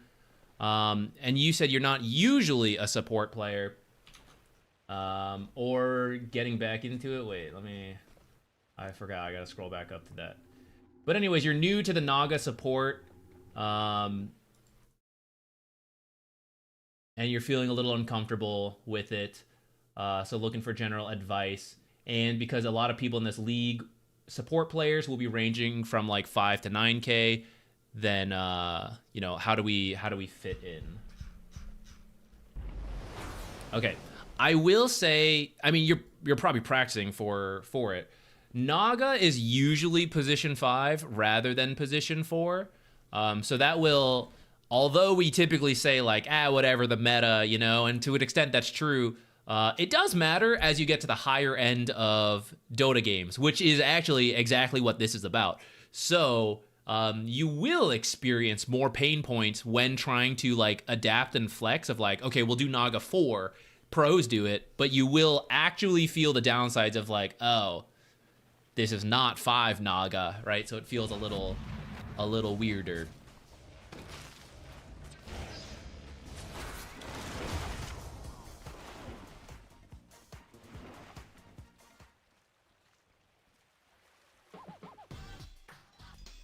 You guys got the first blood.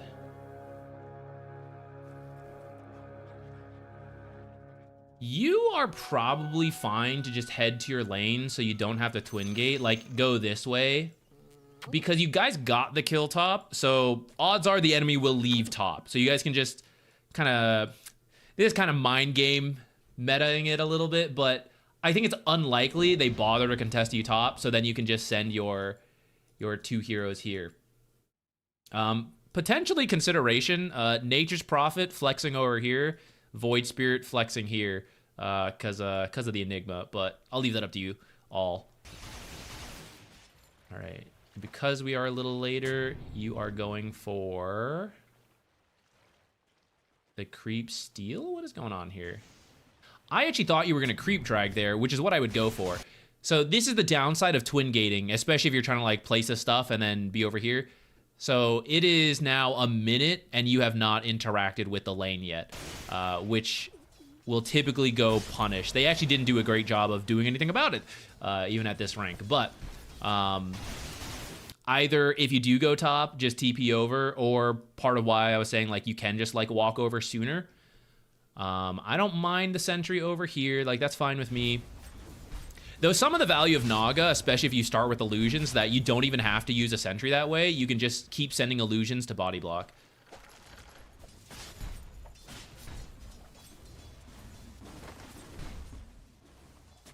The courier.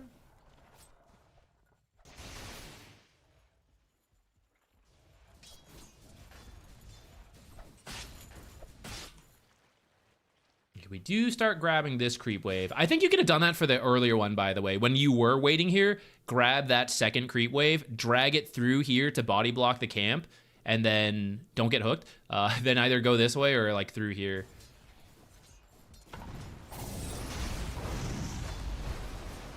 Here we creep drag, but then we kind of connect it here, so I feel like we're playing in the same spot anyways. And then this is where the downsides of being out of the lane a lot. There's a window where Leshrac does have more XP, but not to level 3. So it's not like level 3 Leshrac, level 1 Naga, which kind of counters the level 2 Pudge, level 2 Ogre. Instead, it's like level 2 enemies, level 1 support, level 2 offlaner, and then they have the advantage anyways. And the hook does land. If we don't get hooked, potentially you can get in there, body block it, but also why we didn't really want to connect the creep wave here, we actually want to connect it like further up so that we can finally get the equilibrium. Because this is Leshrac ranged versus 2 melee, your melee, but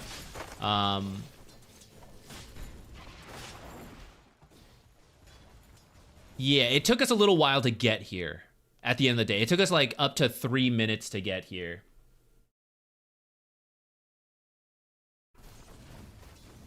It takes so much brain playing the Naga. It kind of does, yeah, the illusions and all that. As you play more, it gets easier. In general, I guess I probably should have said this earlier, but to start,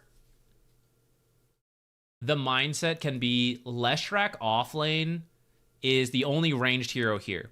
So he should have a lot of power in terms of harassing and doing good damage. And then the way he will get kills is running people down with Diabolic Edict. So when the lane stays here, as a ranged hero, 1, he can't harass as well because they are under the tower, they're getting some armor and bonus regen. He can't run them down because of Diabolic Edict because he can't go into the tower. So the sooner we get this back here, the better it is for Leshrac for multiple reasons. Being the only ranged hero, having the Diabolic Edict rundown. That's why going back to like dragging that very first creep wave or being in the lane at the very start, so maybe we can help with some tricks. All of that can help you get into a better position sooner.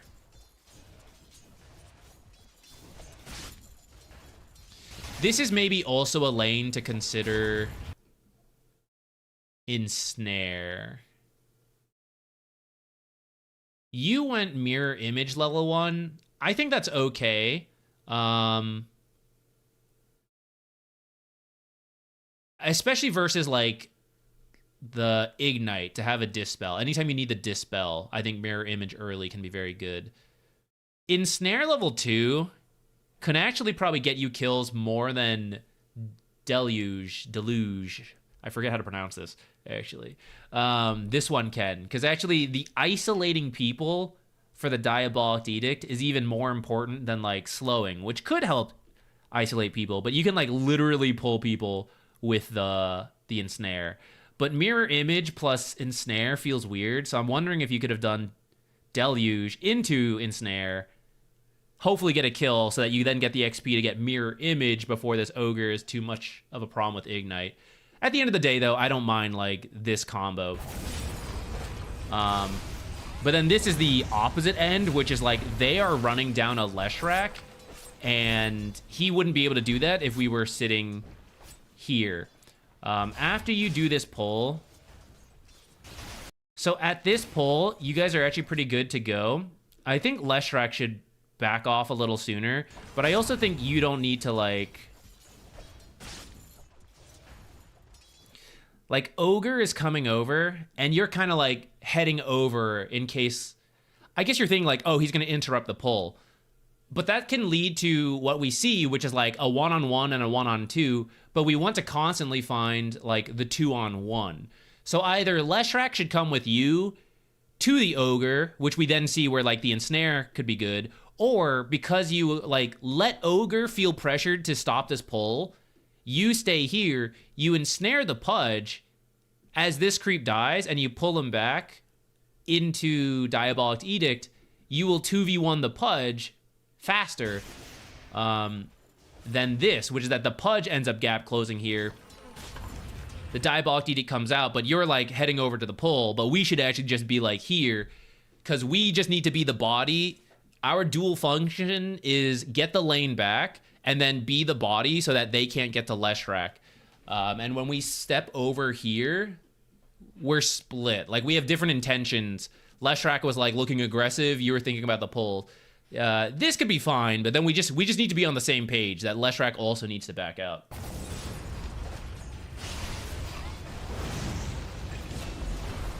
But like either way, if you guys first pick, like go on the Pudge or go to the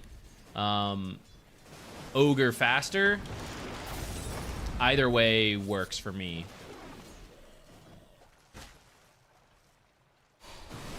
Aw, in the end we don't get either. That's a feels bad.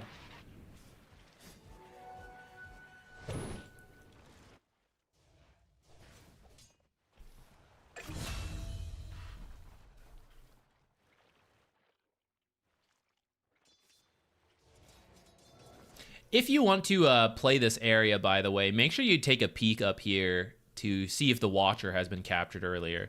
Usually it doesn't matter to mess with this Watcher, but if you are, I feel like you've been here a good chunk, and if you are going to be there, take a peek to see if it sees you or not.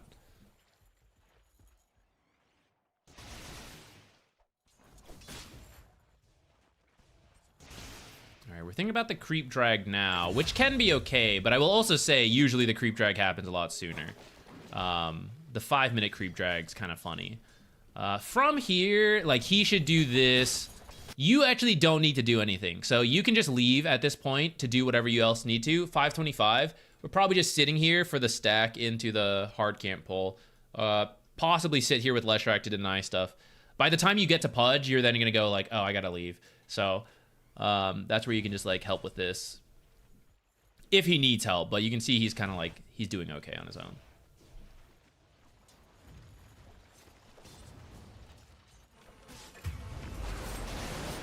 For your high level, for this league and like proper coordinated games, definitely go for the power rune like every single time.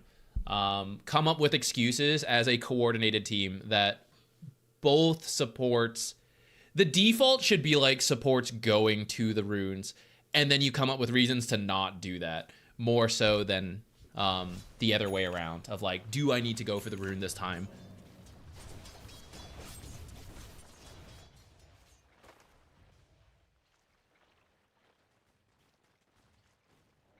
And at this point, you don't really need to creep drag, actually, because this will sit here for a bit, actually, especially because it's a catapult wave. Even as your Leshrac kills these creeps will go to the catapult, and then they won't move unless Pudge comes to aggro them. So it'll actually just sit here until the next creep wave shows up. So you don't need to creep drag right now. This is where you can be, one, just out of sight so the enemy isn't sure what's going on, but also get in position to stack. You should have time to complete this pull and then go stack, but it also just feels like I didn't really need to do that particular creep drag, and then we don't actually stack, which you don't have to do a bunch of the like multi-stacking. Just being in here for the rune is good, like one stack into this. If you do want to like, you know, use the illusions to do a bunch of multi-stacking, you can.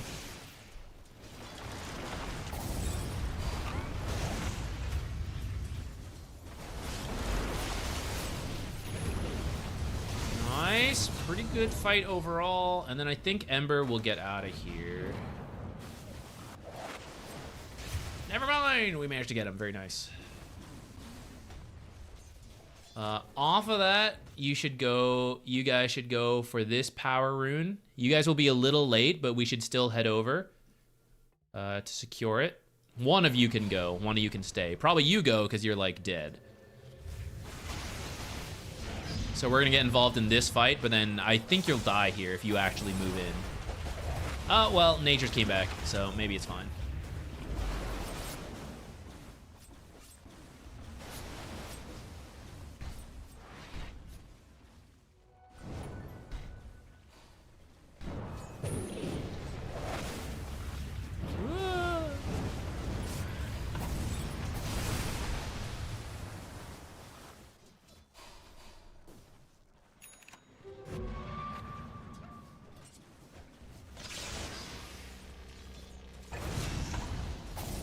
Rapid fire answer. Gabe calls and says he needs a voice line. What's it gonna be? It's gonna be that voice line I just did earlier where I went, "Ah!"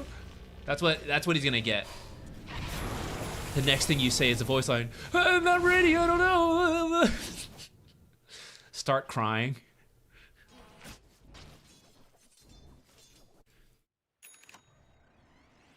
Stack, stack. Run here and stack and then go the power rune.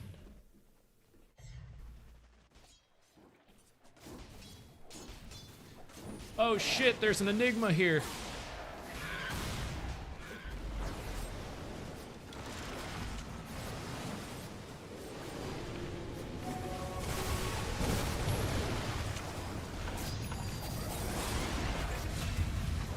I got the haste though, phew. So this game, there could be more to look at here, but if I could summarize a couple earlier points that I think would be good. I think the way the lane started in the first 3 to 5 minutes was very bizarre. With some of the like delayed creep dragging and then under leveling, because you're starting to see like the ensnare is actually quite powerful this game in a lot of ways. I would probably leave mirror image at one point. I admit I have not been keeping up to date with Naga build, so if it has updated, I could be wrong. I feel like you typically max Deluge for farming speed, but if you have a team that could get a lot of kills around Ensnare, you can get more points in this, but usually like 1 point's enough. And I feel like 1 point for the rotation for this and for the Diabolic Edict is probably okay, maybe a second point. But I feel like if our goal is to get the lane back sooner and then balance things out, use the illusions to block, then we get Leshrac to the point he's like managing on his own, and then we have more freedom to do these stacks into power runes, which we've missed a couple. And then we can, at that point, because we are out of sight and like bouncing between stuff, they never know where we are, right? You can be ensnaring people for the Diabolic Edict kill. We could be twin gating, Nature's TP's up here, whatever.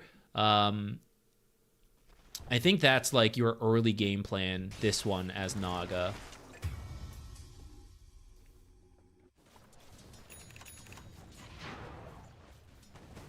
How do I farm? We are in. So early game, some of the stacks. Make the stacks, and then the enemy team will come. Excuse me. Make the stacks, and then when your Leshrac, for example, goes to farm it, you get to farm the lane. You'll get gold from the stacks, you'll get gold from the lane you get to be in while he is gone. Around this point, as Deluge gets max and you have enough mana, you can like farm a couple jungle camps. So as we siege this tower, for example, and you're level 6, Leshrac takes risk to push the tower, because in theory, you will press song from out of sight and walk in. Now you could just sit here, and maybe some games you do, but if you feel enough space, based on what you see, you will jungle the camp with Deluge and possibly Mirror Image, though maybe you should be using the illusion to scout more than anything. But the point is, that is when you will do a little bit. Like, I sit to back him up with song, and then I farm a little bit here and there. I stack, because the timing works out. I stack this, then stand here again. Small little ways to bump your gold up by like 100 per minute. When you farm one extra camp, you make stacks, so he goes to do it, so then you get the lane. And then after that, as you get higher level, then we are sending illusions to push out waves, to scout, stick them in camps, deluge spam. That's where a lot of your farm will come after that. So the early farm is kind of slow, and you just play like a normal poor support, and then, I don't know, 15, 20 minutes onwards, that's where the illusion split pushing is easier to sustain, they're stronger, and more necessary for that point in the game, because we are looking to split the enemy and looking to find pickoff, so you want that kind of scouting information. And it's okay for a support to take the farm rather than a core to that purpose. That's where a lot of her money comes from.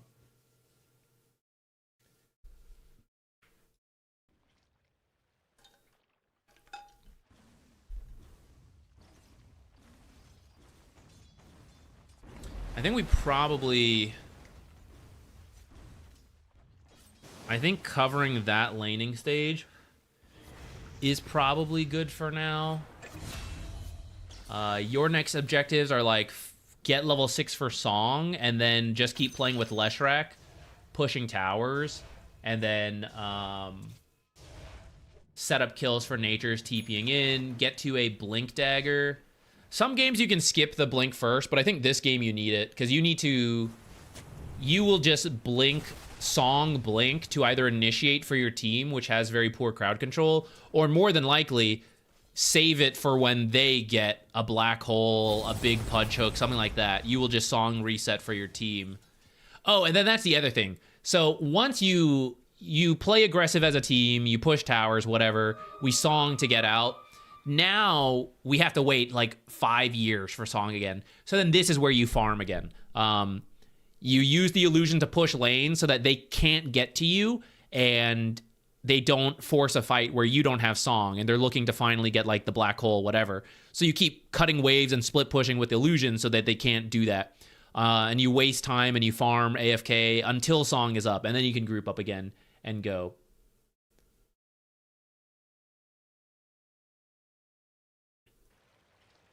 Can you tell I'm uncomfortable?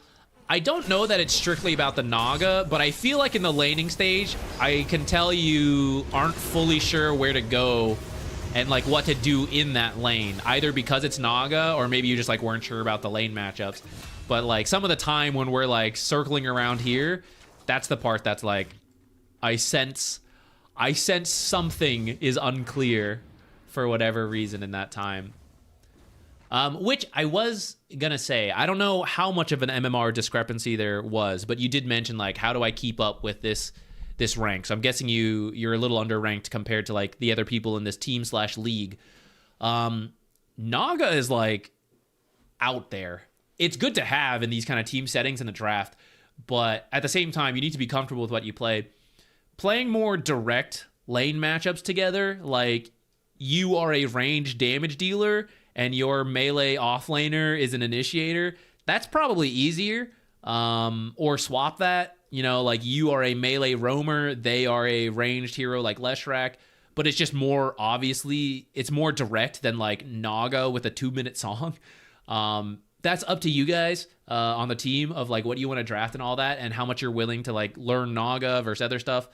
But that is one way to address it if you are feeling like, ooh, nervous about playing at this rank.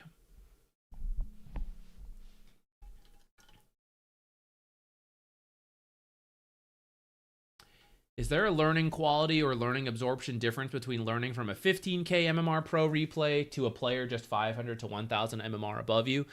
That's a good question. I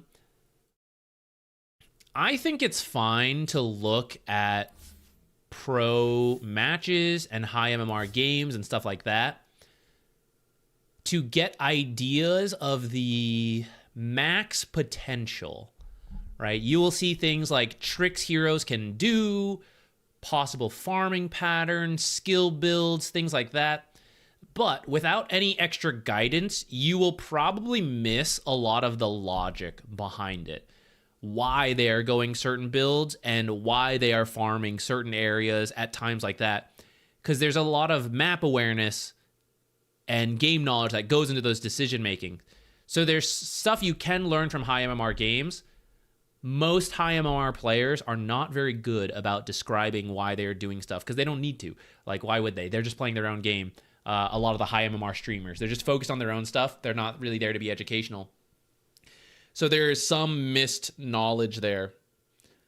Watching someone who is only a little bit above you, like the 500 to 1000, they can give more direct advice because they are also playing in the suboptimal trenches with you compared to the pro match who's like, well, obviously Ember's going to get the rune at 6 minutes, so you wouldn't do this. And you're like, my Ember doesn't know there's a rune at 6 minutes. You know, so like they can give you more relevant advice and share what worked with them to make use of that. Oh, because my mids never knew to get the rune, I did this, which is suboptimal, but worked for me. You know, you can find more down in your trench, your given trench, wherever you are, advice. But keep in mind that advice might not actually be good in the sense of Dota, right? Like, it works because it's taking advantage of the bracket, but as you climb, you may need to abandon that habit. So I think it's fine to have a bit of both, so long as you keep that in mind, like the limitations of both and why either one could be valuable.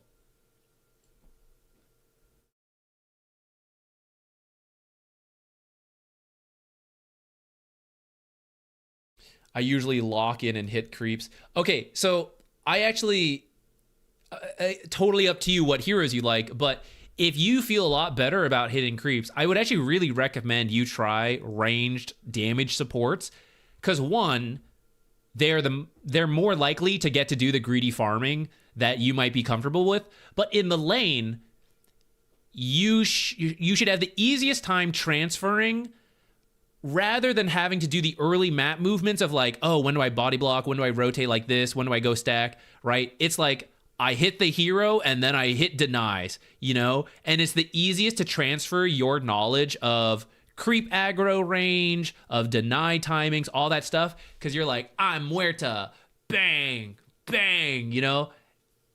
That's my take on it. You can disagree and you can like different heroes, totally fine.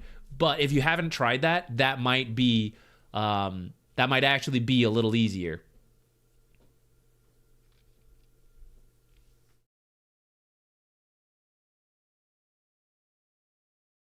Okay.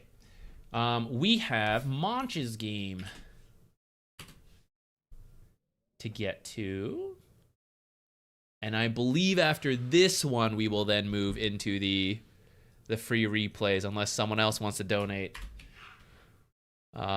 and claim a spot before. Actually, before, let me type up the info for this, but then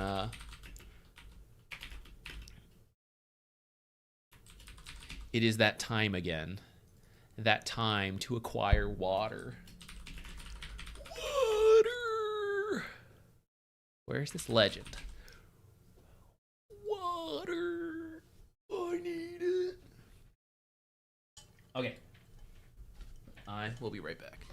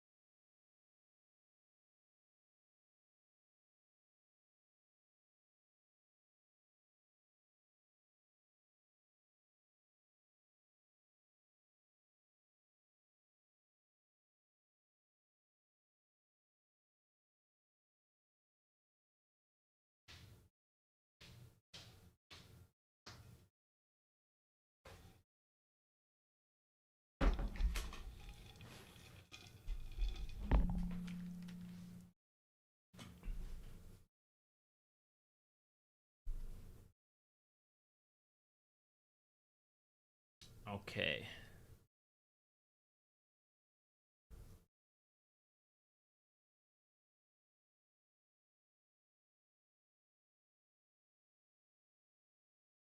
Let me just fix the timestamp now that I'm actually ready to go.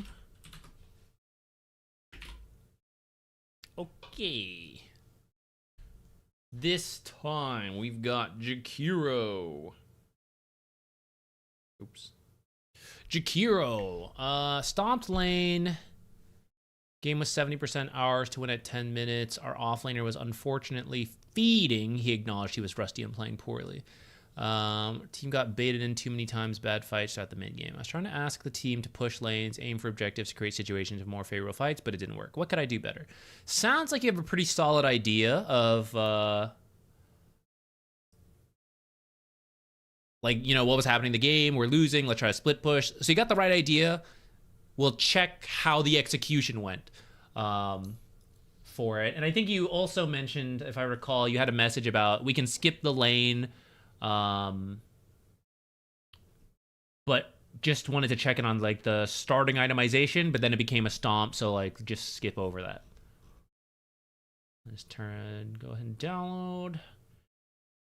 Do I have Naga games? It's been a little bit since I played Naga. I'll pitch the Muerta though. Totally up to you. I also think it's really nice to have a Naga on any like high level team trying to play coordinated drafts, but I really think the position 5 Naga with a ranged carry is preferable. If you're playing position 4 Naga, you're kind of required to get a ranged offlaner, which is doable, but there's just less of them in the current meta.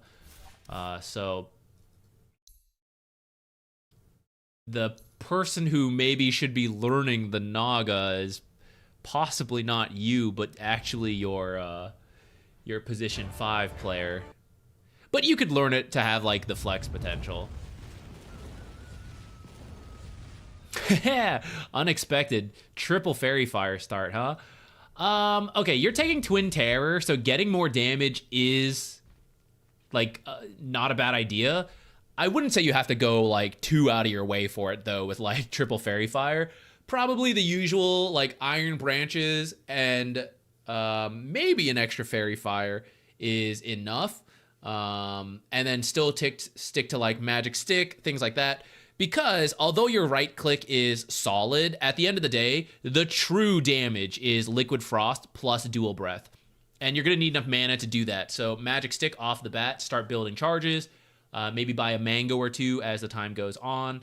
I don't think you really need to like min-max a little bit more with like a ton of fairy fires.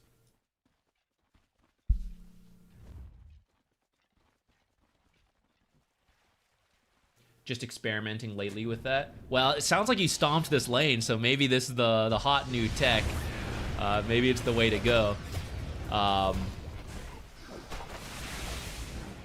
But I think the stats work out because, one, you want to be tanky. I know this does have a burst of health, but then it's gone, right? So let's say each fairy fire was an iron branch instead.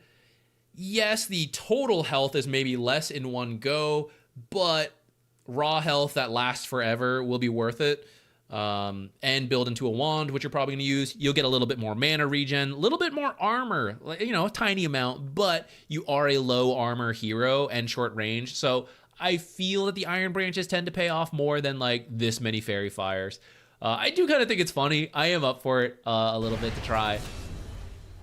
But I think still the standard, like, probably if I just had to like do a default build, oh yeah, maybe something like this. You know, the tangos, the blood grenade. I don't know. I can't remember if you had it. You might. I think you did actually. The tangos, blood grenade, some iron branches, magic stick, and then at this point, if you wanted to get the fairy fire, maybe even 2, I'd be up for it. I'm also fine with say circlet, which would give you some damage, but also bulk you up. A little bit more expensive, maybe if you're thinking of the circlet, or just like all I'm doing is right clicking, you could do that. But like 1 fairy fire, I'm up for.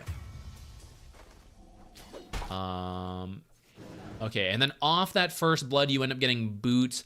I actually don't mind too much for Jakiro, because actually your right click is pretty solid and you're just slow, so moving faster is kind of nice. Typically, I feel that boots as a first blood item often does go wasted, though, if you're not an actually roaming hero, which Jakiro is not. Supports like Clockwork, even as position 5, can make use of the boots a little bit better, and then also have the roaming potential.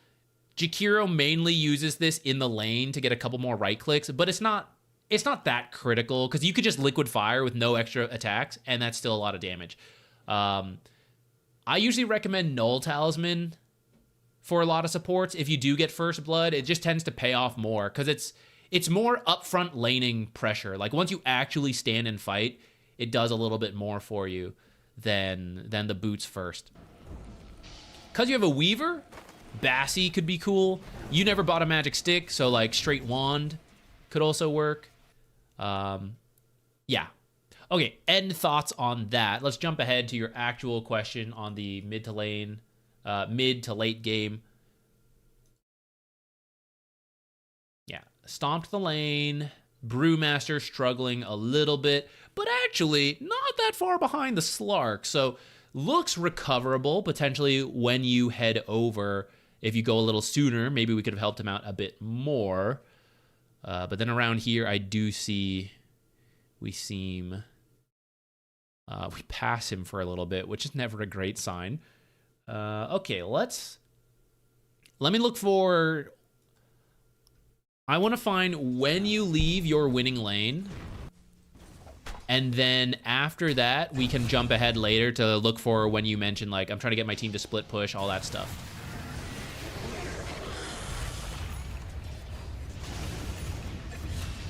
Okay, we die, but we trade.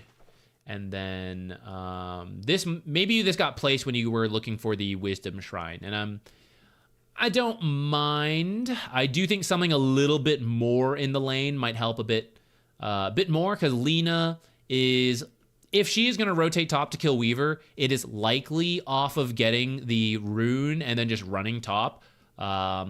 She is going for Boots of Travel, so there's a chance she TPs in here and runs in. But I would say like this ward spot may be better to possibly see the TP run out, but also more likely to see them coming from the rune rather than anything from this side. This does kind of help see people like coming from the lane and maybe some TPs. So it's not too bad. But I think something over here might be just a little bit better. Off of this death though, I would definitely want to see you just like, unless they dive Weaver as we respawn, I would love to see you just walk bottom, maybe mid, depending if your mid goes somewhere else. That ward was for the 7-minute rune fight. Okay, cool. In that case, it's totally fine.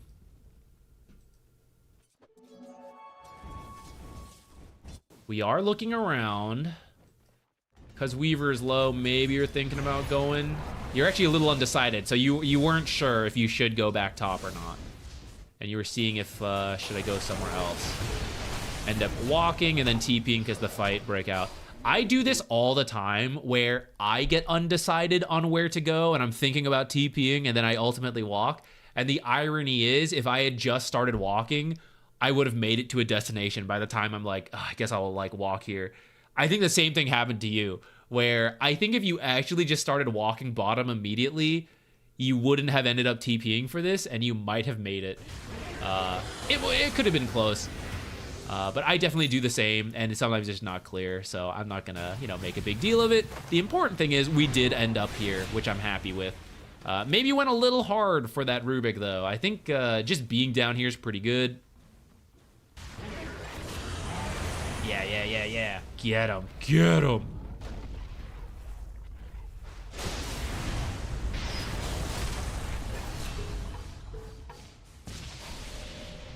This is a... So you're playing versus Rubik, and that sucks for Jakiro.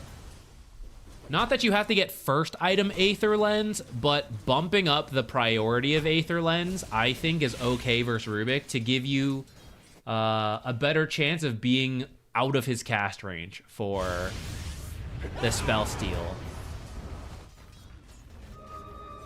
Okay, Zeus is bottom, so we come in. That's fine with me. push it because Lena's not here. Lena's bottom, and we can't go bottom, so let's take this mid tower. You can, if you want to check for sentries on this area, you could right now.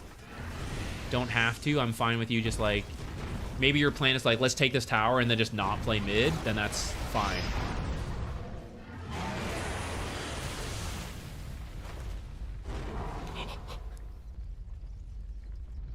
You don't need to go for more. I'm happy with this. You don't need to chase.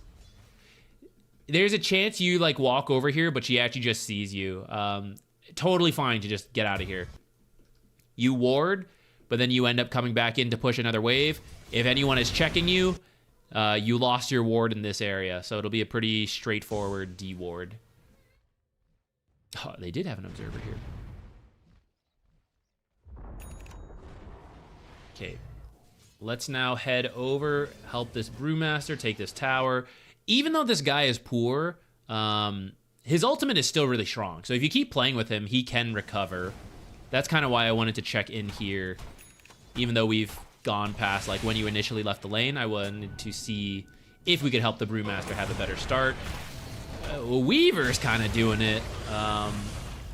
This has actually allowed the Phoenix to recover, though. Not quite fully, but I feel we've been giving Phoenix a lot of space here. And Phoenix even took the tower, even though you guys did beat the Phoenix by a lot of money. And I think you should leave. Weaver should remain top more. At least to the extent that we shouldn't have lost a tower there to a lane that we beat that hard.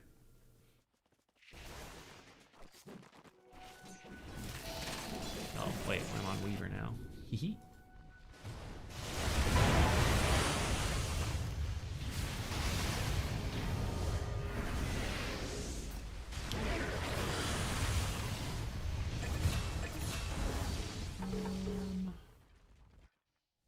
Okay. There is a lot of magic damage. I would actually recommend Force Staff first for a couple of reasons, though. One, Witch Doctor is likely to want to get a Glimmer Cape. Even though he's position 4, and that's usually less common, it goes really well with his channeled ability. So he's more likely to want it.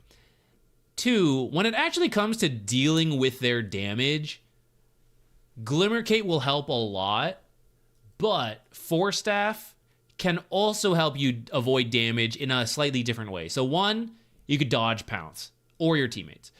Two, okay, for Rubik, maybe the Force Staff isn't as important. Maybe you get like lifted out of sight, you Force Staff away. It is nice though to be able to stay further back so your spells can't get stolen, or use your spells and then Force Staff out before you can grab them. So that part's kind of nice, but we can make that same argument with Glimmer going invis so we can't steal spells. So to me, in this case, it's like, okay, for Rubik, either way is kind of okay.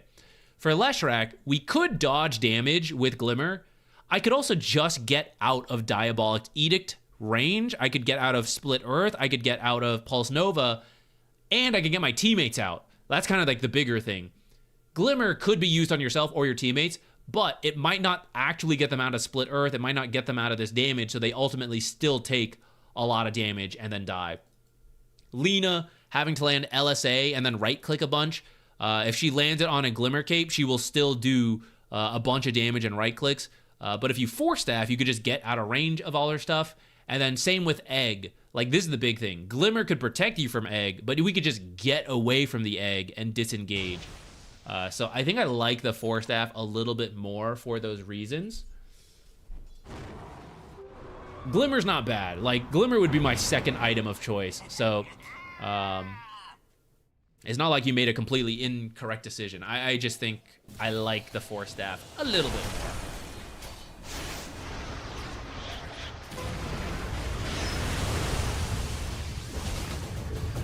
You can, versus Rubik, potentially just max Dual Breath and Liquid Fire first. Because giving him max Ice Path is going to be a nightmare. Before we pick up an item to help make it easier to not give Ice Path. With that said, I recognize your team is really lacking in stuns, so you probably felt like I need Ice Path first, and I kind of agree, but it's really rough to give to Rubik.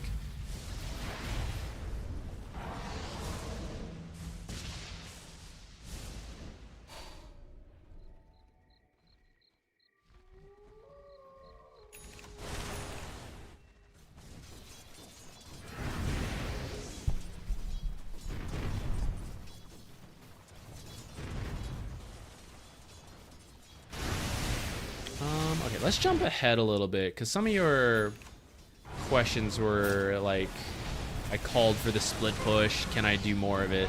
Let's look for windows where you yourself can split push, and maybe even a little further. Well, I mean, it's actually a pretty close game, even after jumping ahead.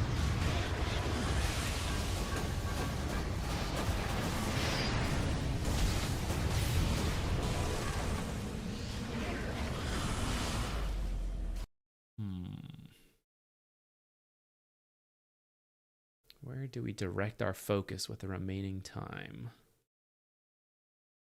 I guess here it was still pretty doable, so maybe it is fine to just jump in like before this Roche.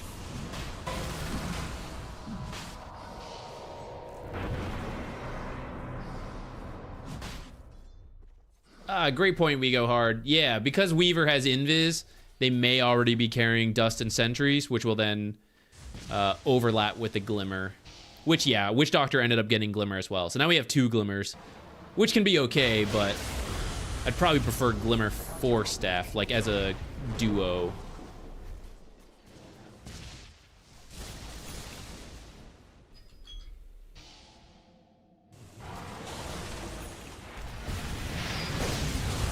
Uh-oh. We gotta be careful of this. All right, so up to this point, it is 5 versus 4, so maybe we can do stuff as a team. But keep in mind, Slark has night vision, so if he's anywhere in this area, he can see better than us. And then it's very common to have observers in this area, because Roche is being fought over. So there's a very high chance there's observers in this area, so we want to be really careful walking over here. I think you're tempted. You're like, oh, I want to go see if they have those observers, but then if they do, this is what will happen. They'll see you coming in. So here's where you just have to like sit here and wait. Or what we kind of saw happening there is that when you push in mid, someone will deal with it. Either it will go all the way through, and that means no one was like in this vicinity, or someone will catch it. So if you want to make it really safe to do, you can push in mid harder, and if you see someone, you don't go, which is kind of what happens here. Like, I see Slark, so I'm like, I'm kind of like scared. If it made it all the way here without seeing anybody, I'd feel a little better about coming in, but I would actually come in through the mid lane, not through here, because this is where I got vision of with the creeps. Otherwise, and especially if creeps are just being like, Lena shoved it, Zoo shoved it, right? Like, no real information. I probably will just sit in this area with the Weaver and not feel required to come in, and just like, I will Ice Path from afar, from over here.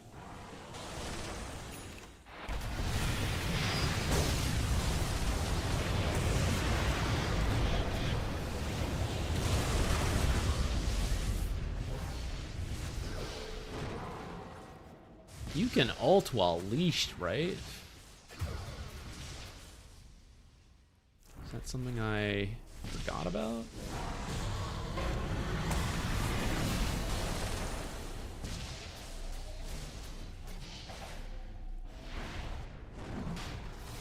Yeah, so for this one, because of a dangerous time to check for sentries, it ended up giving the enemy a pretty good fight, and they might get Roche, except that the day just changed, so he's actually running down here. Witch Doctor buybacks, not a bad idea for the price of Roche. For your positioning, okay, seeing what's happened, right? They're coming down from the top side, and then if anyone TPs, it'll be like here or here. So our positioning, somewhere on the right, like you're doing, is pretty good, because now we'll be able to Ice Path this way without being seen because of the Roche Pit, and it'll hit a lot of the angles of people coming in. We could technically stand here, but then I might get spotted. 2, Ice Path angle into Roche Pit will go over here, which is not as useful as covering over here. There is a chance someone comes around this way and sees us, but it's less likely than like this frontal assault, you know? So I'm pretty happy with where you're standing. Ooh, that was kind of close. Pro tip. So you end up doing Macropyre to zone them, which can work, especially if you need the damage to help kill the Roche. Because it's low, I think you're okay without the damage. Ice Path to make sure anyone who jumps into a stun. They might BKB, but a lot of people, you know, the mistake we're trying to catch is that they don't BKB, they blink in or something, and then they get caught. And because Ice Path is a persistent stun, you can just drop it as Roche is close to dying, and even after it dies and they jump in, they'll still be stunned. It's not like you have to land like a one-time LSA as this thing dies. So right now you can Ice Path. You can even fake it to at least be in the animation, and if you don't see anyone, you don't cast it, but if you're not sure, just like do it. And that way, when someone like Phoenix tries this without the BKB, they walk into the Ice Path, and then they're actually in a pretty bad spot. Or if Slark had jumped in and he probably dark packs as he jumps in. So for Slark, it wouldn't matter, but you've seen it where people just blink in and go. And those are the heroes we're trying to catch.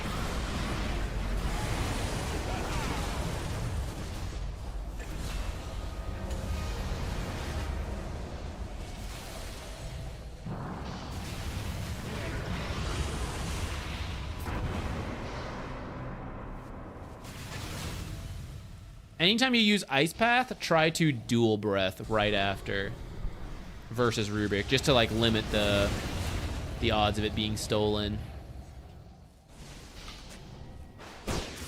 Okay, we're gonna keep going with this a little further, but if you would like one of your matches reviewed, please submit the match ID. It can just be in the chat, YouTube or Twitch. Let me know who you're playing. The rank helps, but not really required. And then any specific questions you have, because we were going through a phase of like reviewing the whole games, but we didn't get to very many people. It was still useful in its own way, but we're currently in our phase of a little bit more rapid fire, a little bit more focused. So if you have a specific question, that will help with making sure you get more useful feedback, as opposed to me guessing and looking at the laning stage and you're like, well, actually I was hoping for this. So if you have specific questions, it'll help give that direction. Okay, here is maybe where you were talking about split pushing. So I'm pretty happy with that. You used Dual Breath and backed out, and then boom. If you had stayed, Phoenix makes it over, might go more aggressive. Maybe the rest of the team joins as well. I see 2 mid, so I'm not going to do it in this case, but by pushing this lane and then we ultimately see Phoenix, that might be the information I am looking for to now TP over, and we try to take like a 5-on-2 fight, hopefully. But if it is a 5-on-4 fight, not that bad, depending on how the game's going. And then Phoenix is over here because we see Phoenix. And although we're 14k down, without Phoenix, it's actually pretty even. Of course, Weaver is missing, so we're not going to do that. You are pushing in bottom. Hopefully someone on your team goes and pushes top. Zeus is going to use Nimbus to do it. Not really, I mean, it's fine. But this is what I'm going to highlight for you guys. So I actually think Jakiro is doing a great job here with this in mind. If you want to try to really push it, you can try to use Glimmer, maybe the Smoke, to make your way all the way over here to creep cut things. Twin Gate out, creep cut top. That would be the really aggressive pushing it type play. If you don't think you need to do that, that's okay. You don't have to do that.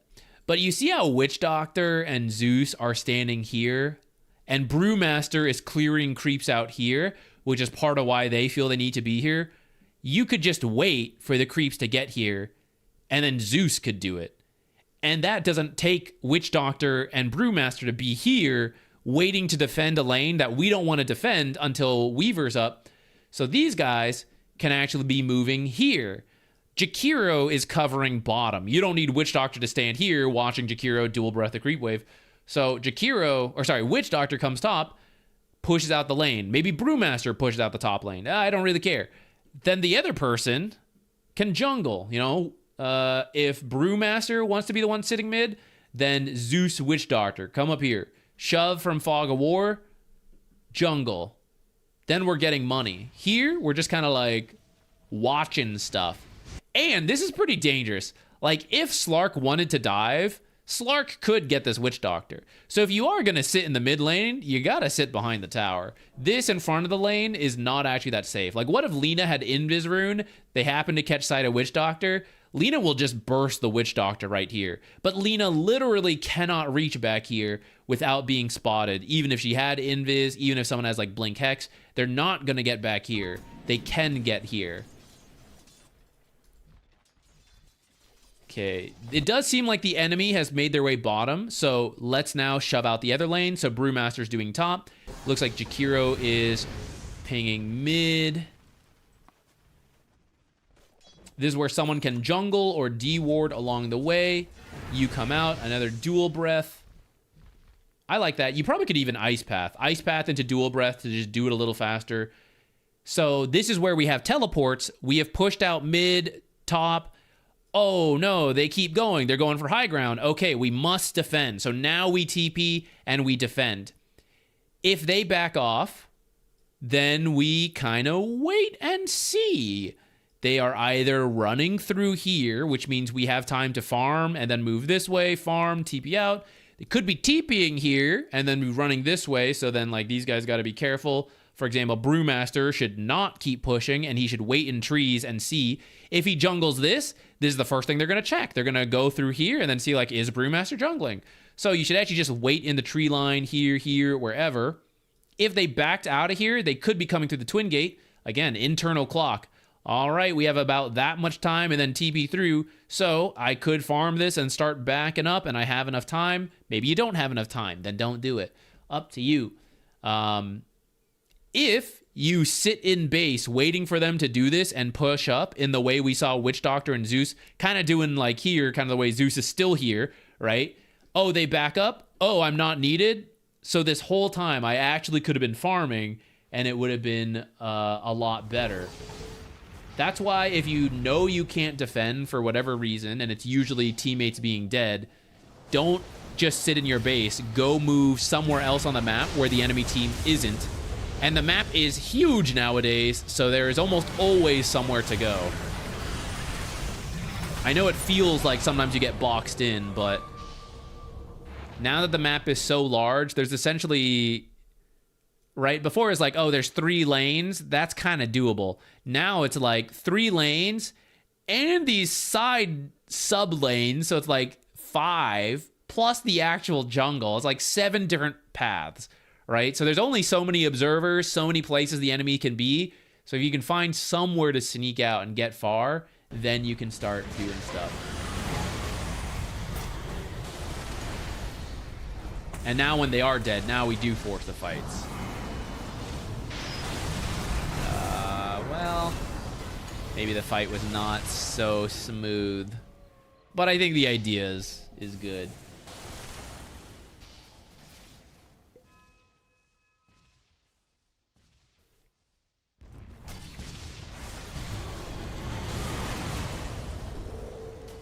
Okay. I think that'll be that one.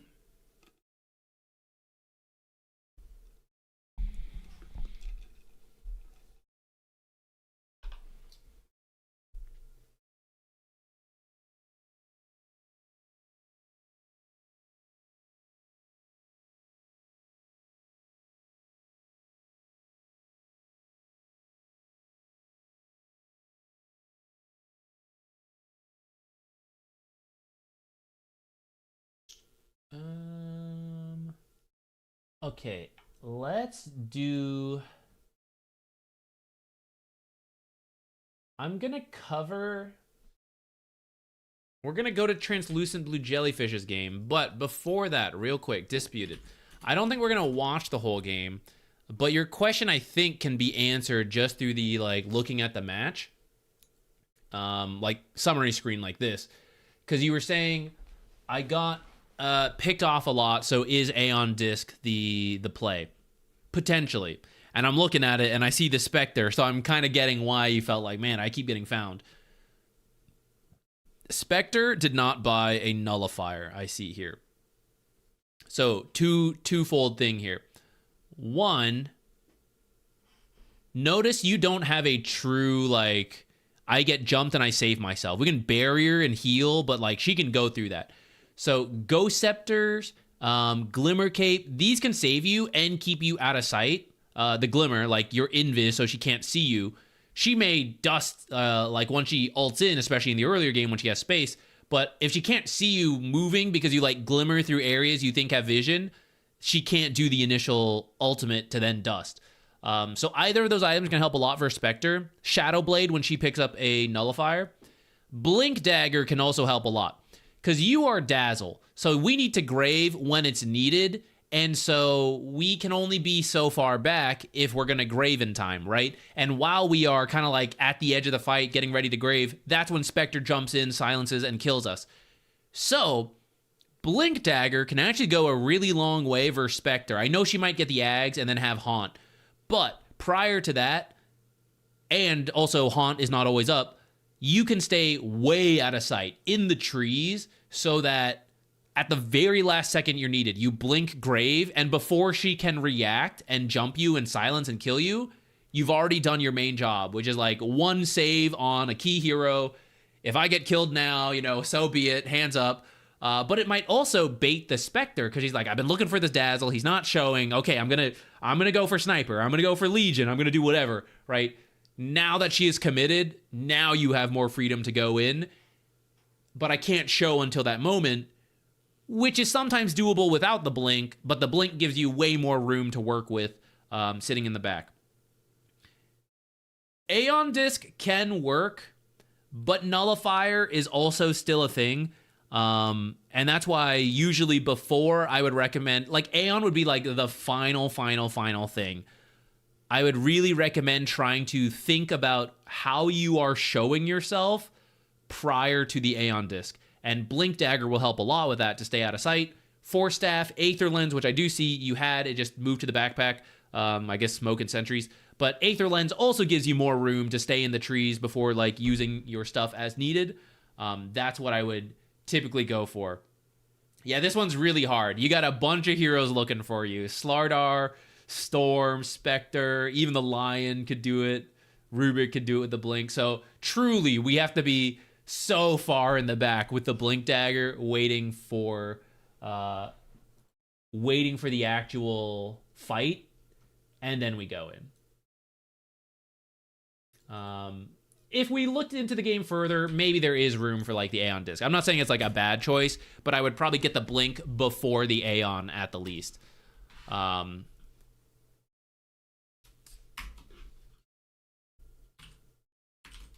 Now we shall move to this one.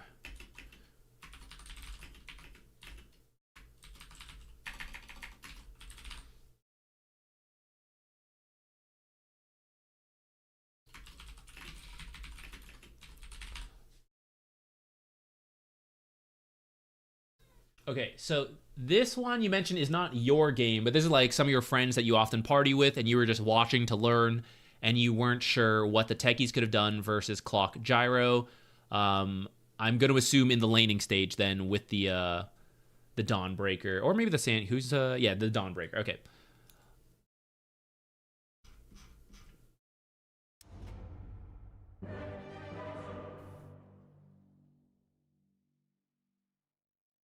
Just started playing last year. Hope to join my friends' party queues eventually. You'll get there. I mean, you could even do it ahead of time. I actually think some of the fastest way to learn is through playing party games and kind of understand, like, there will be a little bit of a challenge when there's a big discrepancy. But at the same time, that's when it, like, really dawns on you. When I used to play with Alexander Kocha, if for any of you guys who have been here for a long time, and we would do some party games, there's, like, a huge discrepancy between us. That would be some of the feedback he would give me later. It's like, I didn't even realize this was bad or like this was possible, because when people in your games never do it, you don't learn from your peers, right? It's only once you play like some party games or you watch a high level game and you're like, I didn't know he could just kill that guy. like that. So occasionally doing some party games could still expedite the learning process, but also happy to have you here in these streams, and hopefully they also help with that learning process. Okay, so we are looking at this, essentially this offlane duo, because you said Dawnbreaker is also open to critique, knows he's doing something wrong, but not fully sure how to fix it. Oh, you say he knows what's wrong, but doesn't know how to fix it. Okay. So let's see. You literally can't party queue in ranked. Yeah, for ranked it's limited, but for unranked it can still be a good learning experience, and there's also like not the MMR attached to it. Okay, so this lane, Techies, Dawnbreaker. Let's actually not worry about the matchup yet. So Techies, Dawnbreaker, because part of your question is like, what can we do to make use of a party?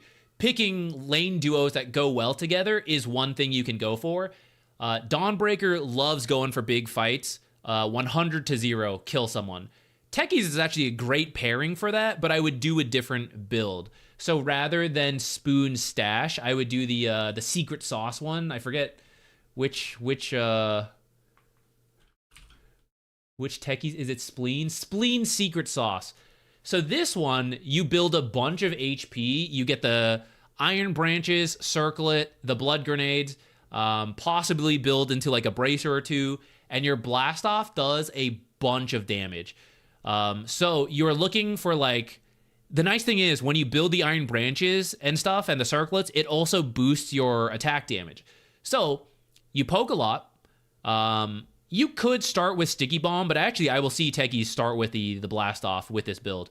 Because you could just casually use it for a big chunk of harass to prepare for level 2 to then go for the kill with this. If you start with this, I don't care. Point is, you harass, you get level 2, Blast Off into like Starbreaker or swap that, doesn't matter, right?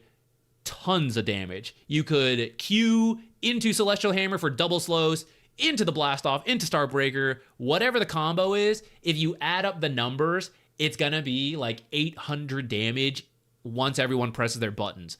And you just need a window to do it. Which brings me to Clockwork and Gyro. The hardest part of this is that Clockwork will interrupt the combo from either Dawnbreaker or the Techies with the Blast Off. So the number one thing is to look for a moment where Clockwork is not there, or he has used his abilities and then we go. So getting Equilibrium back is one way to bait the Clockwork out, because he will then feel like, oh, I gotta go do a pull, gotta run over here.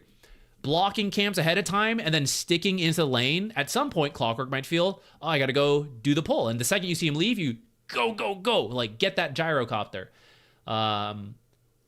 There will be a moment. It is inevitable. It is not possible for them to play perfectly. They will screw up, and then when you see it, we send it, and we just kill whoever is left in lane. The Clockwork who has like used his abilities already, or the gyrocopter. That's what I would be looking for in this particular lane. And now let's go see if we can find those possible moments.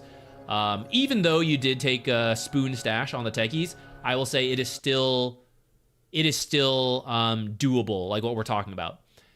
If they do play really well and they're always sticking together, Techies is still a long-range hero who can just constantly poke the Clockwork. Take the Clockwork out of the picture, and then you can get to the Gyro. Usually I say, like, focus the Gyrocopter, and you could still do that. It depends where the Clockwork stands. But essentially, when Clockwork is out of the picture because you've harassed him or he leaves, you can 100-0 kill the Gyro. That is kind of why it's okay to focus the Clockwork more than Gyro, because by removing Clockwork, we will get the Gyro. If you get Gyro to like half health, you will still struggle to kill him as long as Clockwork is in the lane. That can be okay because he may not be farming efficiently, and that's like, sure, it's totally fine, right? As long as you build up a gold lead. But it is something you can do.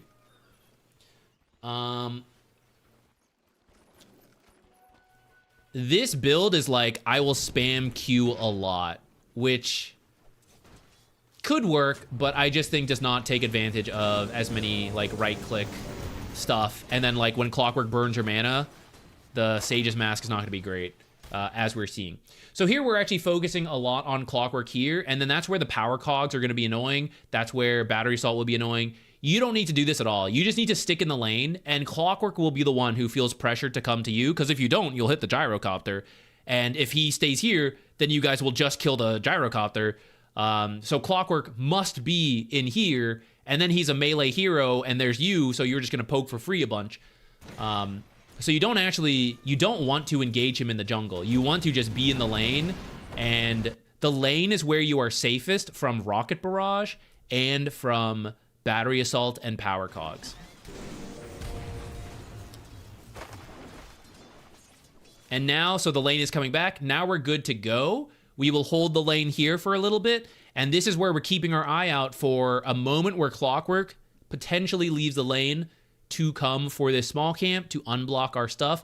This could be the window where we just jump the Gyrocopter. Let's say you didn't have Sticky Bomb and we'd been saving Blast Off. As soon as you see Clockwork like go this far, you could send it. You could Celestial Hammer, Blood Grenade, Blast Off on top of him. It's really close to killing him. Even if you don't, it's a bunch of damage. You immediately back off as you see Clockwork like returning to the lane, and like, okay, we almost killed him. He'll always have to be careful. As soon as this guy falls below 200, you just keep like running in the trees as techies, and this guy is sweating bullets, because like the second Clockwork is not next to him to interrupt with power cogs, you could just blast off. And you can keep wiggling in the trees. You could be like starting the channel. The second you think you can finish it, you let it complete, and you'll kill Gyrocopter.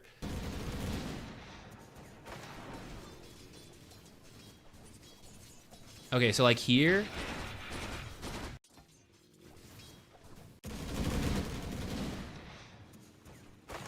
So here, if you guys don't go because the creep is pushing, I don't mind, but it could have been, especially if we're level 2, we just send it. And I actually think at level 1 with Blast Off, you guys could have done that right there. But right here, so I know Clockwork is here, and I know Gyro is here. So notice the Techies is moving to the left. But that will... I can still just stay on the right and engage the Gyro. And that will force Clockwork to run through into the creeps, which is never really great for Clockwork. By moving to the left, we are going to engage the Clockwork, which can be okay, but I don't have to, you know? By staying on the right, when Gyro walked up, I could have attacked him once right there. And then when he creep aggroes, I can be attacking this, and then I can be attacking him. Like, from the right side, I, as Techies, can be doing this. So by choosing to move top and left there, we probably missed out on up to three-ish auto attacks on the Gyrocopter by standing on this right side. And that will add up when we're talking about bursting someone from 100 to 0. We don't actually have to go from 100 to 0. If we do a little bit of damage ahead of time, makes our lives much easier, especially as like Lotuses, Fairy Fires, stuff like that come into play. With this, when Clockwork does rush in, we do need to be careful. So we're actually going to lose a bunch of health here with this giant creep wave.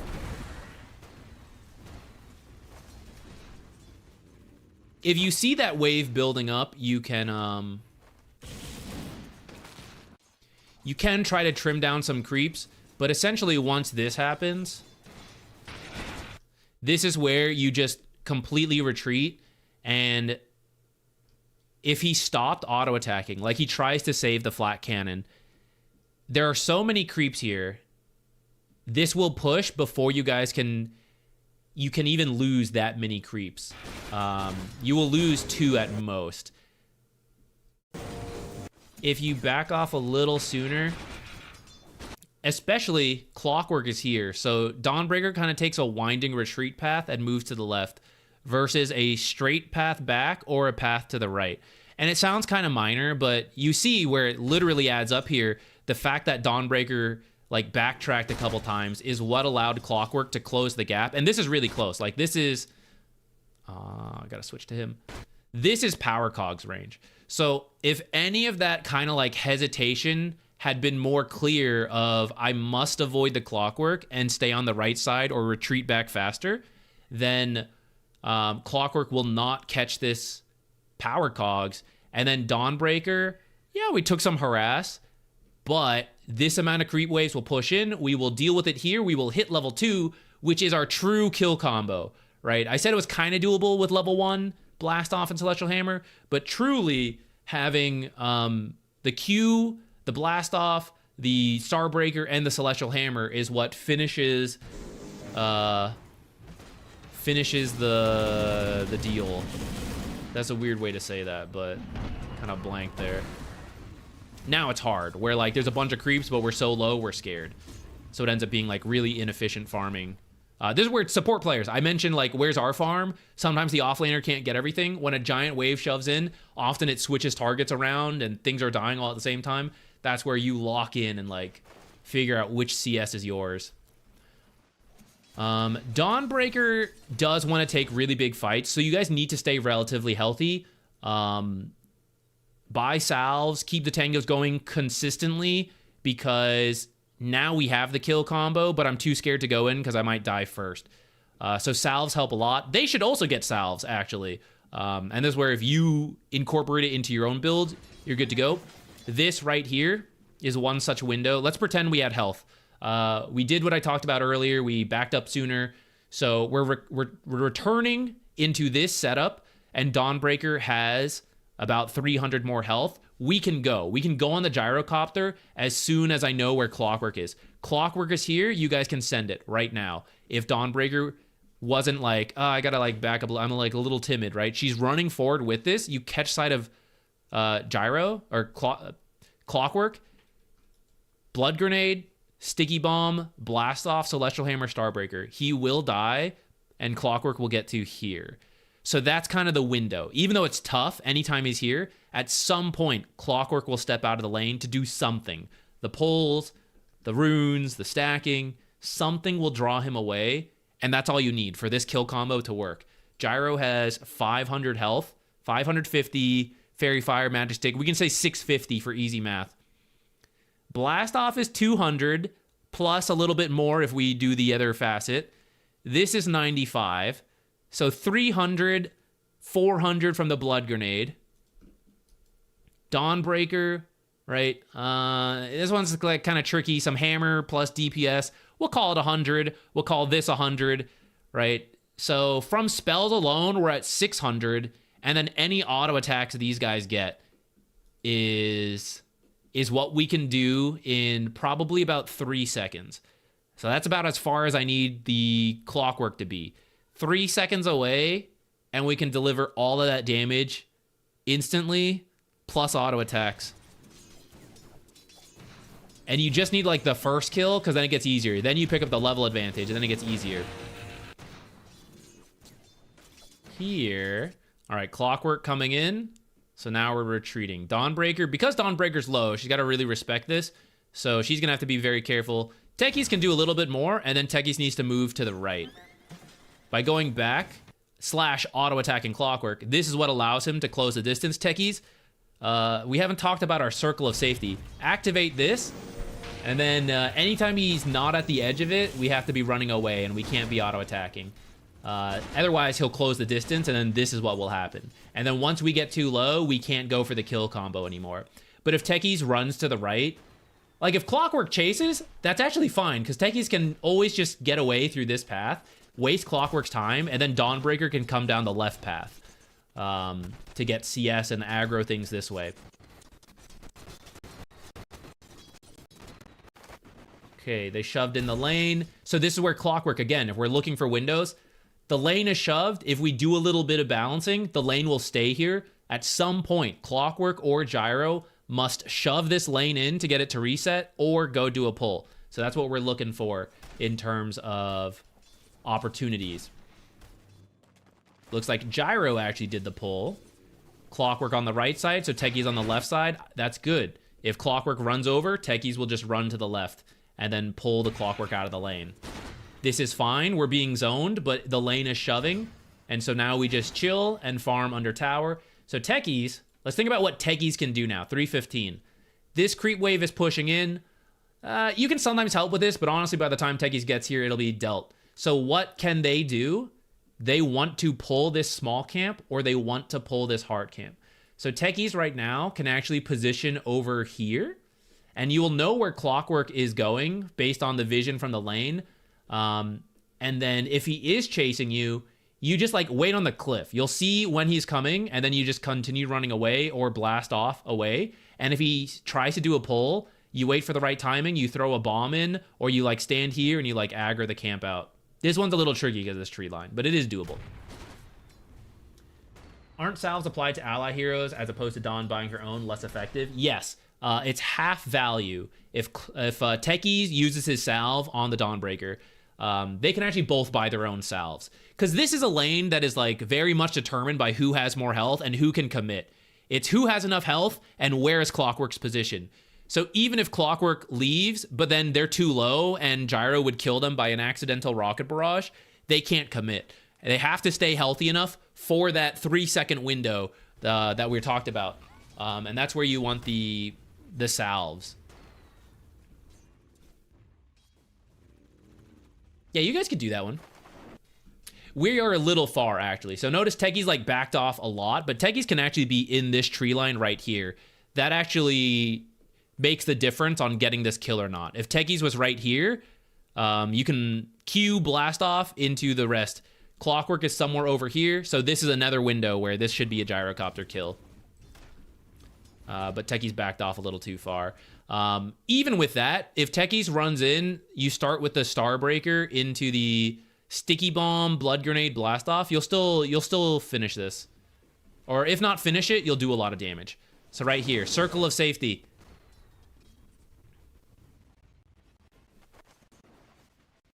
We are in too deep. I sped up too far. I see Clockwork running in. So he is somewhere in this fog of war, anywhere in this strip. So this is as close as I can be. If I get any closer, like here, he is inside the circle of safety if he is like right here.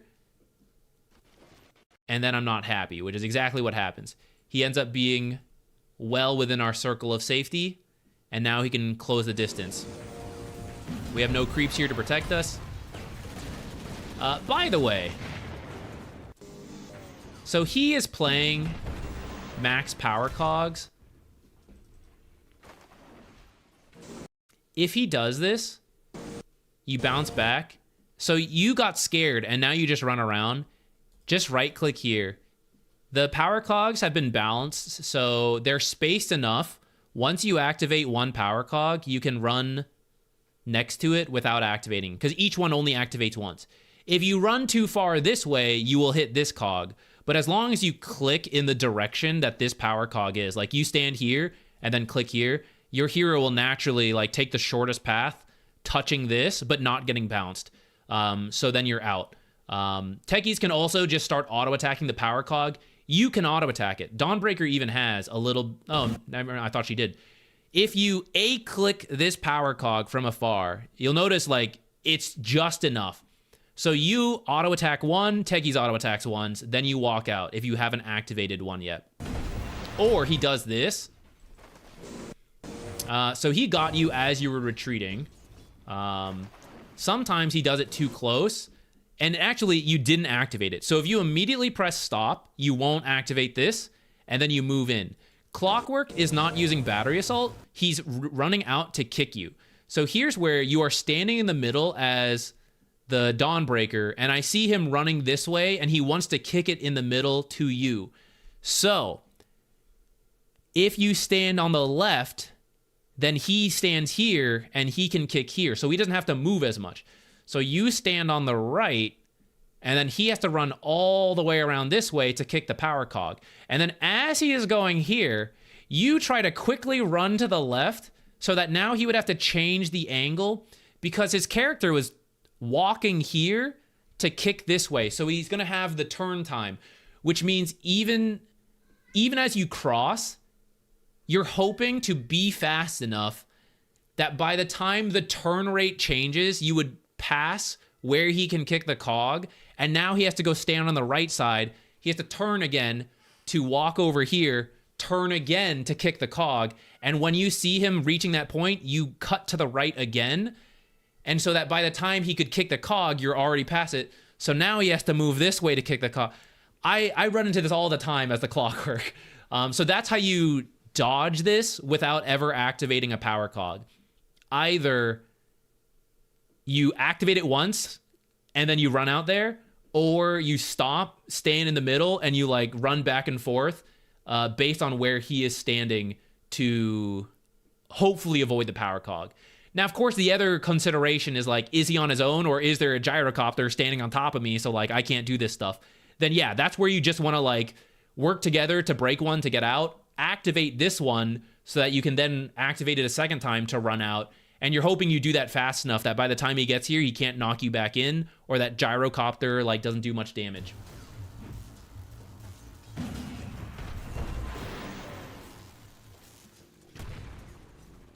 Yeah, power cogs can only be activated once as part of... I want to say... I think even before expanded armature, right? It used to be multiple, I think. But for a while now, it's one activation. And a lot of people don't realize that, which is why they stand in the middle like Dawnbreaker did. Because they freed up a path, and then they didn't know it was a path.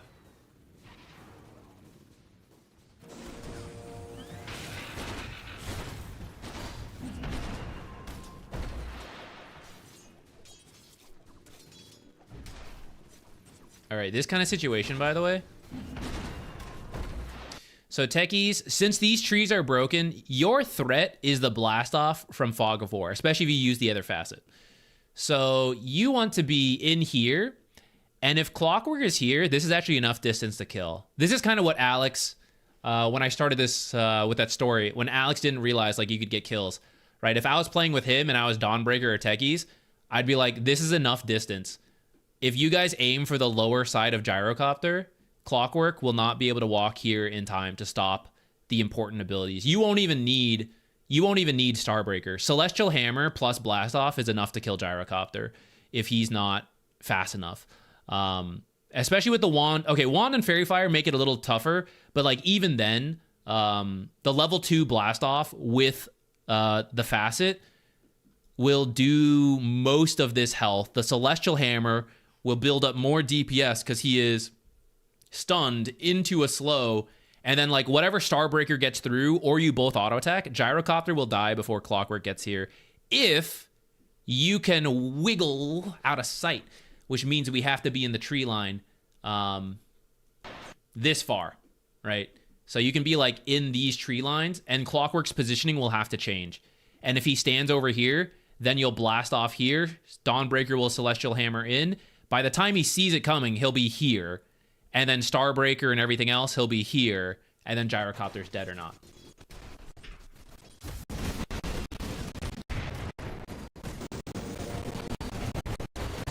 I looked at chat, and then I missed. I think we just missed the spells. Otherwise, I think it would have worked. This also, like, he's way here. You just go. Start with, why did we use Celestial Hammer, actually?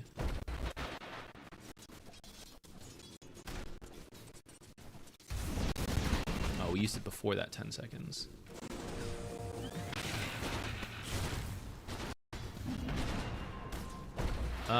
Maybe that was just a mistake. Because I don't think we should have... Because we then could have done it here. We would have started with the... Start with the slows, then do the other ones that are harder to land. And then you both would have connected on your spells, and then Gyrocopter would die. So here, like, right, you get scared, you turn back around, you can actually just run straight through here. From your current position, right-click here, and your character will, like, try to go this way. You might get body blocked in, but pretending they're not here, if you right-click this way, you will just walk along the edge of the cog and then get out. Okay. I'm glad the info is useful.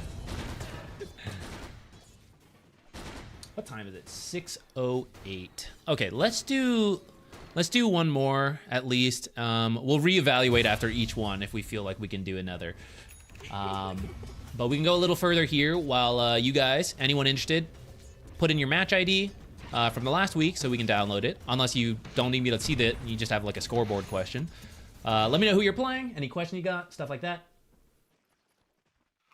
I might have converted you from Spoon Stash to Spleen Sauce. So, I mean, like, talking through that, these are cool. Don't get me wrong. I like the idea, but it doesn't take into effect until 17 minutes at earliest.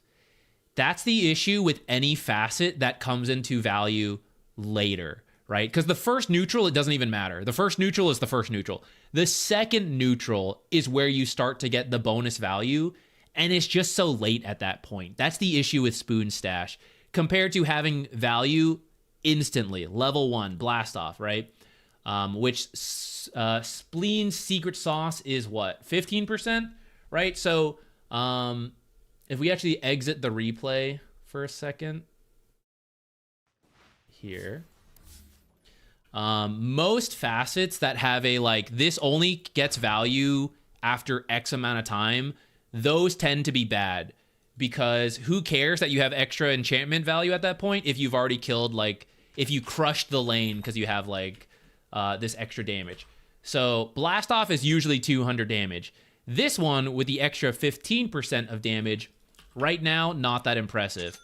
With this type of build, very impressive. 764, for example. If you want to change this to like, oh, well, let's do a circle instead so I can buy a bracer fast. Oh, fine with me. Some people don't even... You know, they do shit like this. Look at our health, 830. If you can fit an Iron Branch, I'm quick mathing it. You know, something like this. From behind a tree with a cast range like this, right? 245 through resistances is pretty absurd. That is a third of someone's health at the start of the game, you know? So it's a bunch. Even if you don't commit that hard, but like, you know, then we think about the level 2 combo, which is like throw this and then Blast Off and then Blood Grenade. I did an auto attack and I did like about 400 magic damage on someone. So then the goal is, okay, I harass off a little bit of damage with my long range auto attack, and then at any moment I get a chance, even if this guy sees me coming, I hit him with the slow first and then I blast off on top of him or from the trees, or because I have a lane partner who does a little bit of damage. Like, that's why this one works so well, in my opinion. It just gives you that extra boost in damage. You did the math, like 120 damage, that's like an extra spell, right? When we frame it that way, it's like you had another ability over the enemy when you go for this amount of health. So that's why I'm a big fan of that one. It lets you get the early kills and then snowball from there. My question from that one is it ever worth it for Techies to gank mid? Could they have helped top lane in any way?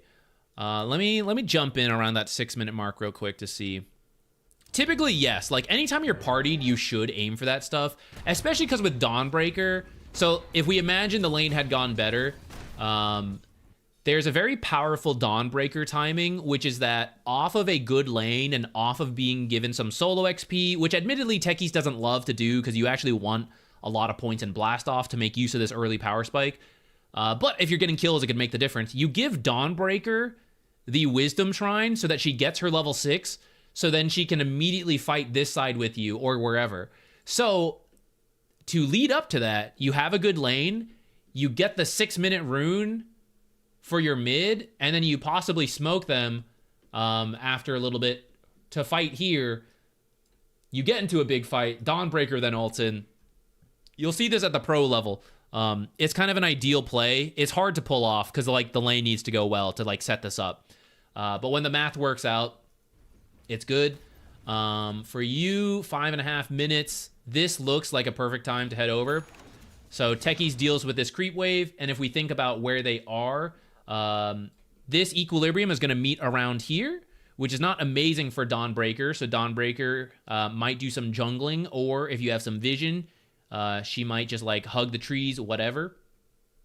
Techies can come over, stack into Power Rune. You can't really kill Caudle very easily. Maybe. If he doesn't have vision, blast off into the Burrow Strike might do the job. But otherwise, just setting up stacks for Sand King is good. So finding excuses to head over is nice. Top lane, you could, but Spectre's a pretty weak laner. So you really just want Spectre to get to level 6, and then we add her to the blast off. I don't even need Dawnbreaker now, right? Like Techies, blast off, level 3 if he's at like level 5, right? If we're having a good time, maybe just level 2. Hits a gyrocopter, Spectre jumps in, throws the Q. It's like super easy, right? Caudle will be over here, farming like this. So Techies, off of a good start, comes over here, wards here, sits, see Caudle channel, blast off, Spectre, haunt in, Shadow Step. So you don't need to help the Spectre's lane. You could, if you see an opportunity, probably back here, TP, blast off is really long range, so you could do it. Though these two heroes actually happen to be some of the ones that can stop blast off. So you got to catch them off guard.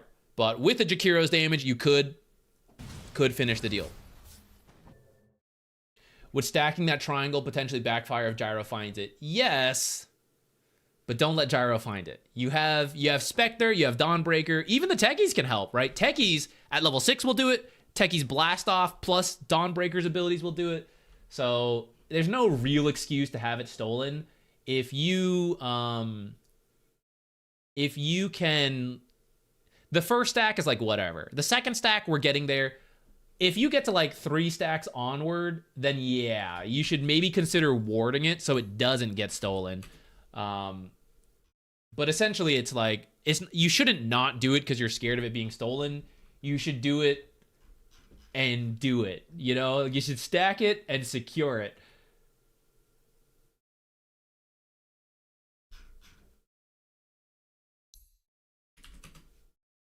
Okay, Pudge offlane. I mean, Pudge offlane might be part of the reason you're like, I'm not sure what to do here.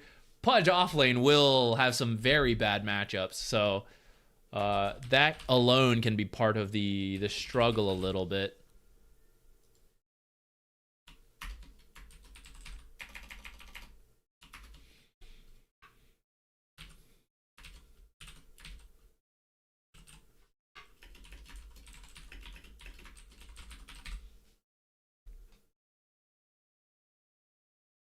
All right, let's do this. No problem, translucent blue jellyfish. I'm happy to help. I'm glad you find it so useful. The enthusiasm is appreciated. Thoughts on having 20 stacked camps on a hero? It's probably not really necessary. At some point, early stacks are really good. Like pre 10, 15 minutes, stacking is really good.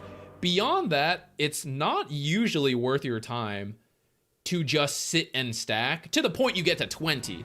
Like, it should bump you up a little bit, but it's, I'm on my way to a bigger play and then I stack. I'm waiting for this and then I stack. It's rarely like, let me just keep double stacking so much that I get to 20. That's not usually necessary. It could, I'm sure there are some drafts where it kind of is worth. But to be at a lane that much, it means you're like, if you're double stacking, you can't get the power runes and double stack. You can only hard stack unless you have some like super long range ability, which then you don't have for the runes, so then you might lose it. So Wisdom Shrine and any power rune timing, it's hard to double stack unless you have really good position and wards to know you have the time to be late to the rune. So that alone cuts you down the amount of stacks you can do. It's rare that stacking like pre 3 minutes is worth it. There are sometimes it is. So there's only like 4, 5, 9. Those are the minutes you can maybe double stack. And it's rare you get every single one, you know? But maybe you do. So in that case, yeah, you could get to like 10 stacks.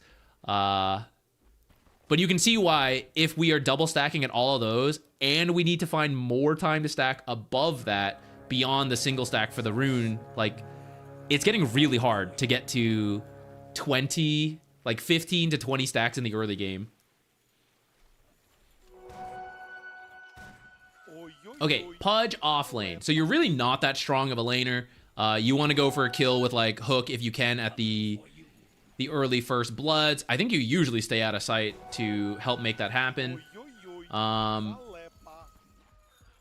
Or like move in here sooner, right? So you can get this. And if you get this, you can also then like body block aggressively. Because I don't think Pudge really wants to play the direct lane. I think if they creep aggro, if you can find an angle for the hook on the range creep, not that you have to, and not that it would be easy, but just in case they do, just kill the range creep like you saw and then get out. Lion should actually be there to Earth Spike to get that range creep because Pudge cannot range creep secure. But here's actually really good. You've actually won the lane already because you have the lane all the way out here. Do not bring this under tower. Do not hit this for free. Walk in circles here. The lane will stay here. All Lion has to do is help limit this stuff. This is the downside of putting the sentries early. If you do it without being noticed, you're hoping they just don't catch you, and that's why you don't usually put them in these overlapping spots. You put them up here if it's early in the game, back here if you want to be like a little sneaky, even though it does overlap. For Lich, like Lich would put it over here if you're doing it early, unless you're looking to catch them on this. Then you do this kind of thing. So Lich is the one who's coming out ahead because he is putting his later here and hoping to catch this overlap, which he did get because Lion put his here. You both deward. Lion now needs to like run to the right. Tango this tree potentially, and then just body block this camp, and then their lane is good. Pudge is doing his stuff. Lion has backed off too early. So now Lion is going to have to help prevent pulls, and that's going to be really tough. In the end, you see Lion just like circled about doing nothing. So that's why Lion had to come over here and prevent this from spawning. And without pulls, we see the tower helped out a little bit, but Pudge does a couple hits, and then the lane is still in a good spot. Hook the TA. I actually don't mind that. With a little bit more organization there, that's actually a kill. The lane continues to be here. Lich is going to head out to try to do a pull. His timing is actually a little off. You can see, though, without the pull, the lane is continuing to remain here. And now that Lich left, we just run forward. Again, slightly better coordination. That's also probably a kill.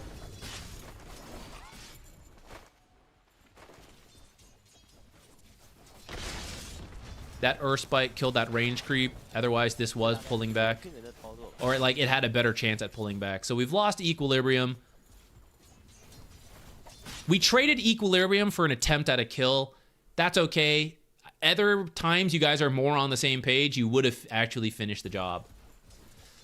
I'm actually not super familiar with the Pudge build, but I think Phase Boots makes a lot of sense this game for the armor.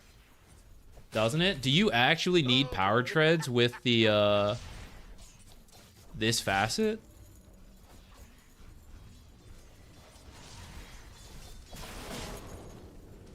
Looks like a lot of people still go like phase. Some even do tranquils in the off lane, which maybe. Or like bracer is also fine with me so that you can keep rot going for the bonus damage.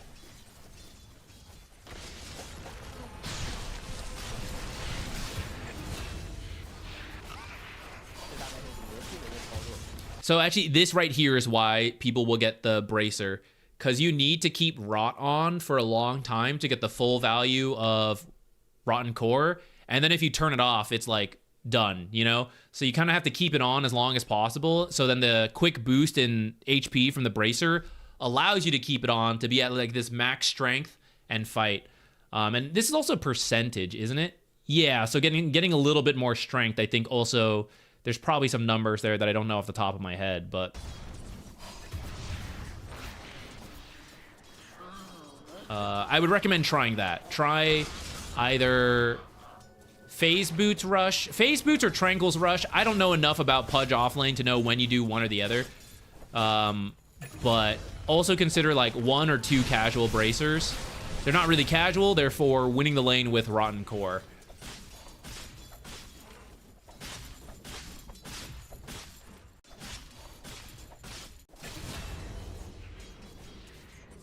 So in my opinion, just farm the camp in this situation. When this camp is dead, we get money and XP, but then we will have a certain amount of bonus creeps to now meet this wave, and we will get equilibrium here. You are killing their creep wave, so you're fixing equilibrium for them right now. She wants it to come back. She wants these creeps to die to this pull so that there's not an excess of creeps in the lane. She's actually zoned right now. She's scared. So this is a free camp. You should come over here and farm this. And then leave these 2 creeps to kill that melee creep. You're done with this hard camp by then, hopefully. And then you're trying to actually connect this creep wave into this one, which will then combo with this creep wave. So now we're laning in equilibrium. But if you just kill the hard camp first, you can actually now attach, let's say, like 2 lane creeps here, and then this will pull back. Oh my god, there's a Tusk here. Alright, I was not paying attention to the minimap. Apparently, neither were us in the game, so Tusk got us. Fair play. This is Immortal, so there actually are some Twin Gate rotations, especially from a hero like the Tusk. You guys should have the information to know that, because there's actually a pretty deep ward, but I totally get it. I too would get caught off guard. This is why communicating really helps, guys. Even if the safe lane knows, like, oh, they should be careful, the more you ping this stuff out, the better.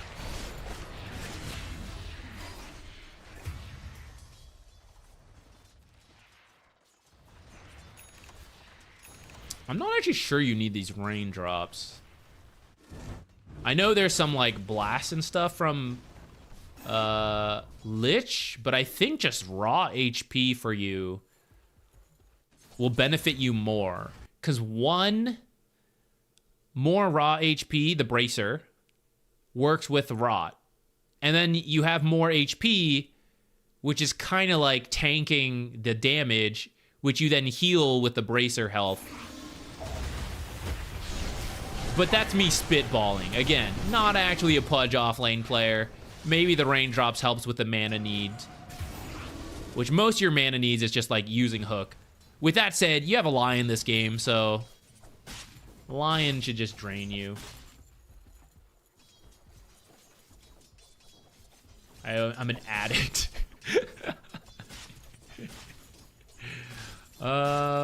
If it's for mana, I feel like the casual Sage's Mask could work if you don't want it blocked.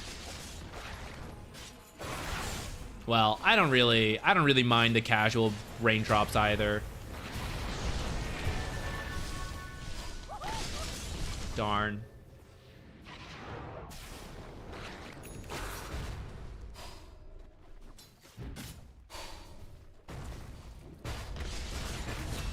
I will say, I think that's where the phase boots makes the difference.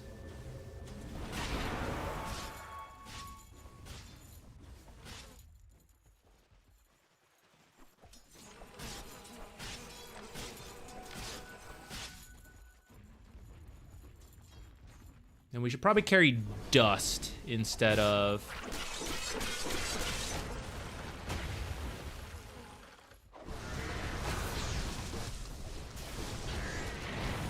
Dust instead of whatever. An Iron Branch. Also for Pudge, someone who could like stun and run. I mean, you were pretty close. If you had executed with the hook, that would be ideal. But because he has an escape, if you save hook for like, as he's getting out of range, then you hook him back, that's probably your best bet. But I mean, it was pretty close. You probably thought you could kill him with the hook. For future coaching days, would you take replays that are over a week old if you can still get the replay? Lobby matches, if it's like a ticketed thing, that's totally fine. The limiting factor is if I can download it. If you know there's a game you would like watched, for example, like maybe I didn't pick your game this time, but you'd like to try again on, oh, today's Wednesday, so like next Monday, for example, you can let me know. I'll download the game ahead of time, because that doesn't take any time. That's easy. And then once I have it downloaded, it's good to go. if a game is over a week old, it's technically doable. And if you're ever like a coaching student, something like that, totally not a problem. I'm trying not to set a precedent for the replay streams to do it. We actually did one today for Originatina, and you could kind of see how long it takes, right? Because it's like, I gotta go download the game, I gotta stick it. Not download the game. I need the file from the player who has it downloaded, which I am worried I will one day be scamazed and someone will send me some like virus file. Lax is here all the time, so I like wasn't too worried about that. But it's weird to like draw a line of like, I'm also here, you know, at some amount. It's like, you know, at some point it'll backfire on me, I know. So I'm trying not to set the precedent to avoid being scamazed, but also it just takes time to like transfer the file to the download, use the console command, everything.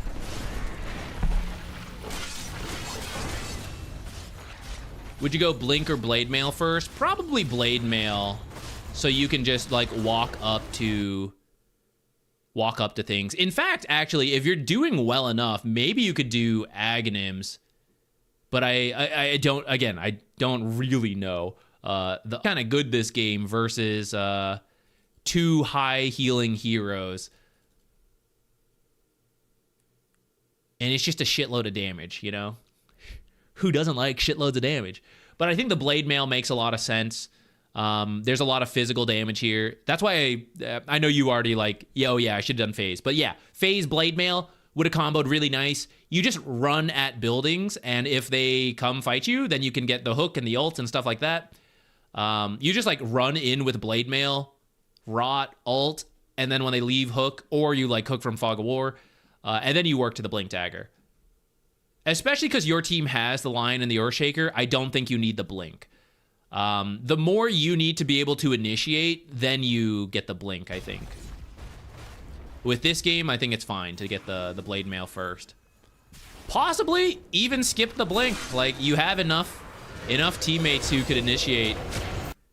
You could have maybe gone straight Ags or straight BKB, because there are several abilities that stop your ultimate.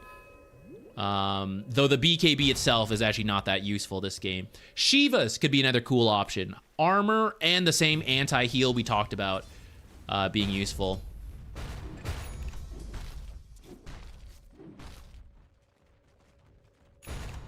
Okay, great. You have the ticketed games, and perfect. It does not matter the amount of time. That's fine with me.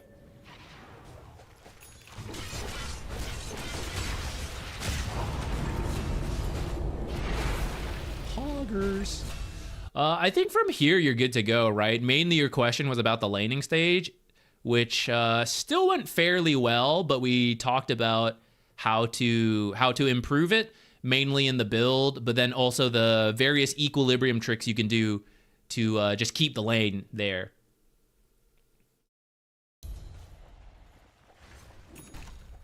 Lotus Shiva's assault phase. That'd be a lot. If I had to like pick a random build, I'd probably say Blade Mail.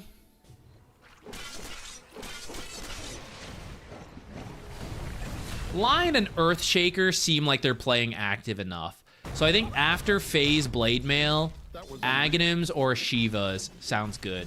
And I kind of like the idea of the Shivas because there's a lot of magic damage from Snapfire, Lion, and Earthshaker. So it could kind of be a really sick synergy. And then after Shivas, do you go back for Ags at that point? It might be like redundant. Maybe if we go Blade Mail Shivas, we then do BKB or Blink. Or maybe Ags. But some combination of those items all sound really good. Maybe even the Ghost Scepter. It's like 3 right-clicking heroes. Ghost Scepter's pretty good as a survivability tool. I never bought Ags. I think it's overrated. I sometimes think that too. And then I don't know if I'm just not seeing it fast enough. Because, like, if you're gonna do Ags, it is like a farming fighting item. You've got to have it quickly. And then be smart about how you use it because it hurts you a lot. You need to get points in Meat Shield to be able to use it and stay alive. So I don't know. This is where I don't play very much. I actually want to be a Pudge player because I think it's fun. But I'm really bad at skill shots, and I think I'll grief. I need Pudge to be like better, and then we will do it.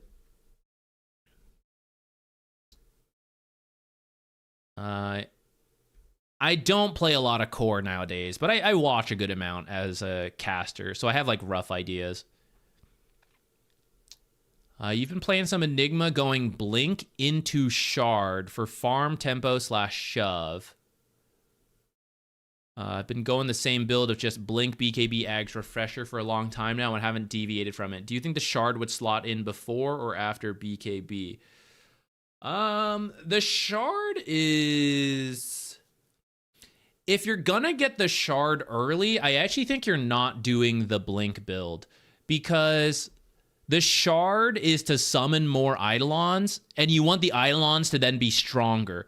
So, like, this is where you would have done, like, drums into another aura, into the Eidolon Shard, so that you have more to boost them with, is my opinion on it. I feel like if you're going Blink, you're pretty much saying, like, Black Hole wins this game. So I need the Blink to land the Black Hole. I need the BKB to guarantee the Black Hole. I need the Refresher to have it twice. So I need all of this as quickly as possible. I am not familiar with this. If Shard is enough of a farming boost to get all those items faster, as opposed to farming without it, then I would say it's fine. I think Enigma's farming speed is probably enough without the Shard, where I think it would be difficult to, like, get the Shard and then get the rest fast enough. But I'm not sure. I don't play him enough.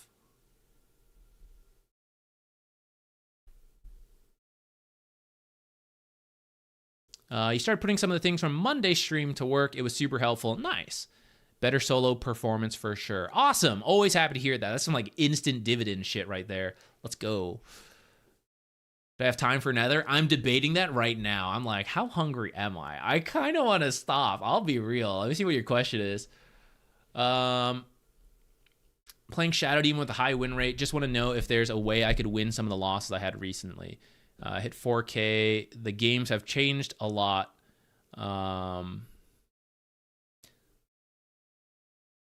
Let me see if we can first... Let me at least download this.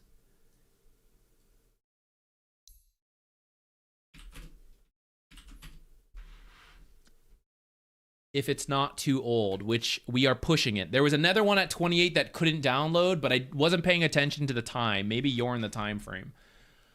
Generically speaking, without looking at your game, something that I would recommend to you as you are gaining MMR, and it sounds like, you know, hit 4K, looking to climb further.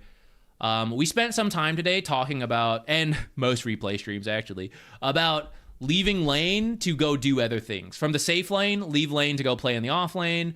For the 4 support, find time for runes and double stacking, stuff like that.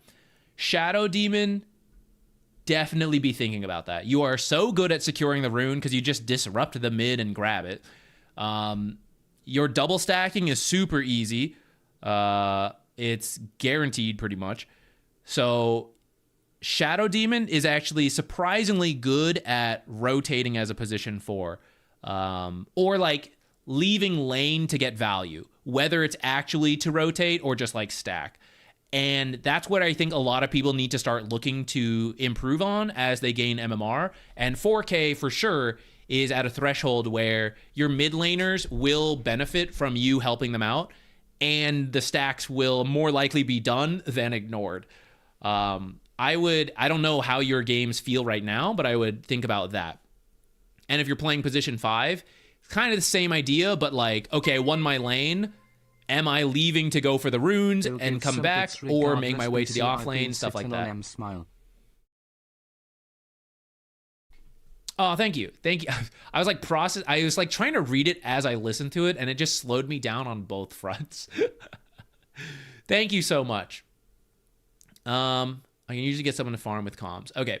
I'll tell you what, let's end with yours then, because I'm kind of on the roof of like, do we stop, do we not? But if you're dropping the bits, let's do it. No one else do it, because I will push yours off, even if you donate. But let's knock this one out. This will be our closing one. I do need to add this in though. Let me timestamp. 0600.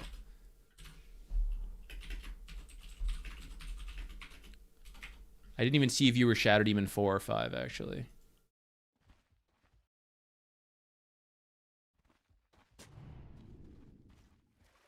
Four, okay.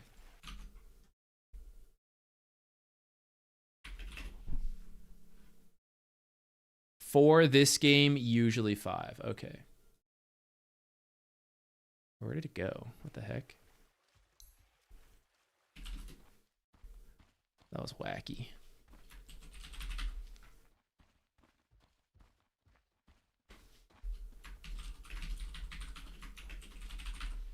Okay, here's how you know we're locking in for the final push. I'm gonna raise the standing desk.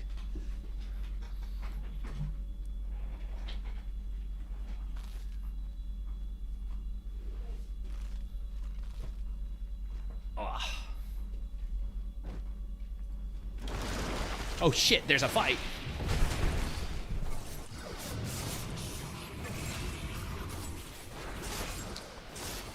Okay, so what was the actual question again? Just kind of like things to improve on as you've been gaining MMR and it's starting to like get kind of challenging again. Okay, and I was mentioning the looking for rotations. Okay.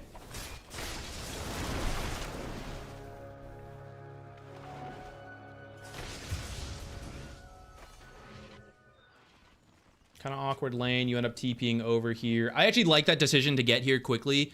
I would let one creep through and then body block the rest. You'll get better equilibrium. This will meet here. Juggernaut's definitely a hero who could fix this. We'll see how the lane goes.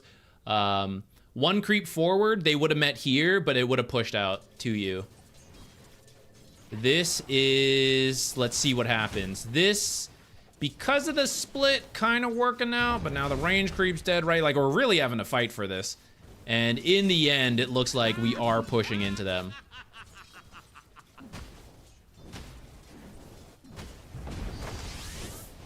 I'm not actually interested in trading this Witch Doctor. So you see what has happened? Because you harassed the Witch Doctor, Earth Spirit ended up walking over here, and now Jug is in the lane on his own. Admittedly, Earth Spirit is one of the heroes with like potentially rolling boulder, so he could close the gap really easily and participate, but it would have been much easier if Juggernaut was our target and Earth Spirit never had to leave lane. He just sits in the lane and hits this. Oh, Zach, he's got spin. That is true. But if Juggernaut gets low enough that you can just stand and right-click him and kill him first, especially because Earth Spirit's a pretty tanky off-laner, or just hero in general, and he has 5 wand charges and a fairy fire, Jug will have to be the one running first, and then he'll spin, push in the lane, and then be forced to back. And the key to getting him low enough is to be harassing him rather than the Witch Doctor. Now, at some point, it is scary if you're focusing this guy and then Witch Doctor comes and Maldic casks 2 of us, but he's level 1. He cannot do that combo. So we kind of just gave Jug some time in the lane on his own. Earth Spirit missed some CS. These small things will add up.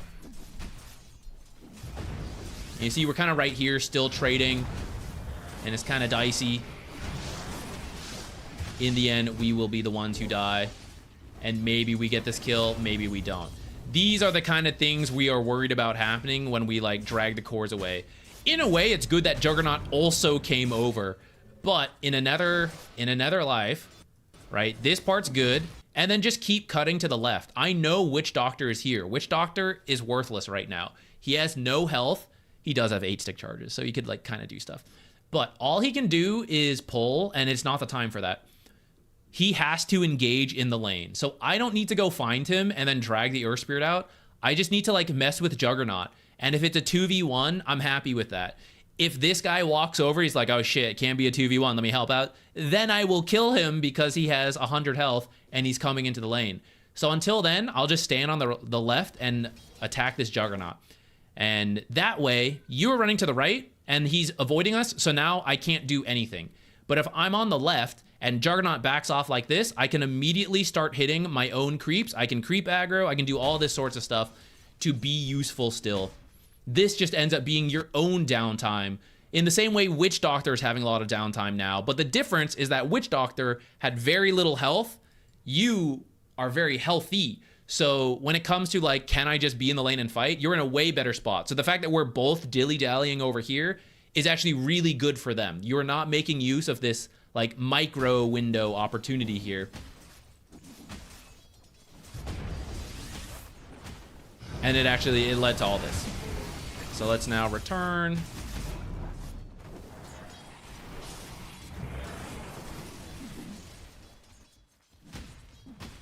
In fact, simply fighting in the lane whenever he commits spin and then you disrupt your teammate, that's actually tons. Like, it's way cheaper for you to use disruption than it is for him to use spin. So you just do that once or twice, and then he won't be able to like really threaten much.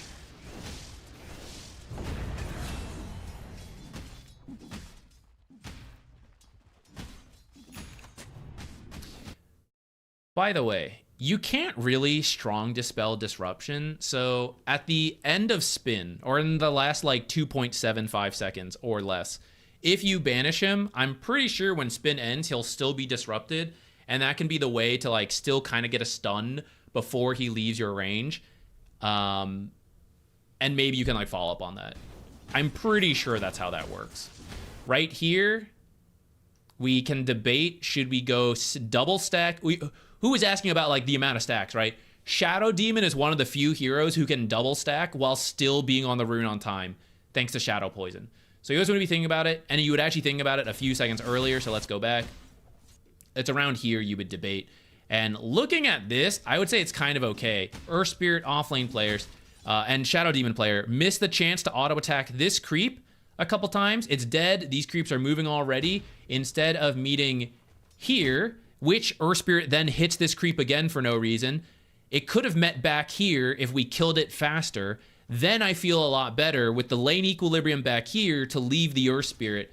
All these little things that we did or didn't do have ended up now. I don't feel as good about leaving Earth Spirit, who is still hitting the enemy creeps for no reason to remove equilibrium, so that Shadow Demon right now, especially with boots being delivered, could make it for the double stack. Even if you don't go for the water rune, you could double stack, drag this way. If you can double stack and go for the water rune, better. But like, all these little things add up.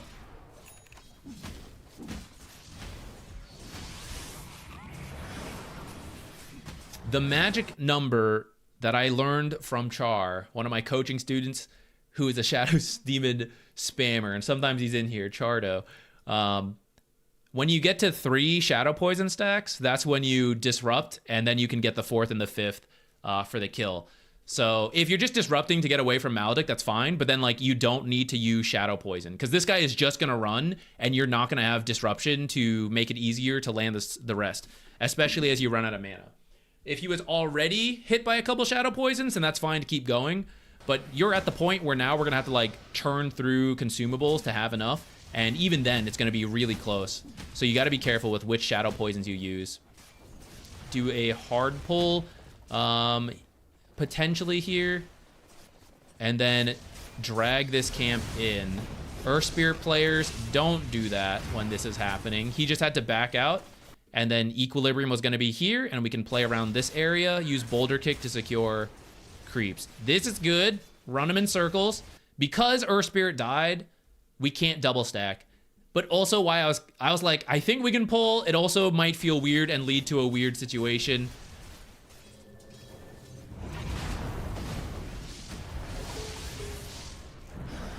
Okay. We are in a fairly good spot to double stack into the 6-minute rune. The next Equilibrium wave will meet somewhere around here. Ooh, looks like they got a half pull off.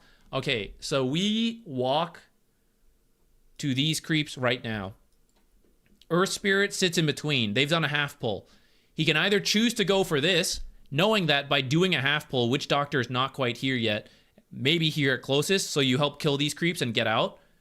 You could sit here, sacrifice these, get the small camp, bring the creeps out, or just kill them all. Wait. By the time Shadow Demon's back, Earth Spirit, that'll be the next wave. Shadow Demon will have added 200 gold for his team and then secured the power rune. We're going to be a little late. Shadow Poison, missed. Unlucky, but you tried, and that's all that matters. Oh, lucky, actually. I thought this was a Nature's Mid for some reason. I wasn't even paying attention. We actually did get the rune.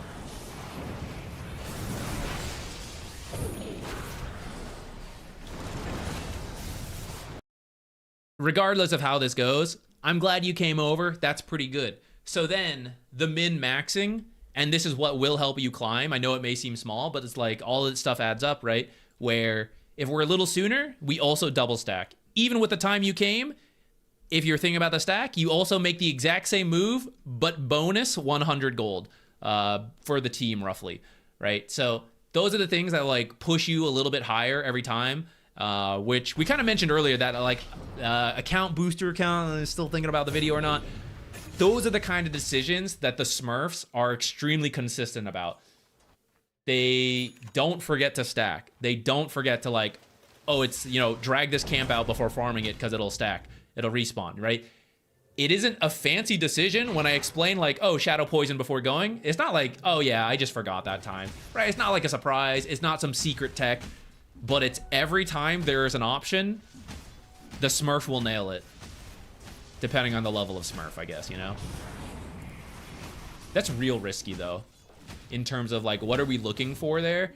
Pretty scary when you could just go for the power rune and double stack, right? Earth Spirit is not in a bad spot. Just start, like... You can Shadow Poison to scout this. You're full mana. Shadow Poison rather than blindly walk in. And then what if Jug had just, like...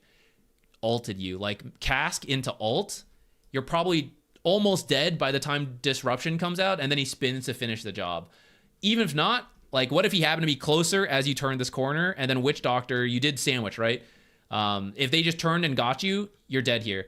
So there's a lot of risk for little reward. Just Shadow Poison to scout this stuff. Stay safe, double stack, power rune, and Earth Spirit will be in an okay spot while you do all that.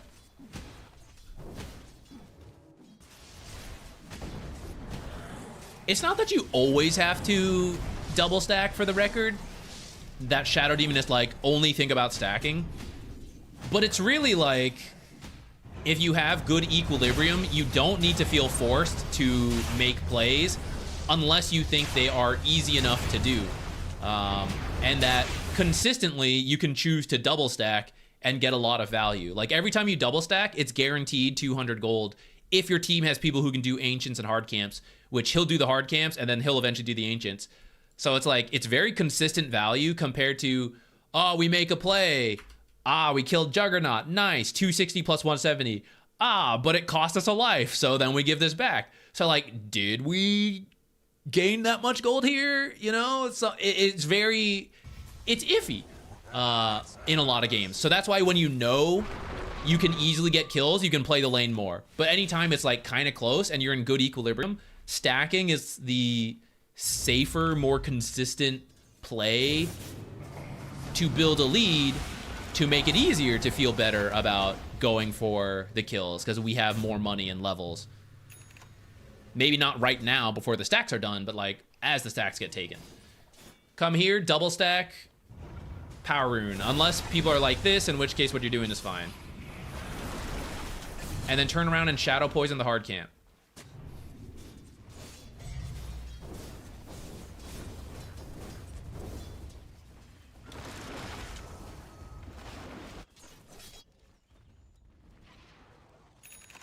What's the best minute to stack? And is 335 stack water rune too tight to time? So it depends. Let's say you're going for the water rune. Depending if you have boots or not, gap closing abilities or not, and what mid laner there is, and if your mid ward is still alive, you can often judge. Let's go back. Let's look at that time and see. Just as an example, right? Okay, Lion mid, kind of funny. right? So if he is, if he's in the mid lane, I guess he's got Tranquils. He may be a little fast, but otherwise he doesn't really have a gap closer. So if I was thinking about, oh, actually we're on the wrong perspective. Come over to yours. So let's say I'm in the triangle thinking, do I need to hard stack and be on this rune right on time? Or can I be late by a couple seconds? And I look at Lion's positioning, right? Ember Spirit should be able to slow him with Searing Chains. And if Ember Spirit goes top and Lion goes bottom, it's not like I can change that. And I don't need to be here right away. It's only if Ember and Lion both go top that I then maybe need to come over. But I could be a couple seconds late because they're fighting over this and slowing each other down. If Ember's able to go bottom and Lion goes top, that's where I need to be here like on the dot to try to get this before the Lion. But then as I see him maybe back up and I have this ward to know, right, he's not on the way and I might be able to double stack. Now at this point you've already had to make your decision. But for Shadow Demon, right, you've already launched the poison, hit this, and you're walking over. That's why you can do it. Sometimes you will see stuff like this though, right, where they're just like, I'm sitting mid, I'm just farming. And you can kind of tell that's how they are, and so you have time to double stack and then get the water rune now, even though it's late. Some people just, you can tell when they're shoving the lane and positioning for the water rune, or they're just like, just vibing out. I'm sucking some mana, you know, not really thinking about getting to the rune on time.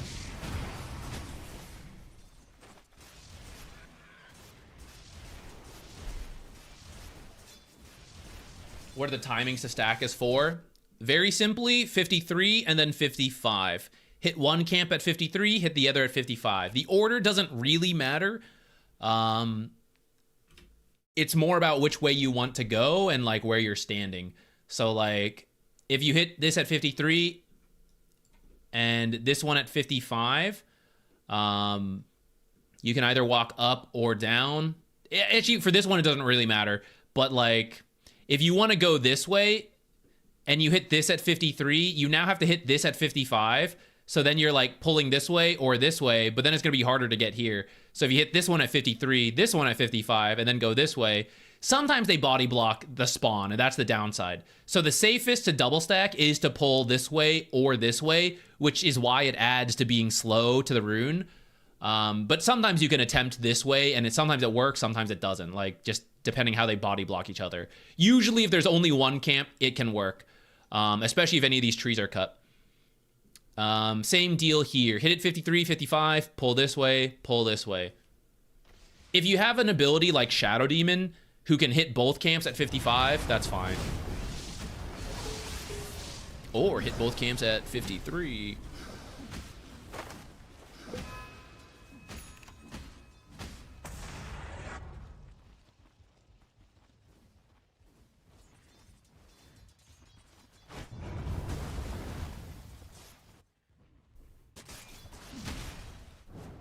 I don't know why I started. Why we already watched this part. I forgot. We rewinded.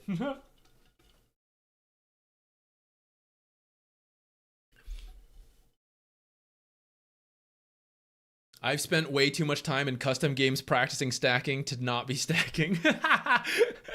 That's a good way to put it. That's now the hard part, right? Is now keeping track of the time.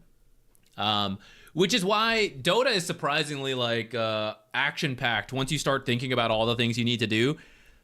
Even as things are passive and we're like watching each other farm, it's like, okay, we're watching each other farm, but as soon as he moves to the right, I know he's thinking about pulling if he's going to do that, so I got to move that way as well. And then we go do that, and now based on this equilibrium, I got to think about like the stack if we're going to do that and the rune, and like then I got to be walking back here.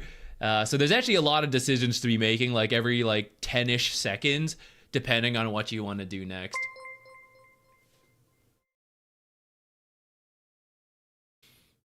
Hey, Tempta, what's up? Do you have any other questions about this Shadow Demon? We've covered a lot about the laning stage and the chances for like stacking and stuff for you. We probably are gonna wrap up. I'm getting real hungry, so it's time for food. See how your game went overall. So kind of back and forth. Maybe did end up losing this game.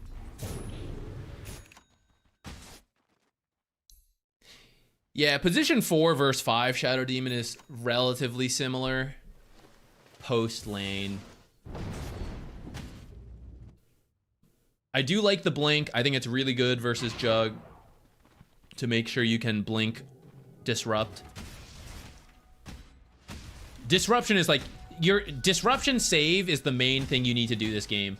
So you don't need to worry about, don't bother aggressively. Well, obviously it depends on like what's happening, but in general, only worry about the defensive disruption save in team fights. Do not try to aggressively disrupt people.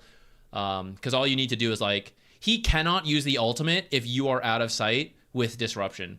So you pretty much take away one of his biggest tools until you are dealt with.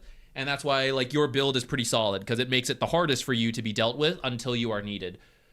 These guys will be looking for you. That's their job.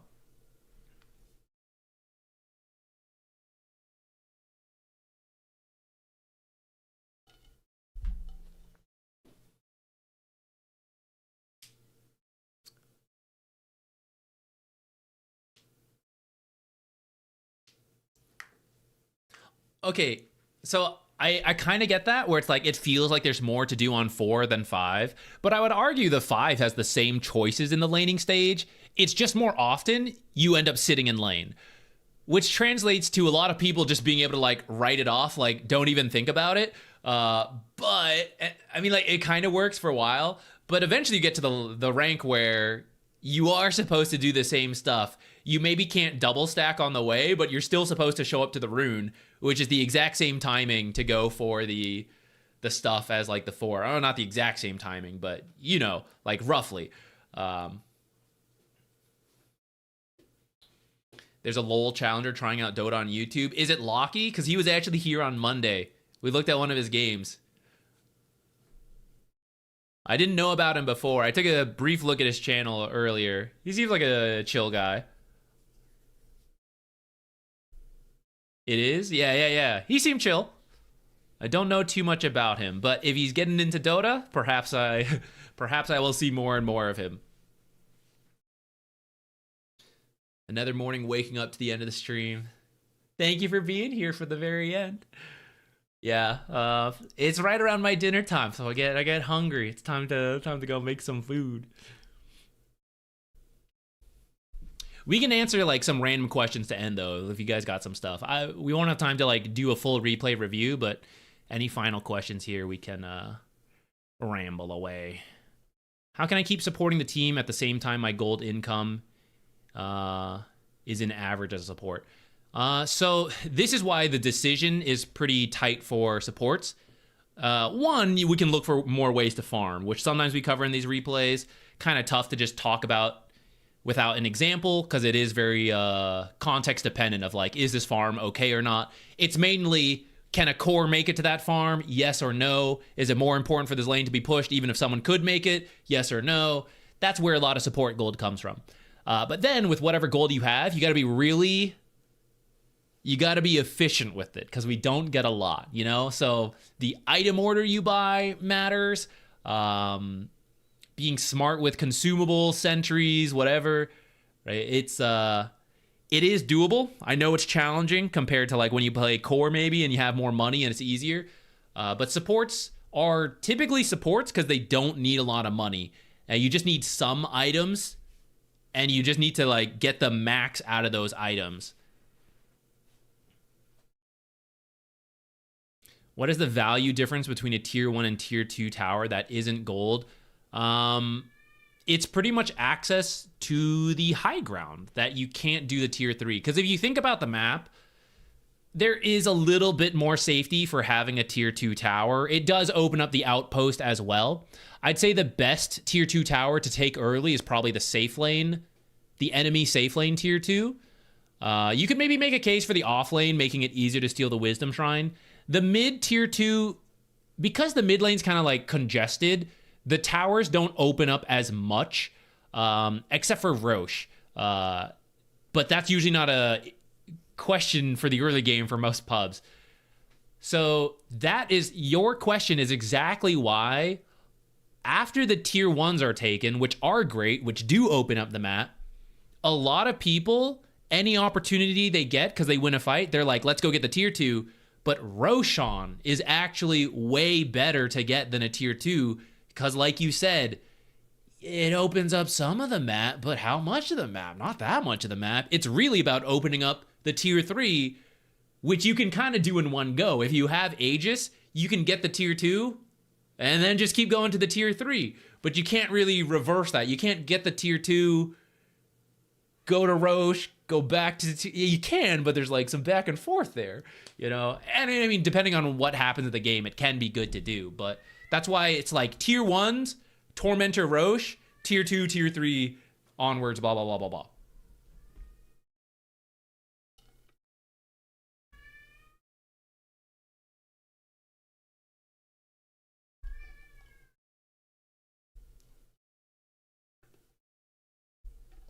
Is it bad that I average around 20 last hits on at 10 on support? It's a little high, maybe, but it depends on your bracket, I guess. For lower brackets, it's more okay because the cores are actually missing more CS, so you can get it. For higher brackets, usually you don't need that much at 10. But I mean, it depends on what happened, what camp spawned, all that stuff.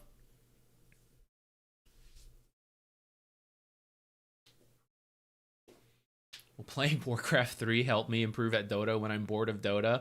Maybe. I do find playing RTS has helped me a little bit more with micro, if that's something you struggle with, button pressing in general. And the side way it helps you is that if you're not having fun with Dota, you won't play as well. If you're excited to play Dota because you took a break, that can also help. Will it transfer? I don't know. Maybe not as directly as just playing Dota and learning Dota stuff. Can I be frustrated when I pick a lane dominator off lane and my support picks like Earthshaker support? Definitely a little annoying, but if they play it well, it can be okay because you can be someone who can be left alone while he goes and roams if he's good at that. So I'll understand if he then is not that useful and it's a little frustrating. But I will actually say Earthshaker can work with lane dominators because he doesn't need to do a lot. You're probably thinking like, I pick a lane dominator, we combo with another lane dominator. But depending on if you're actually a true lane dominator with a good matchup, oftentimes you don't need that much to get help from your support. Like just a stun from Earthshaker is enough. So it could work, but it really depends on the matchups and how that Earthshaker is playing. So don't get frustrated yet, but then see how they play, and then maybe you can be frustrated.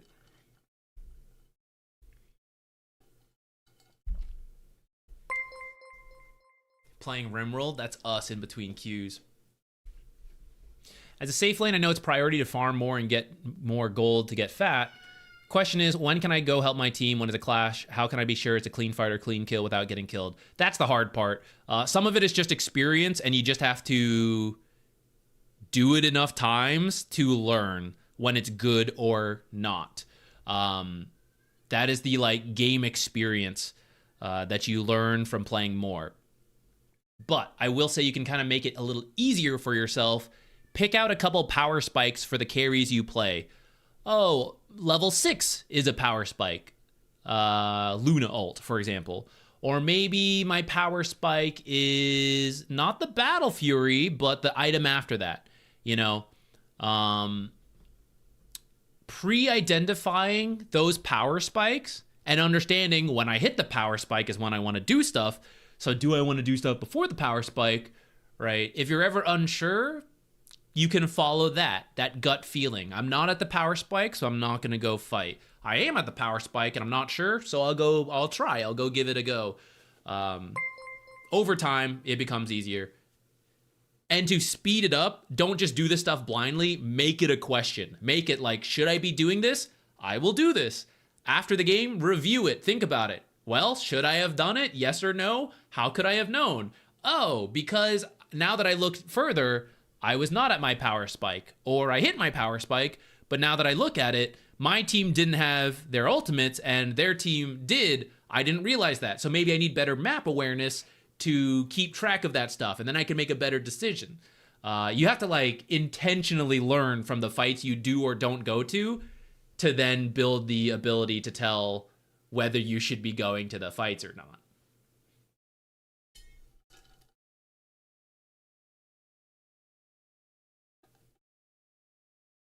Are there other examples of over efficiency / synergy that we should watch out for, like 2 radiances?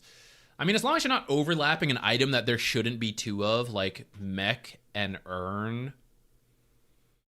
I'm not sure. I'm trying to think. Sometimes you need to solve different problems. So, like, for example, supports, you can have multiple 4 staffs, glimmers, stuff like that.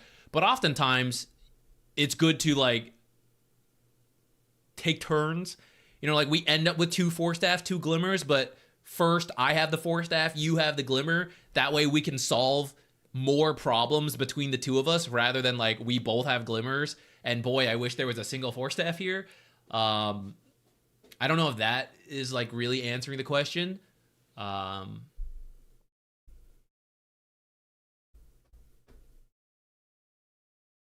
Can you practice new heroes on all pick? I think it's fine. You'll get different opinions. I will practice heroes in ranked, which some people consider griefing, but to me, there's not really a difference between ranked and all pick. Like all pick unranked.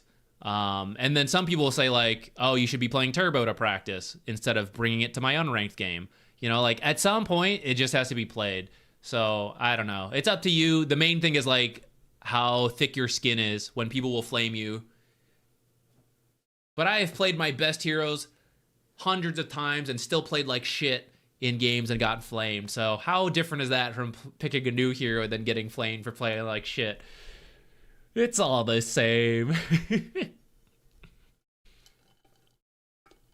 How do you decide when to snipe couriers over staying in lane? Staying in lane has a lot more potential for you because there are kills, there's creeps, there's all sorts of stuff, especially with pub mistakes. Courier sniping can be good, but opens up the potential that your offlaner is going to screw up and feed even if they're not supposed to. So you need to be really confident that the lane is fine and or you literally can't play the lane. Like, even if you 2v2, you lose. Every scenario, you lose. That's where you stop playing the lane and you, like, snipe couriers and you creep drag and things like that. At a high level, there's more to think about it than that, but for pub games, that's pretty much it. If you just default to courier sniping, a lot of times you end up griefing your team more than not because the offlaner doesn't know what to do. It's also why you can play the lane in pub games a lot more than usual because people also don't lane well. They'll mess up their winning matchups, and then you can get kills and stuff like that.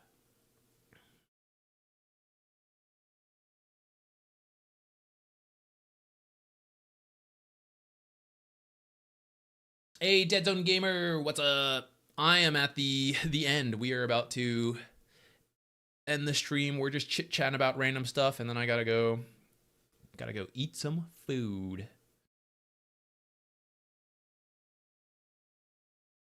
I've never played Invoker, so is it okay to play it on ranked?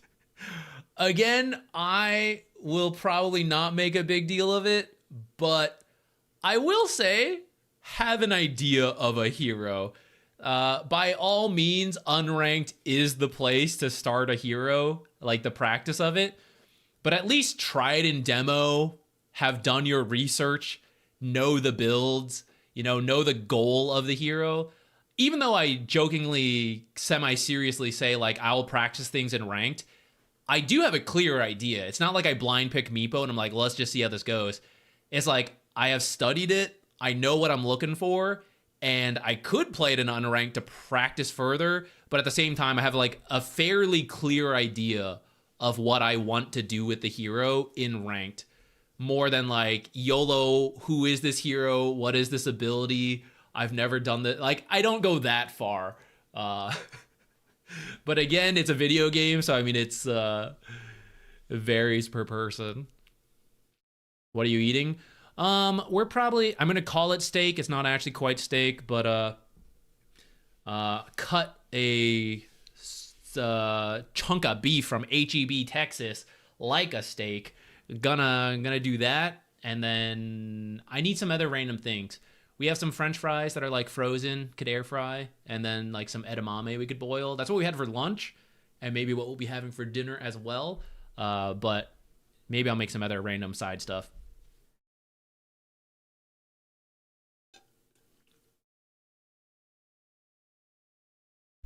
What are some heroes you would recommend to someone that likes aggressive range supports? Hoodwink, Rubik, Venge, Techies, Enigma. I don't know if I would classify all those as aggressive range supports, actually. I would classify Techies as the aggressive range support. Hoodwink, I think I would fit that bill. Rubik could if he was in a better spot. I would actually call Rubik not the strongest laner right now. Same as Venge. And I would actually say Enigma is actually a really greedy range support. Long ranged, I would say like Skywrath, Wind Ranger, Muerta, Dark Willow are all really good aggressive range supports. Pugna is more annoying ranged rather than like full-on aggression. Usually to be like the true long-ranged aggression support, you have some kind of crowd control. Pugna doesn't really. That's kind of what separates him. Who else did I forget? Oh, Snapfire's not a bad one either for the ranged. Batrider is different from them, but he is a very aggressive ranged support who wants to look for kills. There are annoying ones like Zeus and Phoenix. Oh, Ringmaster's not bad, depending on the patch. Weaver can be annoying, also no crowd control. But he can be annoying to lead to kills. Grimstroke has good combos, but not so good at like the casual harass. More kind of all in. Marcy? Oh, if we're talking like melee heroes, yeah, that would include Marcy. I was thinking just like the ranged ones.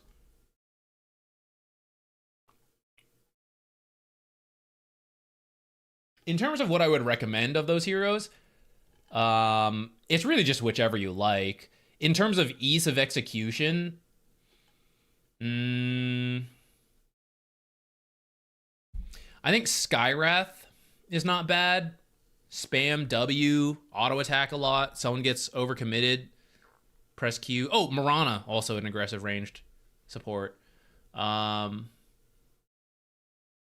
If you like skill shots, Muerta, but you have to land skill shots. Muerta and Wind Ranger. Dark Willow, once you get the hang of it, very safe in all games. A lot of pub potential, but her abilities are a little tricky, so you gotta like practice a bit. I think Mirana is decent in every pub game because Arrow can just win you games, but also kind of have to like learn what you're doing.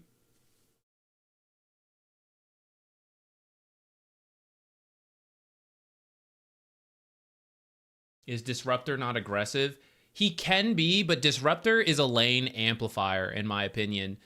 Like, if the lane is good, he can make it better with his abilities. But if the lane is bad, he cannot make the lane good. It will just feel bad. Like, you're both weak laners. So that's why I wouldn't classify him as aggressive. Like, oh, I'm going to crush this lane. I'm going to disrupt her. Like, that's not... I wouldn't go for him. I would be like... Yeah, it would be like the Muertas, the Pugnas. Like, I'm going to be really annoying. I'm going to do a lot. It's not going to matter who they pick. I am very self-sufficient. Disruptor is very dependent on the matchup and then the core he is partnered with. Later on, he does like aggressive plays, but that's separate from the lane.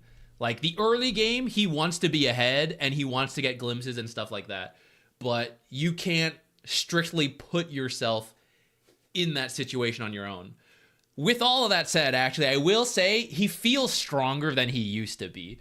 Even though I still think of him as a weaker laner, I have seen many Disruptors do quite well in the lane lately. And I don't know if it's people getting better at Disruptor or maybe just the core pairings happen to all be really good for him, which is part of why he's meta. Shadow Demon's okay. Yeah, he's in that middle ground. He's very similar to Disruptor. If you have a good pairing, Shadow Demon can be aggressive. If not, you can't really change that much on your own. Coddle's in a weird spot. I'd say he's better as a position 4 right now. He's actually not much of a hero right now, if you want to go that far. He's just not considered that great. But if you do see him, it's usually in position 4. It's because it's really hard to play position 5 Coddle without shoving in the lane. And position 4 Coddle, it's not a huge deal to shove in the lane because the equilibrium is by the enemy tower. So when you shove it in, it dies to the tower and resets Like, it can't get worse. It can only get better. From the safe lane, it can get a lot worse. From the position 4, it's much easier to go double stack for a really fast, long-ranged hero like Caudle. There's not really a lot of great places to double stack in the safe lane. Now there is an ancient camp there, so it's like a little better, but the Boglet camp is worse than the hard camp. Plus, it's much easier to steal that safe lane ancient stack than it is the triangle. And there's not a good movement from that back stack. Like, from stacking the triangle, you could go mid, you could go back top. There's like multiple paths you could take. From behind the safe lane doing that stack, it's like whatever.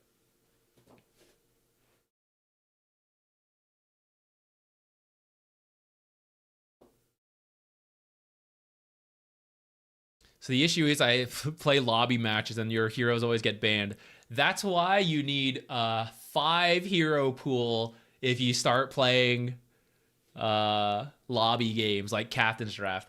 You can't possibly ban all my heroes if I have at least a hero pool of 5. This is jokingly serious. Jokingly serious. Okay, guys, thank you so much for hanging around. We have to end at some point. I'm having a good time chit-chatting, but I am getting hungrier. So, I'm going to end for today.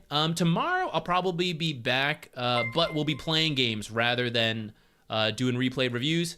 Tomorrow and Friday, aiming to play games. Game willing, there's a patch we could talk about and play, but who knows. For replay reviews, Monday and Wednesdays, if you want those, that's when we'll do them. And if you're interested in like a more specific one-on-one, then you can sign up for coaching on Patreon. But for this kind of stuff, Mondays and Wednesdays. Okay, thank you so much, guys.